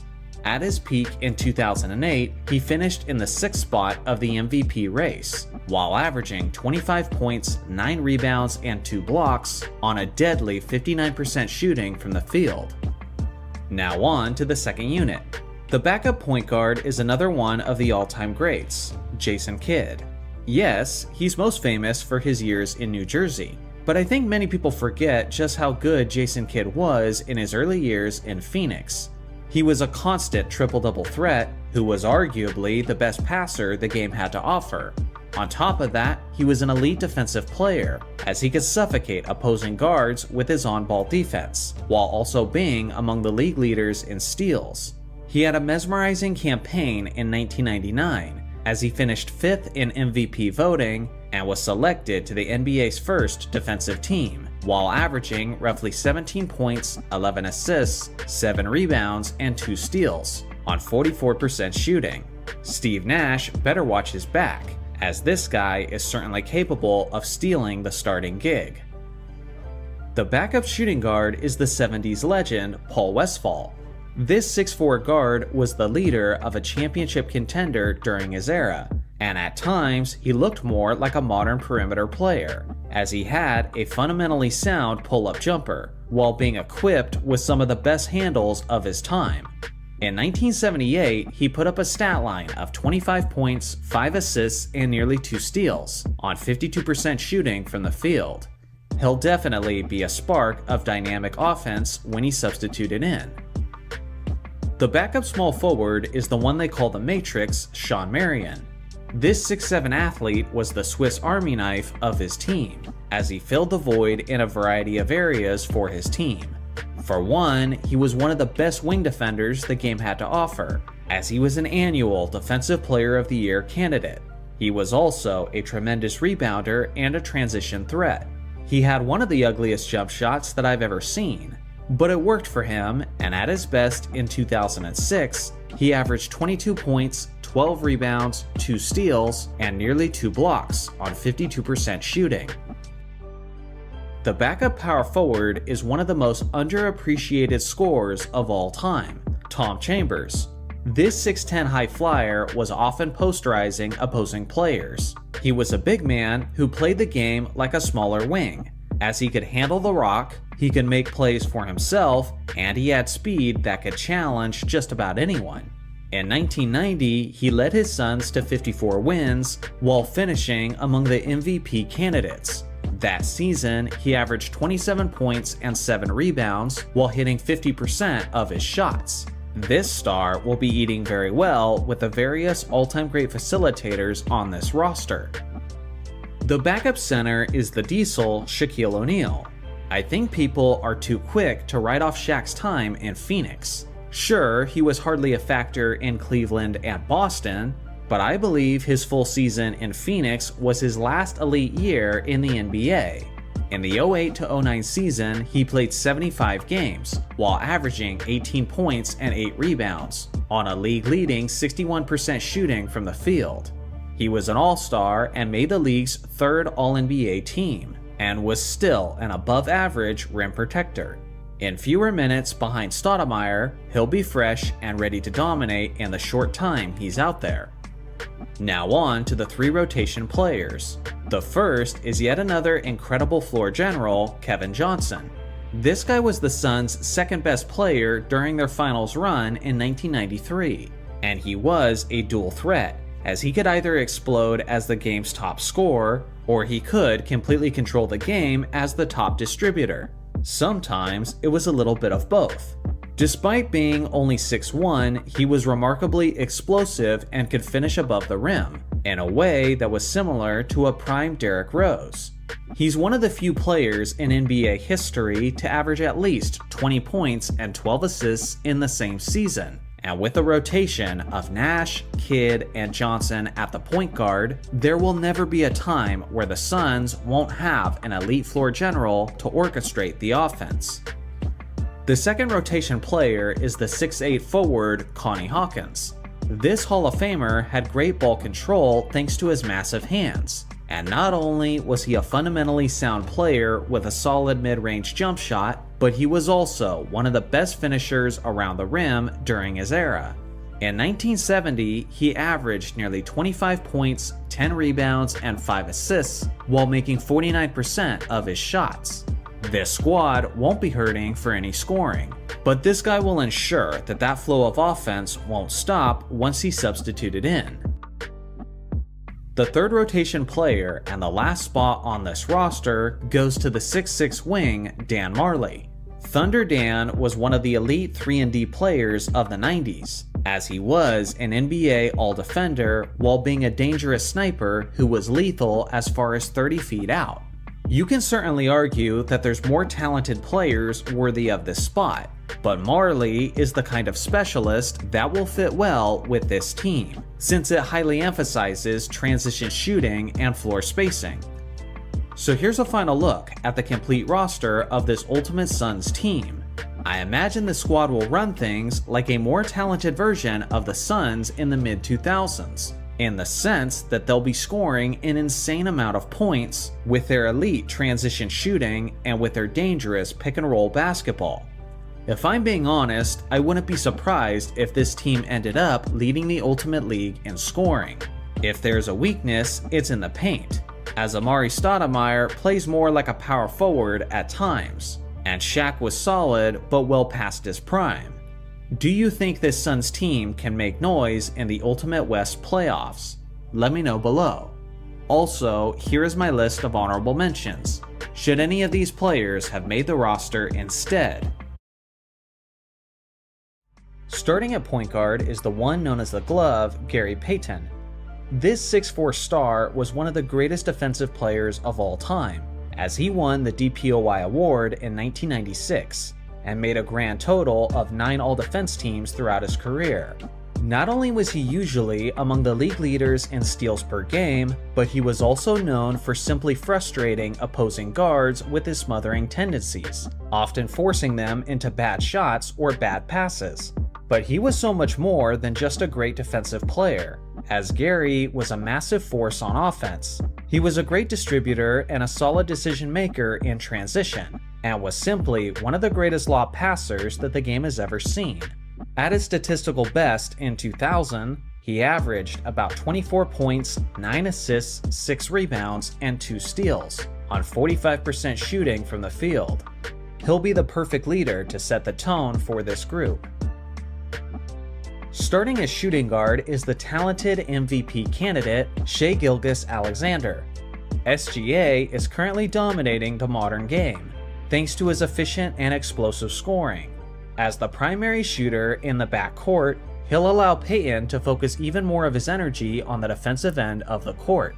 In the 2022-2023 season, he averaged about 31 points, 5 rebounds, and 5 assists on tremendous efficiency splits. He finished that season in the 5th spot of the MVP race, as it appears this young superstar is only getting better from here on out. Starting at small forward is one of the all-time greats, Kevin Durant. This 7-foot sniper can score at will, from seemingly anywhere on the court. He won 4 scoring titles in OKC, and his lone MVP happened in 2014, where he averaged 32 points, 7 rebounds, and 5 assists on strong shooting splits. He'll help spread the floor with his elite 3-point shooting, but he'll also be a solid option in the final few minutes where clutch baskets are needed. With the glove as the facilitator, KD will enjoy some of the easiest looks he's ever had. Starting at power forward is the 6'8" Hall of Famer Spencer Haywood. In his days with the Supersonics, he was an annual MVP candidate, as he was a skilled player who was way ahead of his time. In his bag of tricks was solid footwork, a very quick first step, and he was a fantastic finisher with either hand. He was also simultaneously a dominant scorer and rebounder, and in 1973 he averaged 29 points and 13 rebounds on 47% shooting. He'll fit in quite nicely with this starting unit, as he's a very solid off-ball player, but is also more than capable of creating opportunities for himself. Starting at center is the Rain Man, Shawn Kemp. Technically, he spent most of his time in Seattle as a power forward, but he does have experience at center, and based on the needs of this team, that's where he's best suited.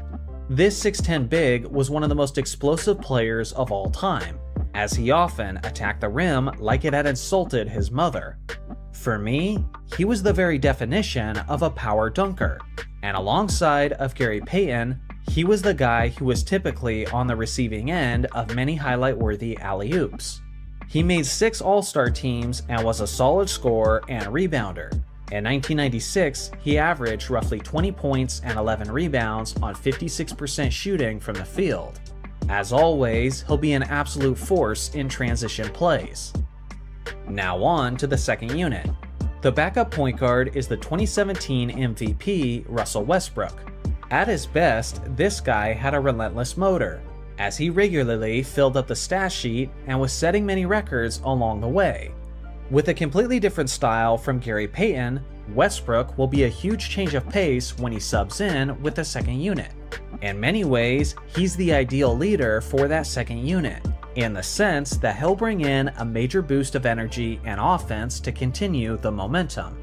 In his MVP campaign, he led the league in scoring while averaging nearly 32 points, 11 rebounds, and 10 assists on 42% shooting. The backup shooting guard is the precision artist, Ray Allen.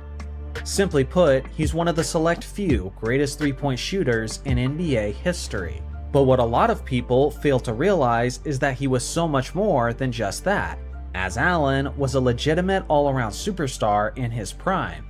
He was fast, with a solid handle, and had the hops to finish thunderously at the rim. In 2006, he averaged 25 points, 4 rebounds, and 4 assists while making 45% of his shots and 41% of his three-point attempts. As a clutch shooter and as a lethal floor spacer, he might just challenge SGA for some of the starting minutes. The backup small forward is the 6'8" wing, Paul George. PG-13's peak in OKC was so much better than many people remember. In 2019, he finished 3rd in the MVP race and 3rd in the DPOY race, while averaging 28 points, 8 rebounds, 4 assists, and a league-leading 2.2 steals on 44% shooting. He's also a legitimate threat from distance, as he hit 39% of his three-point attempts during his time in OKC, which continues the theme of this roster so far, which is solid floor spacing. As a legit wing defender, George will be a valuable asset, considering the all-time great wings that he'll be competing against in this Ultimate League. The backup power forward is one of the more underappreciated players, Tom Chambers. This 6'10" power forward played the game more like a small forward at times, as he could handle the rock and create opportunities for himself. He was an incredible above-the-rim player, as he was dangerous in the open court and had speed that few could replicate at his size. At his Seattle best in 1987, he averaged 23 points, 7 rebounds, and 3 assists on 46% shooting from the field. He has the talent and the abilities to battle Spencer Haywood for the starting spot. The backup center is the 6'11" Hall of Famer Jack Sikma. He was known as one of the first centers who could occasionally step out and hit three-point shots. Beyond that, he was solid on the boards and loved to go to work in the post, as his extremely high release point on his shot made it near impossible to contest. He was a major contributor to the Sonics championship team in 1979, but his individual best came in 1982, when he averaged nearly 20 points and 13 rebounds on 48% shooting. Now on to the 3 rotation players. The first is the 6'4" guard Dennis Johnson. He may be most famous for his time with the Celtics dynasty, but if you ask me, his best basketball was easily in Seattle, where he won the Finals MVP on the 1979 championship team. In his heyday, he was one of the best two-way players that the league had to offer, as he was regularly assigned to guard the best wing scorers in the league. In 1980, he averaged 19 points, 5 rebounds, and 4 assists on 42% shooting. His veteran leadership and experience will be a massive benefit to this team. The second rotation player is the 6'7" sharpshooter Dale Ellis. When Larry Bird was constantly winning the three-point shootouts, Dale Ellis was usually the runner-up, as he was one of the best snipers that the game had to offer. Beyond that, he was an elite scorer in general, and in 1989, he averaged 27 points and 4 rebounds while shooting 50% from the field and an absurd 48% from three-point range, while being second in the league in three-pointers attempted. Defenders would be foolish to give him any space on the perimeter. The third rotation player and the final spot on this roster goes to the 6'11" All-Defender Serge Ibaka. Now you can argue that there's more talented players who deserved a spot, but as usual, I like to fill the last roster spot with whatever the team needs the most, and in this case, it's rim protection. He led the league in blocked shots on back-to-back seasons, and in 2012, he averaged 3.7 in only 27 minutes, while finishing second overall in the Defensive Player of the Year race. If Kemp or Sikma are ever struggling to lock down the painted area, then Ibaka will make a proper substitution. So here's a final look at the complete roster of this Ultimate Thunder and Sonics team. I really like the way this team panned out. They have almost everything, as they have an array of shooters and floor spacers. They have some clutch bucket getters, some dangerous slashers, and some strong perimeter defenders. The one thing that's somewhat lacking is rim protection. Ibaka saves that a little bit with my final pick, but still, it's not the most intimidating rotation compared to the other rosters in this series. Do you think this Ultimate team would make the West playoffs? Let me know below. Also, here is my list of honorable mentions. Should any of these players have made the roster instead? Starting at point guard is the talented 6'2" star Stephon Marbury. Marbury was a dangerous dual threat, as he was a solid scorer and a flashy facilitator. He had the ball on a string, equipped with a nasty crossover dribble that very few defenders could keep up with.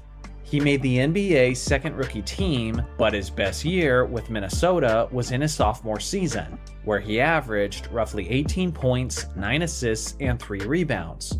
Not only was Marbury a fantastic finisher around the basket, but he was great at hitting off-balance shots in general. He'll be providing plenty of excitement and energy for this underdog franchise.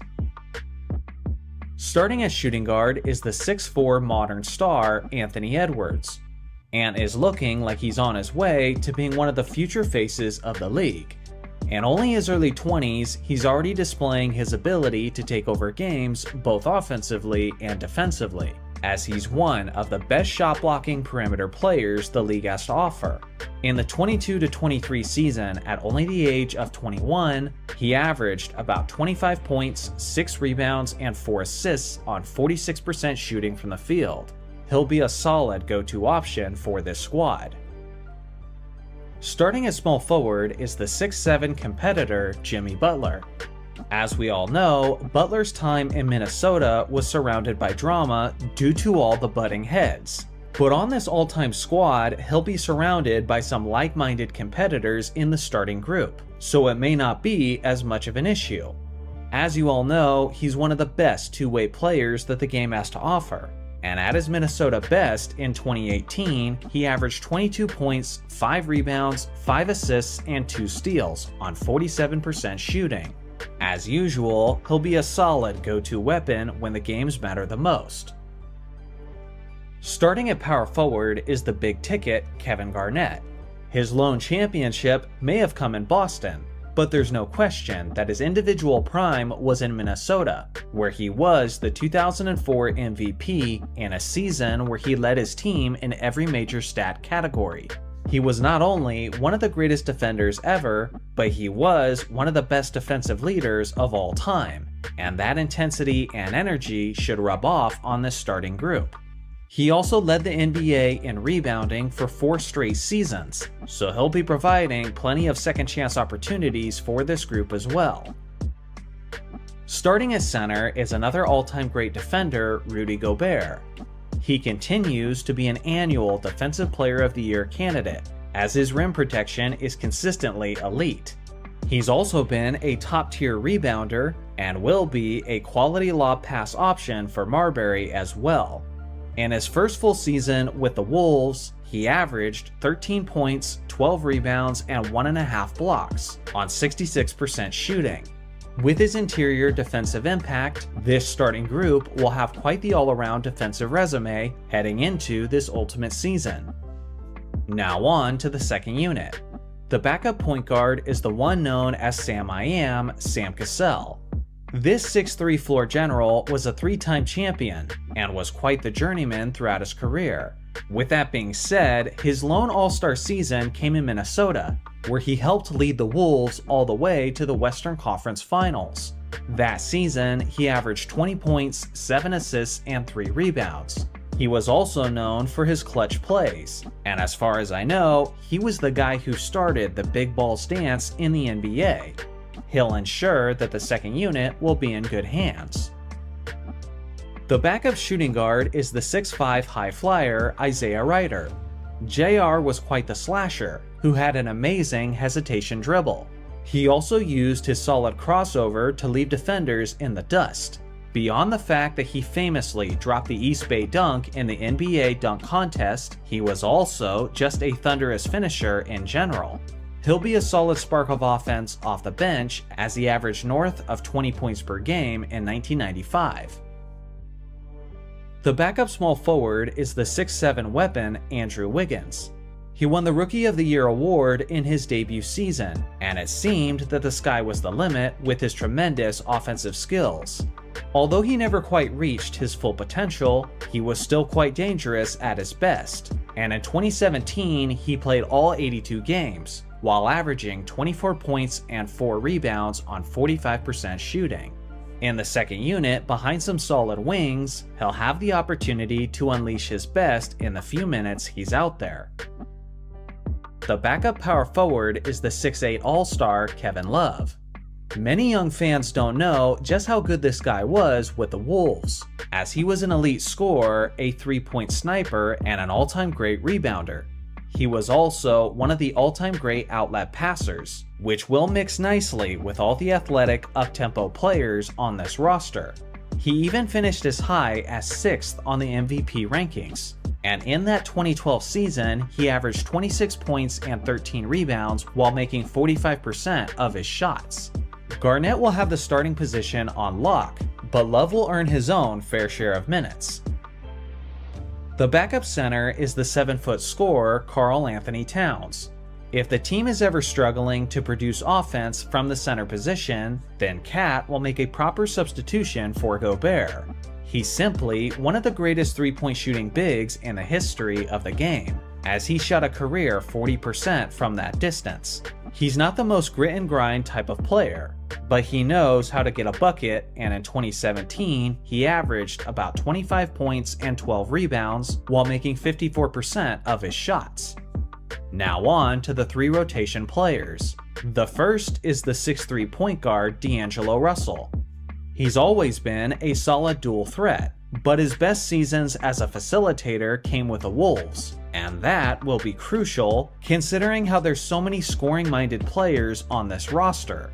In 2022, D'Lo averaged 18 points, 7 assists, and 3 rebounds.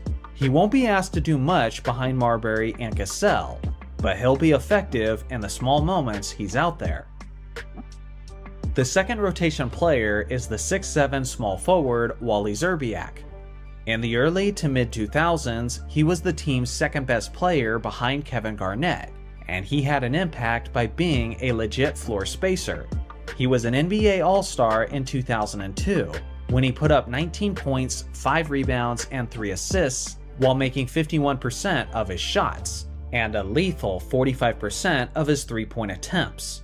Based on this team's needs, he might earn some extra minutes simply for his off-ball catch-and-shoot ability. The third rotation player and the last spot on this roster is the 6'10" big man Al Jefferson. He was one of the more underrated bigs of his era, as he was a consistent 2010 guy who just didn't get the shine. In 2008, he finished 4th for the Most Improved Player award, while averaging about 21 points, 11 rebounds, and 1.5 blocks on 50% shooting. With his fundamental and traditional style, he'll be a reliable substitution when he's called upon. So here's a final look at the complete roster of this Ultimate Timberwolves team. Considering how this franchise is statistically the most losing franchise in NBA history, and considering how this franchise has only been around since 1989, I'm actually surprised that this roster turned out as decent as it did.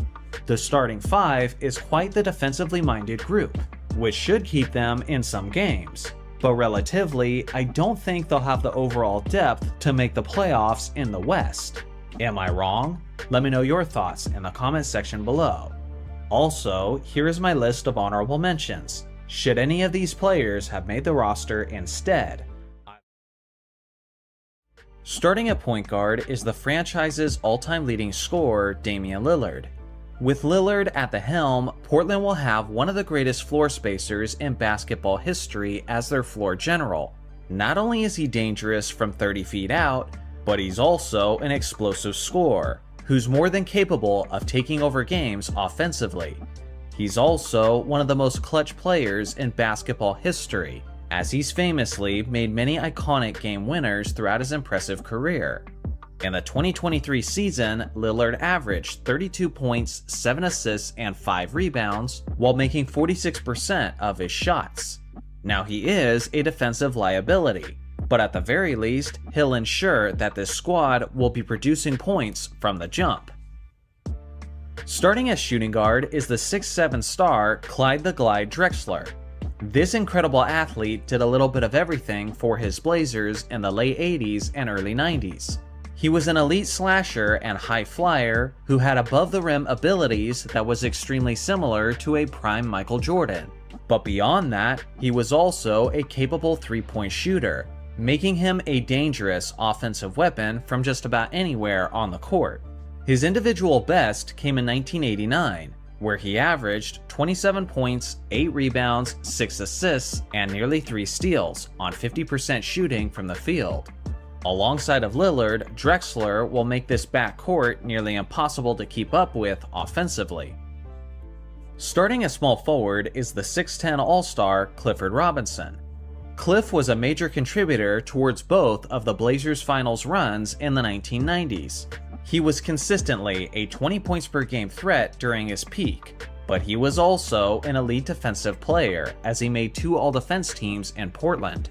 Although much of his damage was done as a starter, he was also a strong bench threat in his youth, as he won the 6th Man of the Year in 1993. Beyond his skills and abilities, he'll also have pre-existing chemistry with his fellow starter, Clyde Drexler. Starting at power forward is the perennial all-star, LaMarcus Aldridge. This finesse-style big man was quite the producer in his prime. At 6'11", he used his size, his sound fundamentals, and his soft touch on his jump shot to be one of the leading scorers of his team. In 2014, he averaged 23 points and 11 rebounds while making 46% of his shots. He made 7 All-Star teams and 5 All-NBA teams, and he'll be right at home competing alongside of Damian Lillard. Starting at center is one of the greatest bigs to ever play, Bill Walton. This NBA legend did a variety of things well, as he was a legendary passer from the post. He was a tremendous rim protector, a dominant rebounder, and a pretty solid scorer. In 1978, he won the league's MVP, and is still the player who was able to do it in the fewest amount of games played. But there also lies the concern, as Walton is arguably the most injury-prone all-star of all time. Assuming he's able to remain healthy in this ultimate season, he'll be making his teammates significantly better while casually dominating as a team-oriented leader. Now on to the second unit. The backup point guard is the underrated orchestrator Terry Porter. During their finals runs in the 1990s, Porter was the team's second best player, behind only Clyde Drexler. He was a precise distributor, and I vividly remember him as one of the elite perimeter shooters of his time. In 1991, he averaged 18 points, 9 assists, and 2 steals on 46% shooting. At his best, he was usually hitting around 40% of his three-point attempts. But beyond that, he would consistently hit jumpers between 17 and 20 feet. He'll keep defenses honest, but he'll also be punishing defenses with his solid playmaking in transition. The backup shooting guard is the tremendously skilled star Brandon Roy. This 6'6" athlete was absurdly dangerous in his early 20s, and even Kobe Bryant once described him as the most difficult player to guard in the Western Conference. He had an elite handle on the basketball, and around the rim, he was one of the best finishers the game had to offer. In a way that was similar to Damian Lillard, he often appeared as if he had ice in his veins, as he would regularly bury big shots in massive moments. At his individual best in 2009, he averaged 23 points, 5 rebounds, and 5 assists on 48% shooting. Honestly, he'll likely be on the court to close out games, regardless of the fact that he isn't a starter. The backup small forward is the NBA legend Scottie Pippen. Of course, his best basketball was in Chicago, but Scottie was still an extremely effective two-way player in Portland.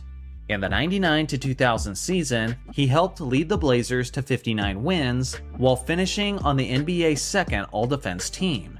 He also averaged 12 points, 6 rebounds, and 5 assists on 45% shooting. With him as an example, and with his veteran experience, he'll be one of the effective leaders of this group. The backup power forward is the 6'11" star Rasheed Wallace. He's most famous for his inability to control his temper, and for accumulating multiple technical fouls in a hurry. But aside from that, he was likely the Blazers' best player during their championship contending days of the early 2000s. He was solid with his back to the basket, as he loved to go to work from the post, and with his high release point, his jumper was nearly impossible to defend. Not only was he a solid stretch 4, but he was dangerous from as far as 30 feet out. In 2001, he averaged 19 points, 8 rebounds, and nearly 2 blocks on 50% shooting from the field. The backup center is the 7'3" Hall of Famer Arvydas Sabonis. He's known for being a basketball legend overseas, but even in his 30s, he was still a tremendous player in the NBA.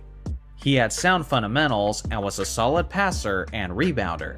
He was the Rookie of the Year runner-up at the age of 31, and at his best in the 97-98 season, he averaged 16 points, 10 rebounds, and 3 assists, while making 49% of his shots.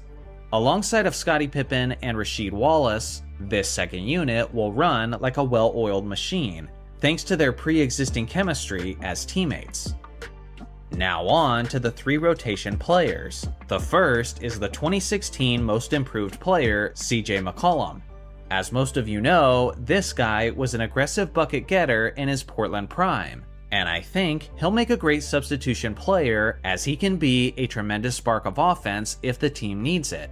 In 2017, he averaged 23, 4, and 4 while having lethal efficiency splits, including the fact that he was the league's leader in free throw percentage. The second rotation player is the 6'9" forward Maurice Lucas. This man was known as the Enforcer, and he always played with hustle and heart. Alongside of Bill Walton, this tandem dominated the low post and the painted area. He was a double-double machine in 1977, where he averaged 20 points and 11 rebounds while making 47% of his attempts. If an injection of old school style is ever needed, then Lucas will make a solid substitution. The third rotation player and the last spot on the roster goes to the 6'9" bruiser Zach Randolph. Zebo may have not been the most athletically gifted player, but he knew how to throw his weight around and impose his will. He also had a smooth mid-range jumper, and he will be no easy assignment when he's on the floor. At his Portland best in 2007, Randolph averaged about 24 points and 10 rebounds on 47% shooting. With very few minutes behind so many solid bigs, Randolph will be able to conserve his energy and be an absolute bulldozer whenever he's substituted in. So here's a final look at the complete roster of this Ultimate Blazers team. My mind isn't necessarily blown away by their overall talent, but they do have a plethora of big game performers who are capable of hitting big shots. They also have a lot of size and a strong grit and grind old school flavor that should keep things interesting. How do you see this team doing in the Ultimate Western Conference? Let me know below. Also, here is my list of honorable mentions. Should any of these players have made the roster instead? Starting at point guard is the game's greatest sniper, Steph Curry. Anytime Steph is put on a roster, people immediately begin to imagine how much better he'll make his teammates simply because of the spacing he creates. And in this Ultimate Team scenario, that couldn't be a more impressive thought. I won't spend an excessive amount of time describing Steph, because you all know what this guy brings to the table. He's an all-time great ball handler, he's amazing off ball, he's remarkable at finishing around the rim, and he's simply the best three-point shooter that we've ever seen. During his unanimous MVP season in 2016, he averaged a league-leading 30 points, 7 assists, and 5 rebounds on a stellar true shooting percentage. To this day, that's the highest scoring 50-40-90 season in NBA history, and that's the peak version of Steph that will be leading these Warriors. Starting as shooting guard is a guy who can get hot quickly, Klay Thompson. Alongside of his longtime teammate, Klay will make this backcourt an absolute nightmare to opposing defenses, as both perimeter players will be drawing constant attention. At his best, he was the ultimate 3-and-D type of player, as he could get unconscious from distance while putting the clamps on opposing guards. At his best in 2016, he averaged about 22 points, 4 rebounds, and 2 assists, while having lethal efficiency splits. As the NBA's record holder for the most points in a single quarter and for the most three-pointers made in a single game, he'll always be a looming threat from the perimeter. Starting as small forward is the 6'7" Hall of Famer Rick Barry. Simply put, he's one of the greatest players in the history of the game, but for some reason, he's rarely acknowledged as such. Barry had solid fundamentals, and he had a smooth pull-up jumper that looked as if it was straight from the modern NBA. He was a legitimate superstar who led his Warriors to the NBA championship in 1975, where he was named the Finals MVP. He also has the highest career scoring average in NBA Finals history. Beyond the fact that he was an all-time great scorer and an all-time great big game performer, he was also an underrated passer, which will be key for this team that prioritizes ball movement and spacing. At his best in 1967, he averaged an insane 35.6 points, 9.2 rebounds, and 3.6 assists, while being one of the most all-around efficient players in the entire league. Starting at power forward is the 7-foot assassin Kevin Durant. KD will enjoy some extremely open looks with the teammates he has on the perimeter, as his field goal percentage and three-point percentage dramatically increased upon joining Golden State. He was one of the most versatile players of all time, in the sense that he can play a variety of positions, like small forward, power forward, and even center, which will allow this team to experiment with different rotations, and that will be a major benefit to this already stacked roster. He was an underappreciated defensive player in Golden State, and had some of the greatest finals performances in recent history. In 2017, he averaged 25 points, 8 rebounds, and 5 assists on tremendous efficiency splits. Starting at center is arguably the most dominant player of all time, Wilt Chamberlain. This 7'1" Hall of Famer was a terrorizing force throughout the 1960s, as he was stronger, faster, more skilled, and had greater stamina than the vast majority of the league. In 1962, he put up utterly goofy averages of 50 points and 26 rebounds on 51% shooting from the field. He was a remarkable passer and one of the greatest big man facilitators that the game has ever seen, especially from the post. That skill will be a lethal asset to this roster, as he'll be surrounded with some of the greatest perimeter weapons of all time.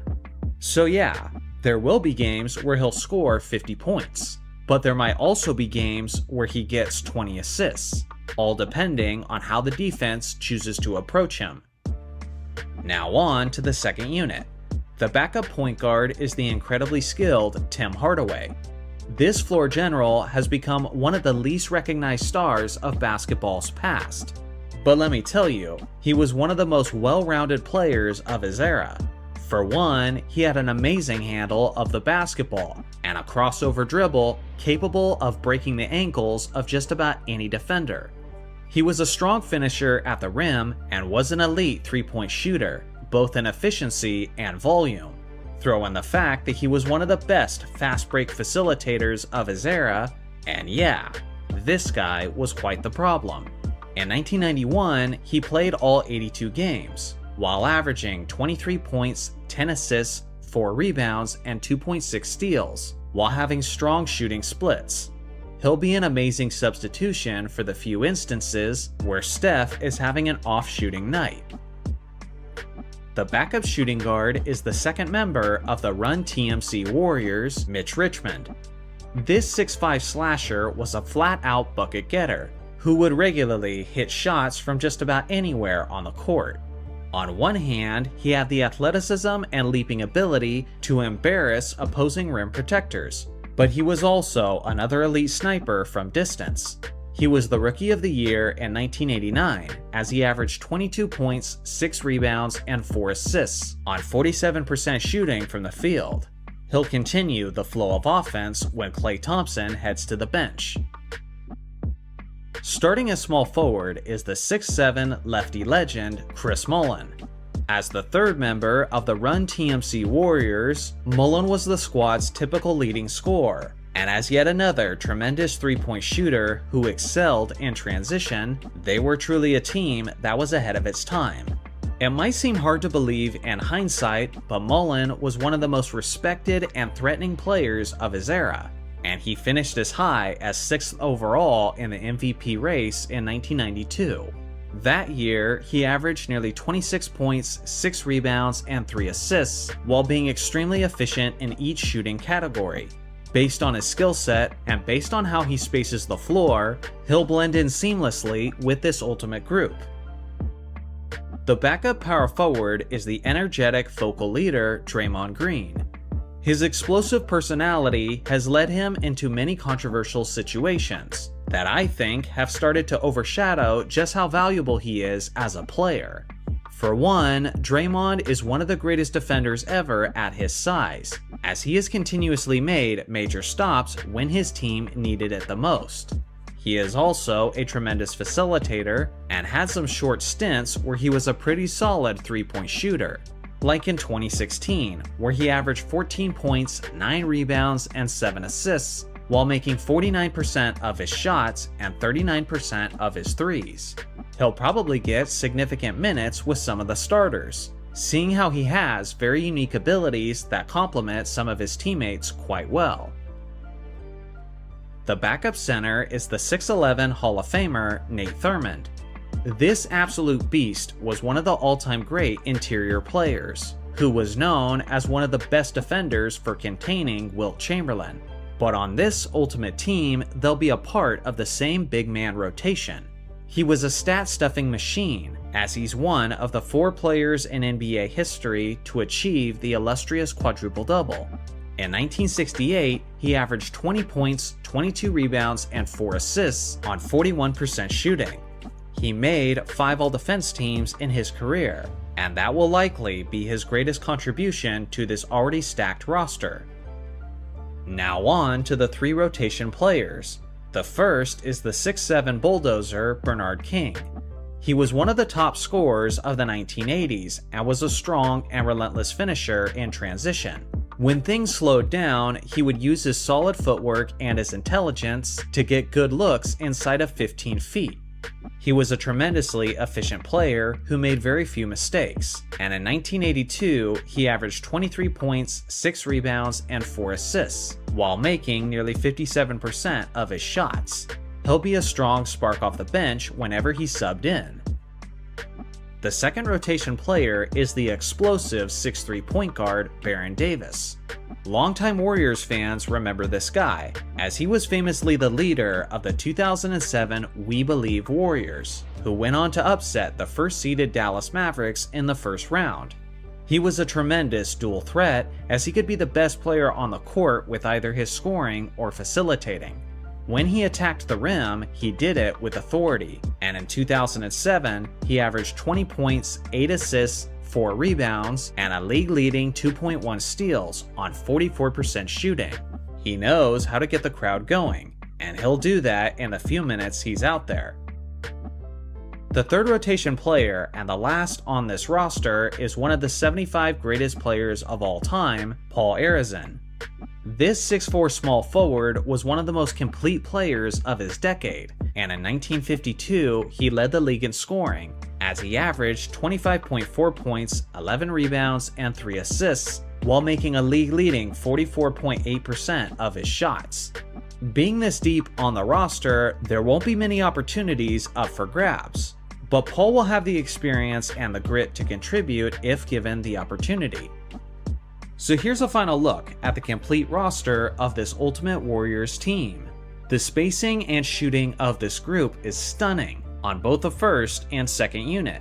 Beyond that, they have a scary combination of all-time great shooters and all-time great facilitators who will work seamlessly well together.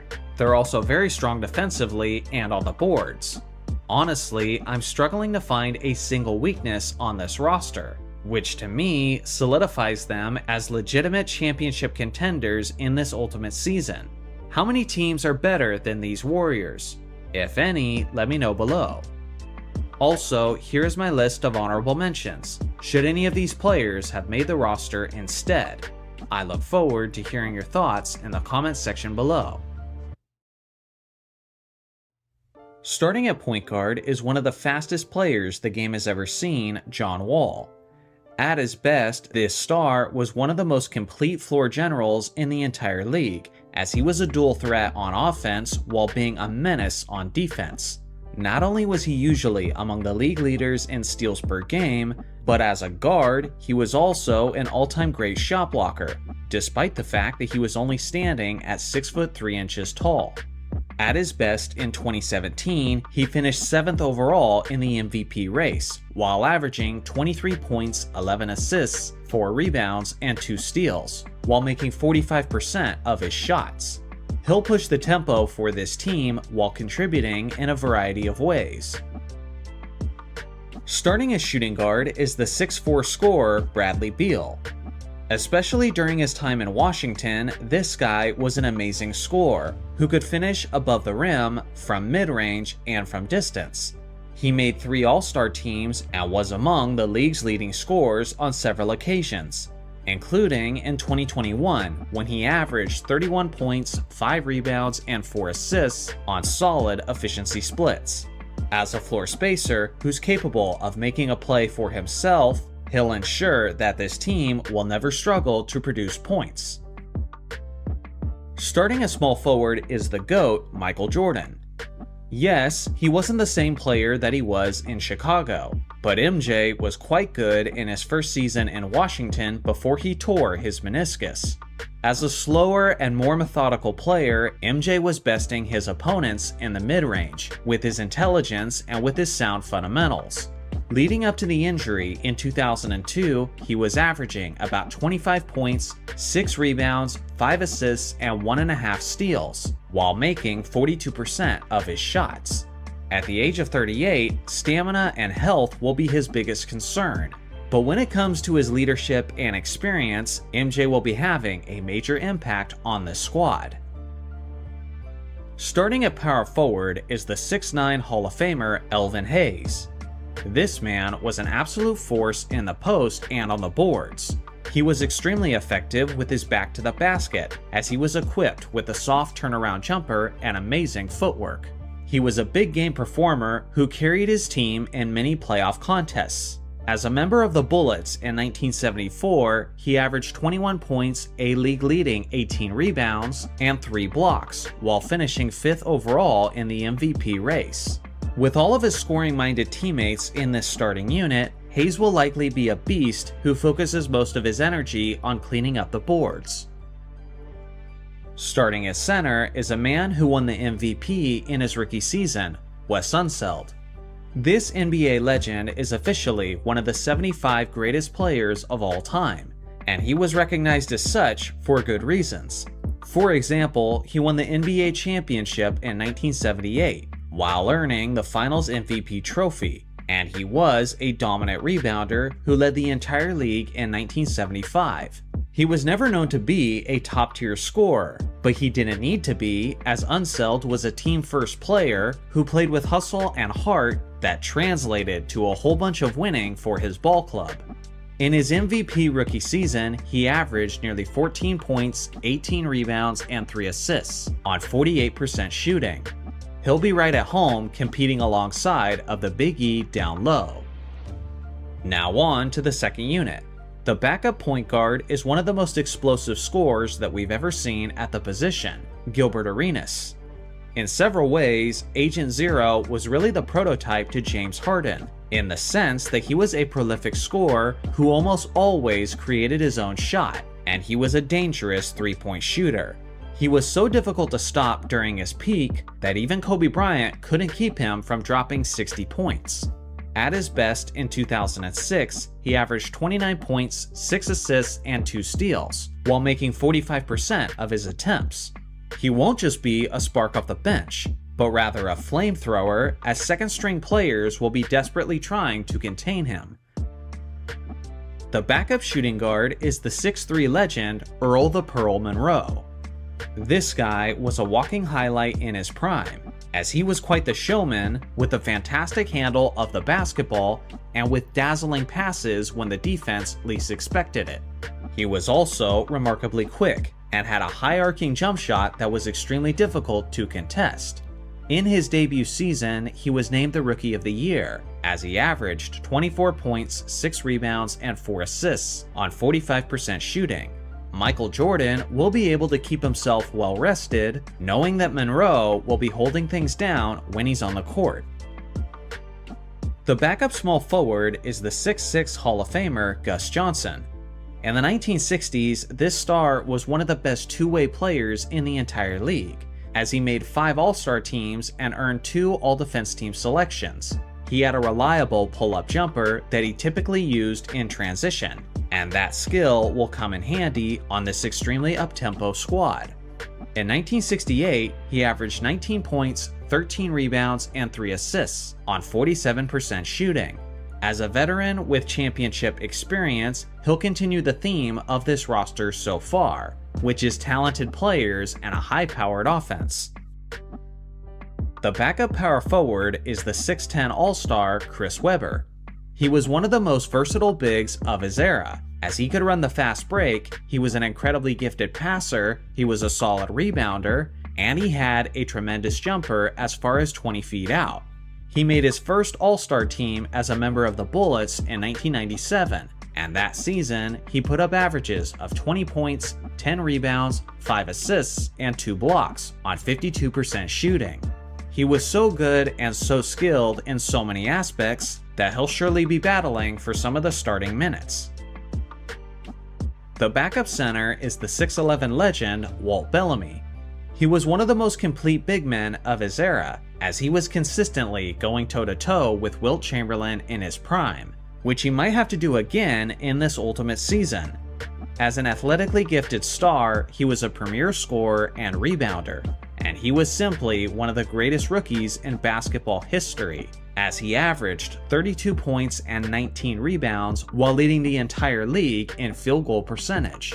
If more scoring is ever needed, then Bellamy will make the perfect substitution for Wes Unseld. Now on to the 3 rotation players. The first is the remarkably skilled guard Rod Strickland. He's one of the most underrated players of all time, and if you squinted your eyes, you'd think you were watching Kyrie Irving, based on his amazing handle of the basketball and based on his incredible layup package. Simply put, he was an elite playmaker both for himself and for his teammates.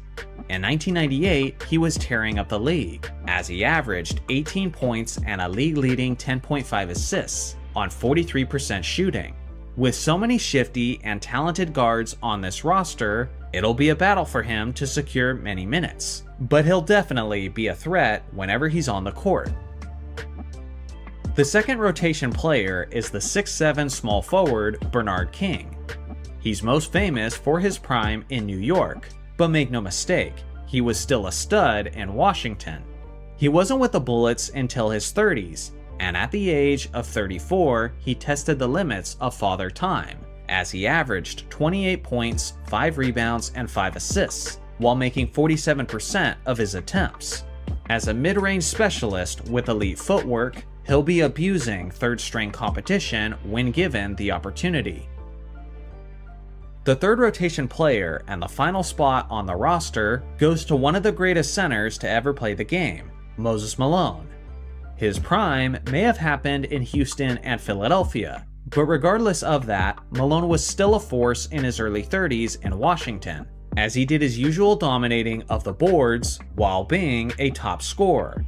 In 1987, he averaged 24 points and 11 rebounds while making 45% of his attempts. He even finished among the 10 finalists in the MVP voting, further solidifying this insane rotation of all-time great big men. So here's a final look at the complete roster of this Ultimate Wizards team. There is certainly a more old-school feel to this roster, and due to this, they don't have that many elite three-point shooters relatively to the rest of the teams in this series. Regardless, they have a plethora of scorers and will certainly be among the best rebounding teams in the entire series. Does this team have a shot at making the playoffs in the East? Let me know below. Also, here is my list of honorable mentions, should any of these players have made the roster instead. As always, I look forward to hearing your thoughts in the comment section below. Thanks for watching as always, make sure to like and subscribe for more basketball content, and I'll see you guys in the next video.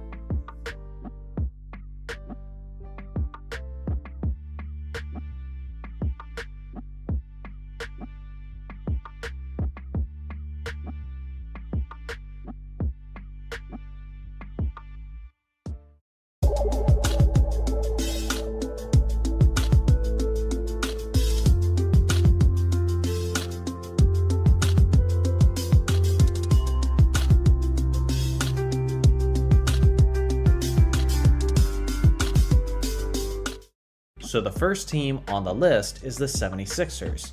Before I get started, here are the rules you need to know. To build each franchise's ultimate team, I will be picking a starting 5 a second unit representing each position, and then 3 additional rotation players at any position I choose. In total, there will be 13 roster spots. It's worth mentioning that I will not simply be building these teams based on how talented each player is, but I'll also be factoring in how well these players would do together as teammates. So without further ado, let's get into it. Starting at point guard for the Ultimate 76ers is the incredible 6-foot scorer Allen Iverson.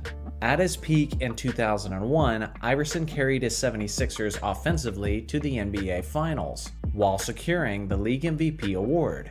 Although the answer was known primarily as a scorer, he was capable of facilitating more than most people usually recognize. Of the 10 players with the highest scoring averages in NBA history, Iverson has the 3rd highest assist per game average at 6.2 per game, which trails only LeBron James and Jerry West. There's definitely a debate to be had on whether Iverson is a point guard or a shooting guard, but based on his fit within this roster, I'm placing him at the 1. Starting as shooting guard alongside of Iverson is the 6'3" shooter Hersey Hawkins. At his peak, he was averaging about 22 points in Philadelphia and was an All-Star in 1991. There's certainly more talented players that you could put in the number 2 spot, but something that's rather interesting about the 76ers franchise is that they don't have many all-time great 3-point shooters within their history, and this starting lineup will desperately need a perimeter shooter who can space the floor for the rest of the starting 5. Hawkins certainly fits that mold, as he hit 40.6% of his 3-point attempts in his days in Philly. The player starting at small forward is one of the easiest choices of the entire list, and it's the man known as the Doctor, Julius Erving. This 6'7" wing was simply one of the greatest above-the-rim finishers of all time. Much of his prime years were in the ABA, but even as a 76er, Dr. J was a league MVP and an NBA champion. Honestly, not much elaborating should be necessary for this selection. Starting at power forward is the round mound of rebound, Charles Barkley.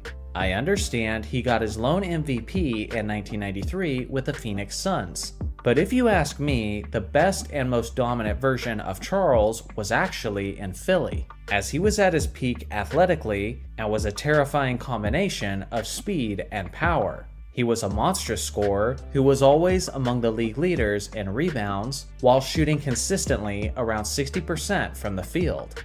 Now, picking the starting center is actually a little tough, as it's easily the most stacked position within the 76ers organization. But for me personally, I gotta go with the incredible Wilt Chamberlain, and specifically, I'm thinking of the 1967 and 1968 version that was nearly leading the league in scoring, assists, rebounds, and efficiency all at the same time.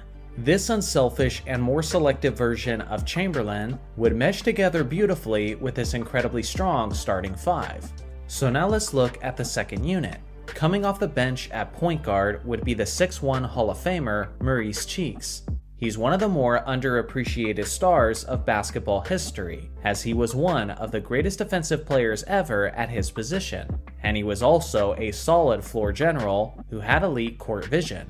At the shooting guard spot for the second unit is the 6'2" Hall of Famer and the 10-time All-Star Hal Greer. For much of his career, he was the underrated sidekick of Wilt Chamberlain, and was a solid two-way threat as he could punish you with his solid scoring, or he could find the open man if the defense wasn't careful.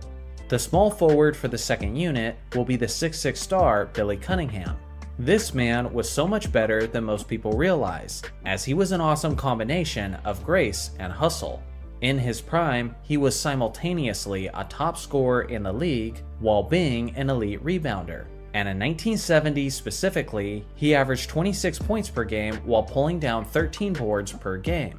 He was also a massive contributor for the 76ers championship team in 1967, and he'll fit in quite well with his team-oriented second unit.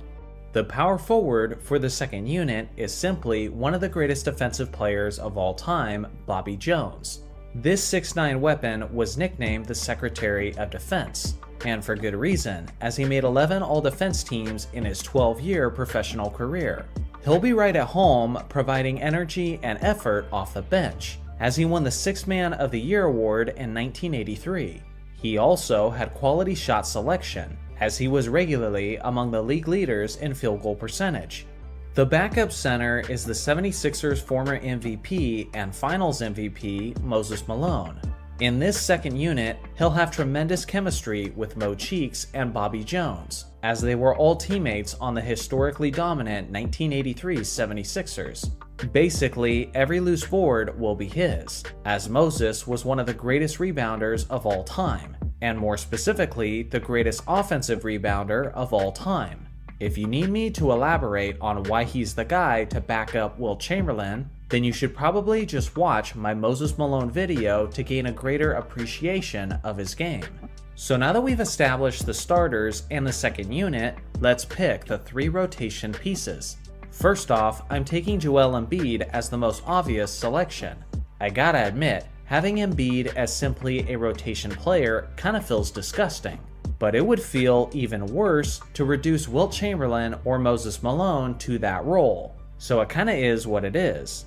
I will say, having a 30-point scorer like Embiid in a rotation spot certainly speaks to the depth and talent of this team. But in a playoff situation, there's no question that I'd rather have Moses and Chamberlain getting the majority of the minutes. For my second rotation spot, give me the 6'3" shooting guard Andrew Toney. This two-time All-Star was a solid and efficient offensive weapon for the 1983 76ers. And with 4 other players from that team, Toney will be right at home on this roster. For the third rotation spot, and my final spot on this roster, give me the point guard James Harden. Sure, his prime seasons were certainly with the Houston Rockets. But even since, Harden is simply too good to leave off the roster, and whether he's needed as a scorer or a distributor, he can have a massive impact off the bench. So here is a final look at my 13-man roster that to me represents the ultimate Philadelphia 76ers team. They may not be the most stacked franchise within this series, but they're certainly in the argument. First off, the starting point guard for the Bucks is the legendary Oscar Robertson. By the time Oscar arrived in Milwaukee, he was 32 years old and was no longer at the peak of his basketball abilities. But with that being said, he was still tremendously impactful in a multitude of ways, effectively scoring, rebounding, and assisting his way to an All-Star selection. Alongside of Kareem Abdul-Jabbar, he won the NBA championship in his very first season as a Buck. Given his veteran experience and his sound decision-making, I'm very comfortable making him the starting floor general of this all-time Bucks squad. Starting at the shooting guard will be the 6'5" sniper Ray Allen. He was in his early to mid-20s during his days with the Bucks, and this version of Allen was actually a solid combination of lethal perimeter shooting and a fantastic slasher, who would often finish plays well above the rim. Many people forget, or simply never knew, that the younger version of Allen was a superstar in his own right, who had the handles to take players off the dribble and had the athleticism to be a dominant scorer even inside of the painted area. Oscar will absolutely love finding Allen at the three-point line or as a slashing scorer. Starting as small forward is the perennial all-star Marcus Johnson. This 6'7" wing was an elite scorer and rebounder during his prime, averaging as high as 25 points and 10 rebounds in his first 2 seasons in the league. For a scoring small forward, he was one of the most efficient players of all time, hitting 51.8% of his shots throughout the totality of his career. And in 1979, when he averaged 25.6, he was hitting a remarkable 55% of his field goal attempts. Very few non-centers in league history have averaged that many points on that level of efficiency. Without question, his bread and butter was his mid-range jumper, but he was also fantastic at finishing at the rim through the contact. He would certainly be a major contributor for this starting unit.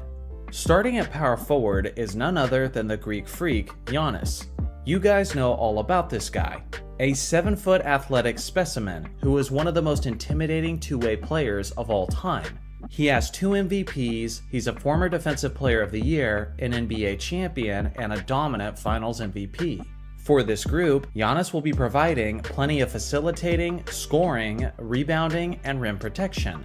He's not an elite perimeter shooter, but he'll certainly enjoy kicking the ball out to his other elite perimeter shooting teammates.